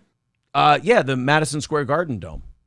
Yeah. Yeah. Did you go there? Did you see it? It wasn't open last year when we went, but it's open now. Okay. Yeah. That's cool. MSO says no goal today, so it was written. There you go. MSO has made his prediction. 160 away and about 5 minutes from firing off the super chat music and seeing if we can knock out the goal with and add another 30 minutes of overtime. So yeah, I mean, as far as like, look, the cartels are taking over Mexico. No shit. I'm sure we'll get some. How could they take over? They've been taken over, right? Like they've been in charge for a while. It's not like this is new. I'm Dan Crenshaw, Eye Patch McCain. Jesus Christ, Eye Patch McCain. That's where we're going. Yeah, he's already gone on record as saying that he wants to go to war with the cartels.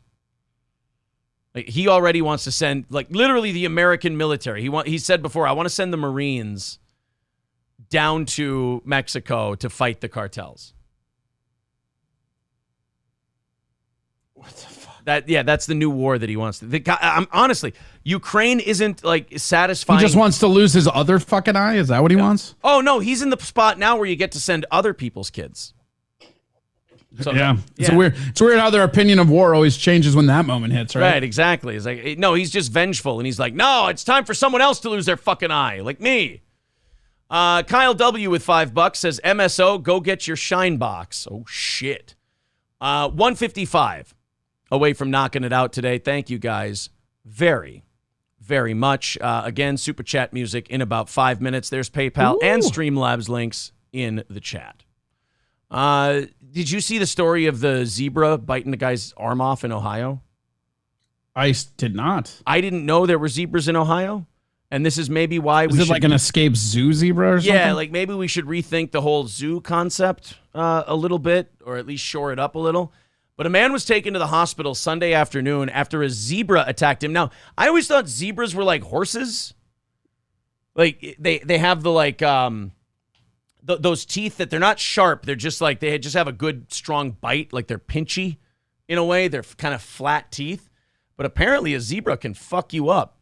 According to an incident report from the Pickaway County Sheriff's Office, deputies were sent around 5:30 p.m. to a fenced-in field after reports that a man was seriously injured by a zebra he owned.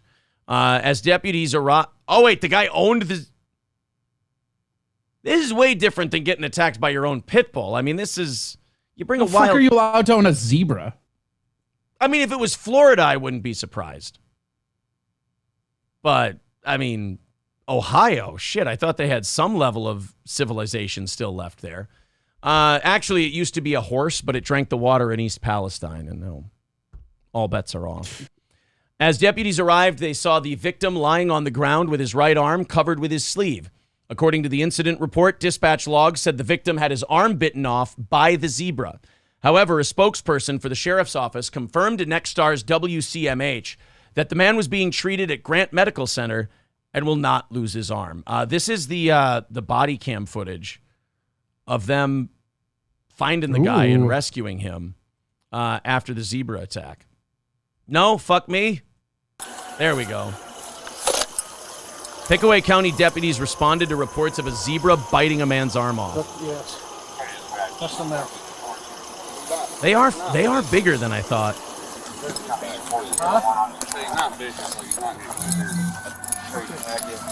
He turned his back to him. You know what? This looks like a guy who owns a zebra. It sure does. Look, the zebra turned his back to me. There was nothing I could do. He bit the other motherfucker, and I came to help the feller, and this is what I seen. Lot going on. The zebra remained aggressive and returned while deputies and the man's family Imagine retreated. you're in Ohio and you get a call and you're like, oh, I go deal with this horse, and that's a fucking zebra. Right, like the cops, they get the call and they're like, yeah, there's a zebra on the loose. And they're like, I'm sure I heard that wrong. That had to be on me. How much does a fucking zebra cost? We're trying not to shoot him, but... Yeah, did you hear that? The cop's like, we're trying not to shoot him, but, I mean...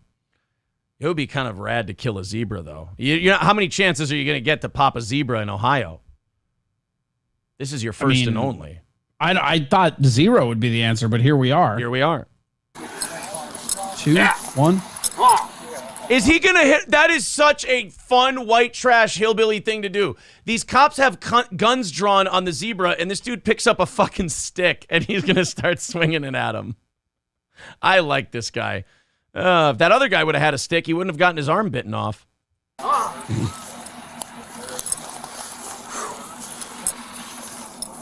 Zebra is too small for zebras. Get it? Good one, Derek. Oh, man, this guy, he's itching. This guy's like, I always wanted to kill a fucking zebra. It's like, man, imagine. I wonder if the department would let me keep it on my mantle. Come on, let him shoot. Let him shoot the zebra. Come on. He's getting way too close to the ambulance. Fire away. Don't wait till it's too late. He already took one arm. What, do you want to lose yours? At least. Now we're just having a staring contest with the zebra. Come on, that's a perfect shot right there. Just shoot him. It's right there. He's getting close to the ambulance. Getting close. Get him. Get him. Fuck him up. Migrating. Yep, that's too close. God, where's Derek Chauvin when you need him? He would have taken care of business right here, right now. Taking care of business on half the animal. Oh, there you go. Fuck him up. Too close. Too close. Oh, shit. Seconds later, deputies shot and killed the zebra. Yep, there you go. Had to. It's not even on camera. We watched all that, and it's not even on there. I don't think YouTube would let you show a zebra getting popped in the head anyway. You couldn't find that link on Rumble? I bet it's on Rumble. Oh, yeah. Rumble lets you show it all day long, for sure. Yeah. For sure. All right, guys, we got to fire it up and see if we can make MSO eat his words or see if MSO is going to be right for the first time in a while. We got to fire up the music here and see if we can knock out this morning's goal. Jake says cocaine zebra. Here we go. Oh, shit. All right, there's the music. We've got 5 minutes to knock this thing out. 155 away. 155 away. Triple N says, "Is Corey gonna do it?" Oh, there must be an offer on the table. We'll see if Corey takes it. MSO says no April. He says no April, no goal. Oh boy, doubting Thomas. Man. MSO says if there's no April, we're not hitting the goal. Let's see. We have Streamlabs, PayPal, Super Chats. Knock it out, and we do an extra half hour of show. There's the links right there in the chat. Let's do this and do an extra half hour and keep Steel Toe fully supported. Keep us operating, keeping us going every time we knock out the goal.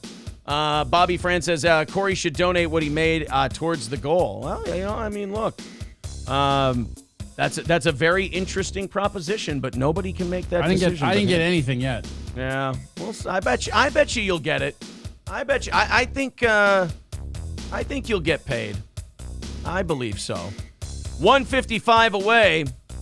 Let's see if we can get it. PayPal, Streamlabs, Super Chats, memberships. Let's knock this thing out and make MSO look like a dick. Or is he going to be right? $10 from Sam over on PayPal getting it started. 145 away from today's goal. Thank you very much. Ooh. Let's see if we can... Tomorrow's show Austin theme, 316. That's a good idea. Ooh, it's 316 show. Let's see. 355 likes as well. Be sure to hit like. The like button, if you would. Here we go. $145 away from knocking it out today, and 3 minutes left. Let's see if we can get a little generous here and knock this thing out before we're done today. There we are. 145 away. Streamlabs, PayPal, Super Chats, memberships. How close can we get to doing an extra half hour? $50 coming in from Klutz. Thank you very much, Klutz. That's going to knock us down to 100. And then I am happy to report, and this drives him nuts when this happens, Matthew is now a Steel Toe VIP. Oh, fuck yeah. Cut it off. MSO coming up short again. Matthew becoming a VIP. Matthew, make sure you contact April with all your information so we can hook you up with all of your merch. Of course, when you become a VIP, you get all 3 of our t-shirts, the hoodie, 2 of the 3.5-inch vinyl stickers, 2 tickets to every live event we do. And when we entered into a $100 drawing every month, and when we do a live event like our anniversary show on Saturday, August 12th, tickets on sale at eventbrite.com, you get 2 free tickets. You get to claim 2 as a VIP. And by the way, a lot of people have claimed their tickets as VIPs. They're very excited. Are we going to do a dunk tank again? This year's anniversary show. I don't know. I'll talk to Stone Cheetos, but I don't think so. Like that anniversary show with the dunk tank got really smashed together. I'll tell you this, we're moving the comedy show up because we all get very drunk, as does the audience. Yeah, that's probably good. 8:30, probably not the best idea. I'm going to start my car real quick before overtime. Yes, of course. Thank you, Matthew, for becoming a VIP. Thank you, Trucker18Wheeler, for the $10, says FMSO. And we are $50 into tonight's goal. Thank you guys. Excuse me. Very much. What I had for Corey today was he's going to be very, very happy that Kirk Cousins is probably only a Viking for another year. The Vikings actually made a lot of moves yesterday. They shifted Kirk Cousins' contract. We'll talk about that a little later. I think they're going to renegotiate Harrison Smith. They signed a stud corner from Arizona.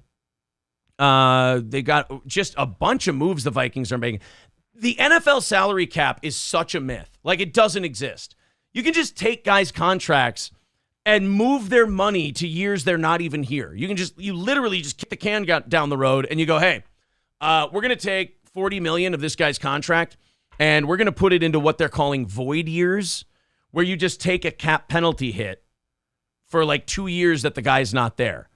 Oh, so you pay that guy that season? No. We pay him now. Like, he gets all his money, but the money we're actually paying him doesn't count towards the cap for another couple of years. Right. It's just the amount of cap voodoo they let you get away with is remarkable. So, Corey, I was just saying, Kirk Cousins looks like he's heading for his last season in Minnesota. So you can hold on. I got a sound drop for that. You can be very happy about that. Look.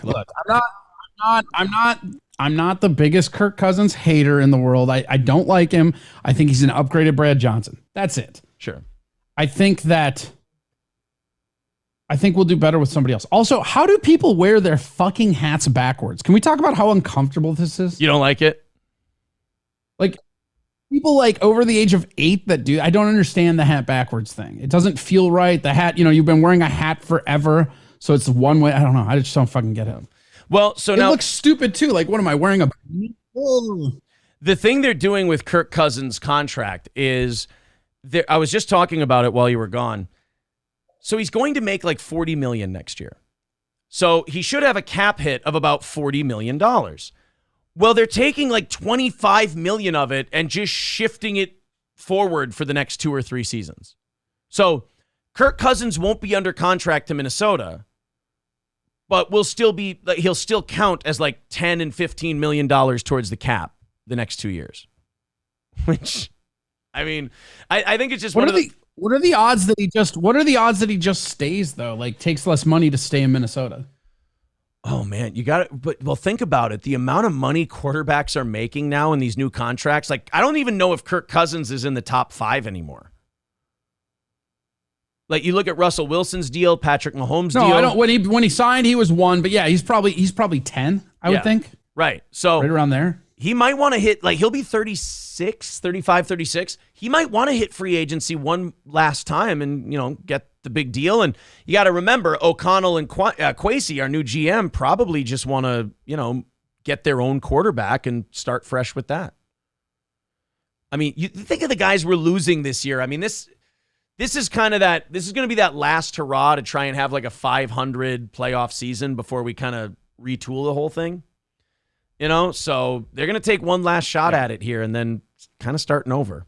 It's the proverbial end of an era. Again, and this was my big bitch before, right?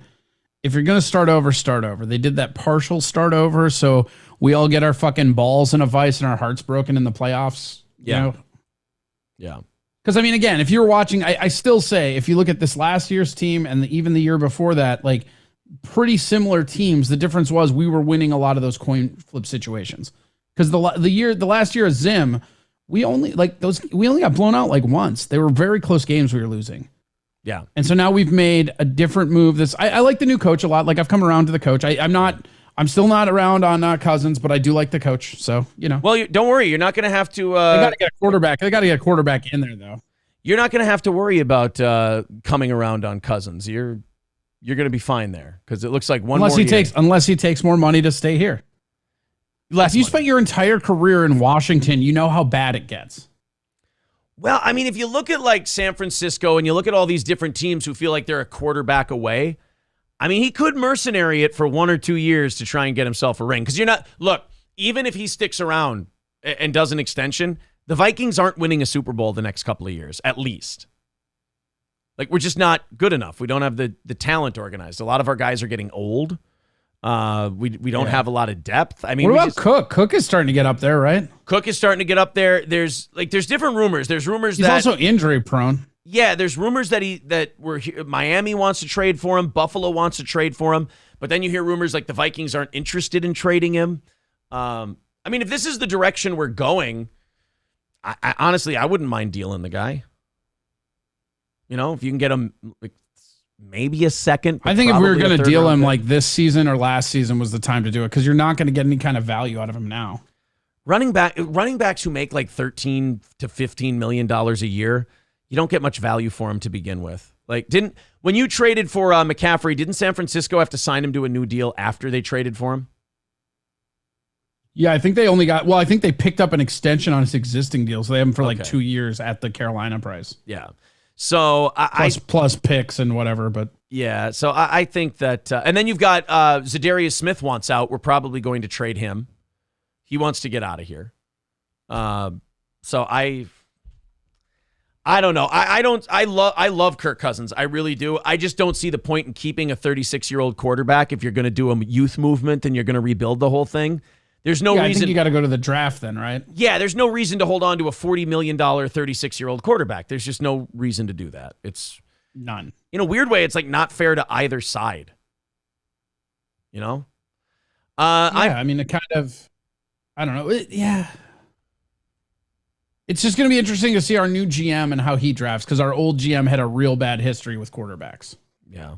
I mean, so far, the thing that our GM did was trade for an awesome tight end. So I don't know. That was a really good deal. Fuck yeah, it was. I'd make that deal again and again and again. Holy shit. Browns did that with Watson's salary. They're saying they made a lot of void years. Yeah, that's how they can pay these guys $40-50 million a year and still make it work. Is they're just like, 3 years after they're gone, we'll still make like $12-13 million payments.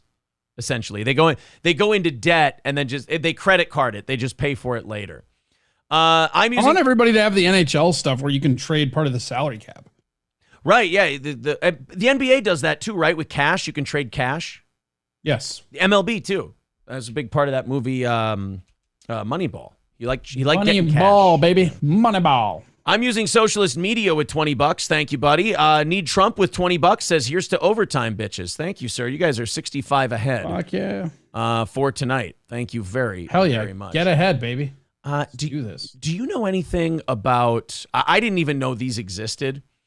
You can't say the word on YouTube, but R-racks for dogs. R-racks? R-racks, like rhymes with grape. We'll call them grape racks. Oh Jesus! That is not the R word I thought you were saying. Yeah, retard racks. Yeah, I was like, we can't say retard on YouTube. I feel like a bunch of retards say it all the time. You put a bunch of dogs in there, sure. No, grape racks for dogs. I didn't even know these things existed. So apparently there's this device that if you breed dogs, you put a female dog in and it's like a half collar thing, and you put her neck in there and you strap them in so they can get fucked by the male dog. Yes. That's something I never needed to know. Yeah, it's in existence. Well, not anymore. Walmart was selling them. PETA lobbied against it. They picketed, they protested, they did the whole virtual strike thing. Walmart has now agreed that they're not going to sell the devices any longer, which I can't imagine this is a big loss for Walmart. I don't think they were pulling in a lot of money on the doggy fuck Yeah, racks. You don't think they were making a lot of dog money? No, I don't think they were making a lot of doggy fuck rack money at Walmart. The largest retailer in Doggy fuck rack was my nickname in college. Oh, well, wow. That's to earn that at such a young age. It's like becoming an Eagle Scout. I was in college at age 9. Wow. I didn't know you were Asian. A lot of people don't. The largest retailer in the world was the only big box retail chain to sell these devices, which are popular with controversial puppy mills. Well, yeah, that makes perfect sense. Like, you're a puppy mill, you can't wait until the dogs are in the mood. You just got to tie up a female dog and let a male one fuck her. I mean, you can't, look, there's no half measures at a puppy mill. You can't be a place that just cranks out. There's no half measures at a puppy mill. I want that on a shirt. There's no half measures at a puppy mill. If you're going to crank out dogs one after the other and sell them for big money, you can't all of a sudden get squeamish when it comes to, holding a female down and having her bred. I mean, you're a puppy mill, for God's sake. What? You're already a kind of a dog shit, no pun intended, organization. But I mean, Jesus. I don't know. Those racks sound like a different level. It's funny because you always hear puppy mill, but you don't really think about, or at least I don't really think about what all goes into that, Oh, yeah, here it is. I'll put a picture up. This is the doggy rack. Good. Oh, good. I can't wait for this. So there's one for the neck and one for the hip region, I suppose, so the female dog doesn't snap its neck in half trying to flail away from the cock. And it just holds them in place. Is there a foot thing? No, it doesn't look like there's a foot thing. So it's like a non-swinging sex swing for dogs? Yeah. And the female just has to stare forward and think of something happy while the male dog, does the puppy mill business, so to speak. Jeez. Wow. So Walmart's not, I don't think this is a big detriment to the puppy mill industry, because if you're a resourceful business, you could make one of those yourself. You can make your own homemade puppy grape rack in a heartbeat, Just find the guy at the puppy mill who's good with tools. He'll whip it up for you in no time. He'll have a nice, shiny, brand new one. Now watch. All that Pete is causing is a run on these products. So they're Walmart's going to have a 25% off clearance sale on all the puppy fuck racks. They're just going to clean up because people know there's not going to be any more. Scarcity creates demand, I just like how you're can't say the one R, but you can say doggy fuck racks. Right. There's always a workaround in this business. Yeah. And in this case, fuck rack works pretty doggy good. Fuck rack. Doggy fuck rap. Rack. Fuck rap? Rap? Yeah, fuck rap. You're gonna eat that? You gonna eat that dog afterwards? A doggy fuck rap, the newest item. Good. A good old doggy fuck rap. Red Fox Mad with 199 says the Vikings should get Aaron Rodgers as a quarterback. No, shut the fuck up. No, Can I ban him? No, well, no, actually, technically we can't. Yeah. Or no, was that just Dave? No, I think it's I think that's a thing I got to look up. Pretty sure. At any rate, Walmart's not going to sell those anymore, so I'm sorry to any one of our audience members who might be a little disappointed in the fact that they're not going to get to buy those for their animals. Wheat Diff says Aaron has one in the bedroom. Not true. Not true. Yeah, he has 3. Yeah, I have multiple. What if one breaks? You Yeah. got to be responsible. You want the different angles, too. Yeah, what am I, a prude? Kyle W. says April is currently ordering one for Aaron and a strap-on. Oh, well, that went from encouraging to frightening in a record time. God. Gross. Triple N says, I thought Rodgers was going to the Jets. Yeah. Yeah, but you know how these old Packer quarterbacks work. Jets, Minnesota. Yeah. Jets, Minnesota. Jets, Minnesota. They go to the Jets first. Here's where you have to start worrying if you're Minnesota. If he goes to the Jets, gets off to a great start, and then injures his shoulder. If that happens, that's history repeating itself. That's going to be bad. We have... Really bad. Yeah, I don't know. As far as our next quarterback, I have a sneaking suspicion that they're going to draft him this year. I think that this is starting to look like our first-round pick might be a quarterback pick. What are the quarterbacks that are even in the draft? I haven't even looked. I've been too busy watching XFL. How's your? I think your team lost its first game of the year last week, didn't it? No, they won this week. They lost last week. Lost last week. Okay. Yep. But they sold out. The bottom deck had to open up the upper deck, and they had 38,000 people at the game. Real? Holy shit! Yeah, they almost sold out the entire stadium. They They had to actually start selling upper deck tickets. I mean, I've been seeing like numbers in the 12,000s for some stadiums. It's the number one. It's the number one attendance in XFL history. Jesus. It's like only like 200 away from something they did last. Like last time, they almost broke the record too. Here's what you've got. Your option for quarterbacks: Bryce Young from Alabama, C.J. Stroud from Ohio State, Will Levis from Kentucky. I'm sorry, Will Levis from Kentucky. I've heard a lot of people say they like him, and I'm not. I've heard of Bryce Young and I've heard of Levis. I've not heard of that guy in the middle. C.J. Stroud, Ohio State, but like. I'm not going to pretend. I hate it when people like hear something on like sports talk radio or they read like one tweet or one article and they're like, oh, I know everything about these fucking guys. I can tell you I've heard of all these three guys. I have seen Bryce Young play. He looks very, very good.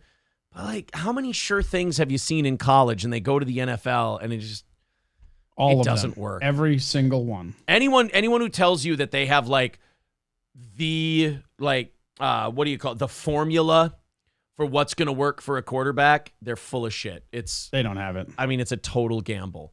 Average overall rank. So we're the 26th pick or something like that. Did we trade away our first pick or we have our first? Our second. I think we traded away our second for TJ Hawkinson. For Hawkinson, right? Yeah. Will Levis is predicted to go around 23rd. So we could maybe trade up to grab him. 6'4", 229, that's a big boy for a quarterback. That's kind of a prototypical kind of thing. Anthony Richardson is slated to go 30th overall from Florida. He's 6'4", 240. Oh, God, look at it. Dude, this guy's a monster. Anthony Richardson, 6'4", 244, runs a 4.4 340.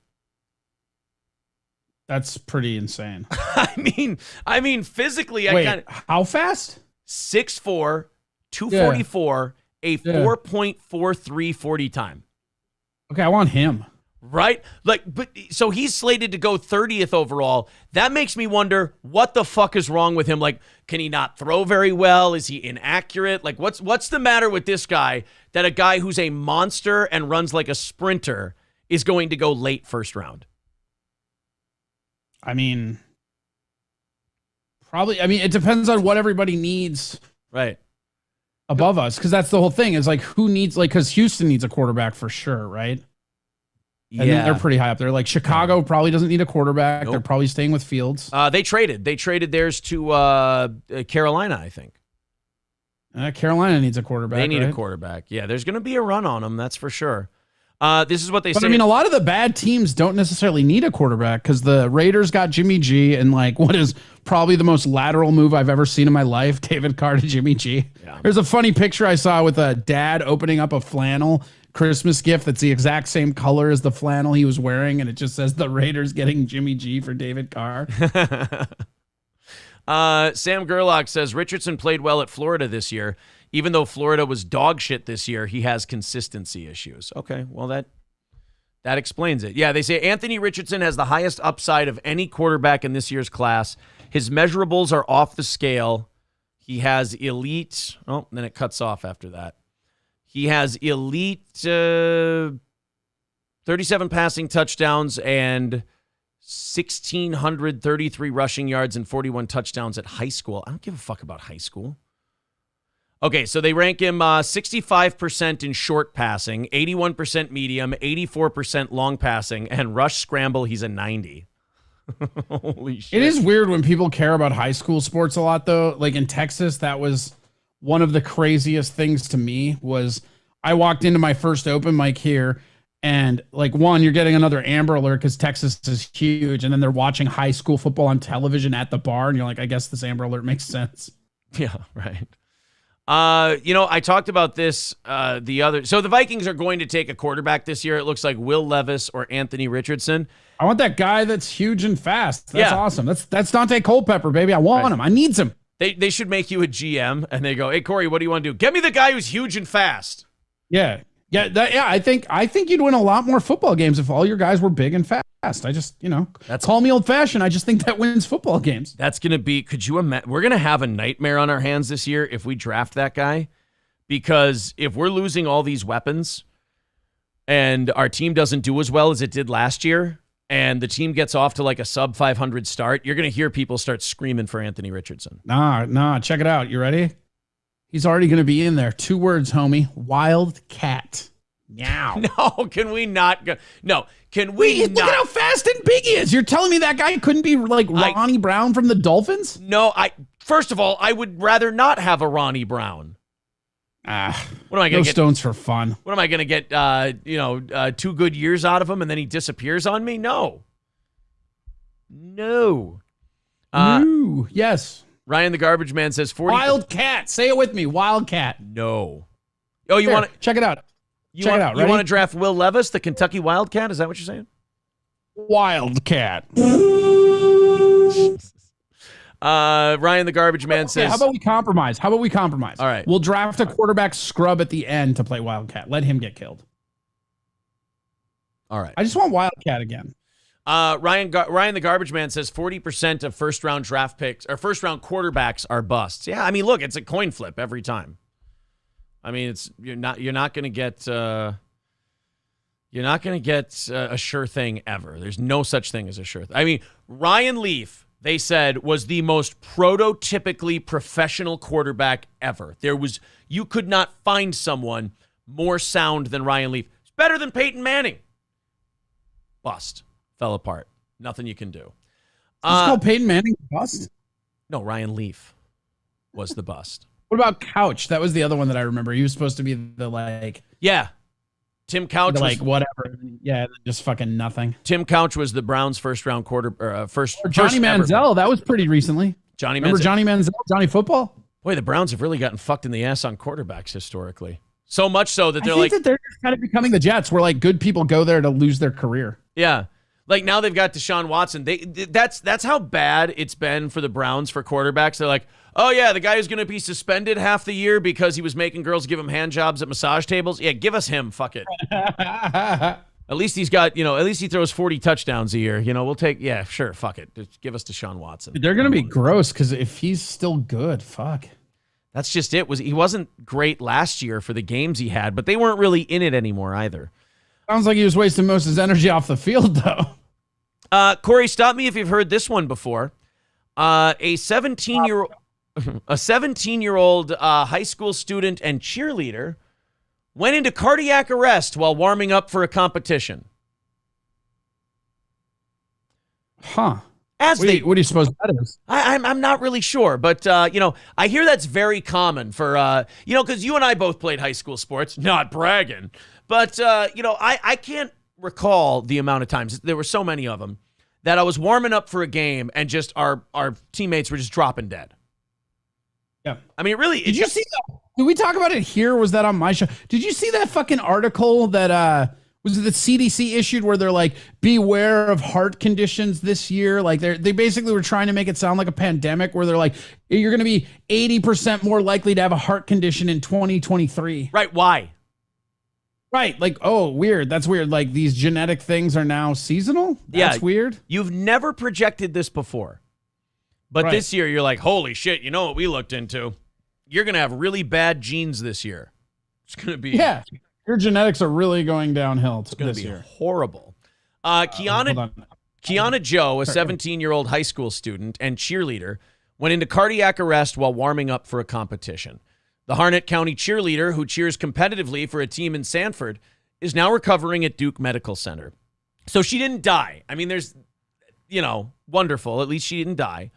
They had just gotten finished with the very first stunt. At that point of the stunt, they came down to where the girls are holding her in a seated position. And when she got to that position, she was unresponsive. You know what? I think it was probably another gymnast probably hit her right in the chest with the crown of her head. And it was that impact that just caused her to, fly back. Here it is. Are you ready? And this is 3 different papers. One is a Japanese study, right? I'm just going to read the headline. We don't have to go over it, right? Yeah. Ozone pollution linked to increase in heart disease, studies say. Oh, so it's pollution and the environment. Yeah, that's what's going to clean cause. the environment up. Otherwise, we all get fucking heart attacks. Wait a minute. So 17-year-olds dropping dead, they're going to throw that on climate change also? The ozone pollution apparently, according to these cardiologists, warn that people in their 20s and 30s are more susceptible to heart disease than they ever have been now. Jesus. So I bet you feel pretty silly trying to insinuate anything. You know what? You're right. Not that I was trying to insinuate anything, but if I was, boy, do I feel dumb. I didn't realize it was aerosol cans that were causing this heart attack. Yeah, I would have huffed less of them had I known. Yeah, I'm really sorry. I just killed a high school kid. What the fuck? They had just gotten finished with the very first stunt. At that point of the stunt, they came down. She was unresponsive. They did 2 sets of compressions and breaths. They had looked over their left side, finally saw that the AED machine, the defibrillator, had arrived. You shouldn't have to be using defibrillators on perfectly fine 17-year-old athletes. No, the ozone, dude. The ozone's bad. Oh, I forgot. Yeah, the ozone's in... What is it? Did you read in the paper that the ozone's in retrograde this year? So we're going to have... retrograde. Yep, it's ozone rising. Okay, so if the ozone's in retrograde, we're going to get more heart conditions. Good. Yep. After 2 sets of chest compressions and breaths, Andrea Joe realized the AED had been brought over. She put the paddles on her daughter. The machine told her an electric shock was needed. She administered the shock and continued CPR until the medics arrived. They confirmed the 17-year-old had suffered a heart attack. Happens all the time for 17-year-old gymnasts. They're always collapsing from heart attacks. That's totally a teenager thing to do. She remains in the hospital getting treatment, but her mother is thankful that she's alive. Nothing to, but again, nothing to see here. Nothing to see here. Nothing to see here. Nothing to see here. It's no, it's AutoZone. Or no, somebody said AutoZone in the chat, so I said AutoZone. Fuck, Mr. Approachable, you got me. You're just reading it off. You're like, yeah. Myocarditis, Brazier, fucking lemmings, just anything you see. Mr. Ozone Rising. You have no idea, like how many times that'll happen in a day that I'll read the chat and I'll fuck up because I'm saving. It's like I'm saving a comment in my head that I want to go back to, but I'm also trying to finish a thought, and I'll get part of the chat comment into the thought I'm wrapping up. Like it's AutoZone's fault we're having all these heart attacks in high school. You know why? Because all these kids, every time they go do a stunt in gymnastics, there's an oil can sitting there. And they get the oil can in their eye, and then it gets into their heart. All these fucking oil cans. Where are all these goddamn oil cans coming from all of a sudden? Where did all these oil pans come from? Son of a bitch. $20 from I'm Using Socialist Media. Thank you very much, buddy. You got to keep track of that because you're doing this $20 at a time. You got to keep track of where you are because you might be becoming a VIP pretty soon. It's hard for me to keep track of individual super chats, buddy. I don't want you to get cheated. Citizen M says nobody cares about environmentalism until they get lung cancer. That's right. Wow. Or heart disease. It's heart disease now. It's not lung cancer. Lung cancer would actually make sense. Or you in a weird way, right? Yeah, or you go to AutoZone and you get all fucked up. But I mean, like smoke, smog, all that shit fucking with your lungs, that's reasonable, but your heart? Yeah. It's the aerosol cans. Mr. Approachable, this was the comment I was trying to get to. The fucking AutoZone saw its shadow hole, so we have 6 more weeks of winter. I didn't say it was a good comment. I just said it fucked me up. $5. Dave, it's pissing me off. $5 from the Fire Ginger says, how many more deaths are going to happen because they're having sex and too scared to call anyone? A few more. Just a couple more. Real Dave 25 says, Ryback interview. Watch it and react. I've never been more upset that my block button isn't working. Tell me about it. That I can't get rid of Dave 25. And he wants us to watch his Ryback video. Like, look, Melton being a big fan of this program and like desperately trying to like ride our coattails. That's one thing. That's entertaining to me because that thing fell apart on him quick. But like Dave 25, that shit bothers me. Like the other stuff is all part of the internet. Wait, that gets to you? Yeah. That's so funny. I have more people watching my show now because of that. That's great. But Dave 25. Yeah, I suppose that's the fair part. Is like when Melton's going at you, it's like at least there's eyes on the product. When Dave is, it's just annoying. Not only that, but like Muttering Jay and there's subreddits and all this shit. They've kind of like discovered Melton for what he is, like a charisma vacuum and just a dog shit broadcaster, like a Red Bar victim. they've kind of discovered him and they've ratted him out. Like even Muttering Jay's like, dude, this guy's kind of very stuttering John S. How long ago, like, did you remember like him and Red Bar feud? Do you remember Years. Melton's rap song? Red Bar, but I was just fucked him thinking for about years. Pat's rap song. He used to have a rap song. Ew. Now I see why Red Bar went after him. But Slaughter. Yeah, but at Slaughter. any rate, that stuff doesn't bother me because that's just a guy being a big fan and he doesn't know how to tell me he loves me. Dave 25 is just like I don't know what it is about Dave, but he's always annoyed the shit out of me. I will admit that openly. Just the one guy like, hey, you need to watch my my Ryback interview and react to it. And I'm like, I can't. Like, I'm getting mad thinking about his Ryback interview. Because I'm just Pat's funny objectively. Like Dave's just fucking. Ugh, I hate Dave. Who do you hate more, Dave or Jake? Jake. I mean, Jake gave my address to the people who swatted us. So I hate Jake way more. But a lot of that was Dave's doing because he pointed him back at us. Yeah, but Dave didn't do that. So Jake way more than Dave. Dave, I'm having fun with the fact that he drives me nuts. You know, Dave's like hate him in like a tongue-in-cheek way, where it's not the same with yeah. Dave I hate, but I don't hate. You know, I show hate Dave. I don't like personally. Oh, not now. Yeah, I don't personally want bad things to happen to Dave 25. Yeah. So Citizen M says Muttering Jay said he wanted to bring the Steel Toe show down. Fuck him. They all did, and they failed. Muttering Jay at least came to me like a man and said, sorry, I got it wrong. I misjudged. You're out of the running. Whatever. At least he was honest, unlike the other two who took their beating and then went, no. So look, I'm a forgiving God. And when people bend the knee and they say, look, I got it wrong. You guys do a good show and you kick our ass in all these numbers. I say, I pat him on the head. I say, you're forgiven. But Muttering Jay did that. So I'm cool with him. I don't mind Muttering Jay. Dave 25 says, I am good with the Steel Toe show. No. You're not good. See, I think that's why he bothers me because like it's kind of like somebody like saying they're friends with you to strangers and you're like, no, that's bad for my reputation. I don't need someone like Dave telling people. I just hope my block button works on my YouTube. Yeah. Fingers crossed, right? That's going to do it for today, guys. Thank you very much. Corey, good luck to you, sir, with your new paycheck. Yeah, right. Nice job playing both sides there, fucking double agent. It's not double agent, capitalist. It's different. Double agent capitalist. There you go. And I want you to apologize to Sage before we leave.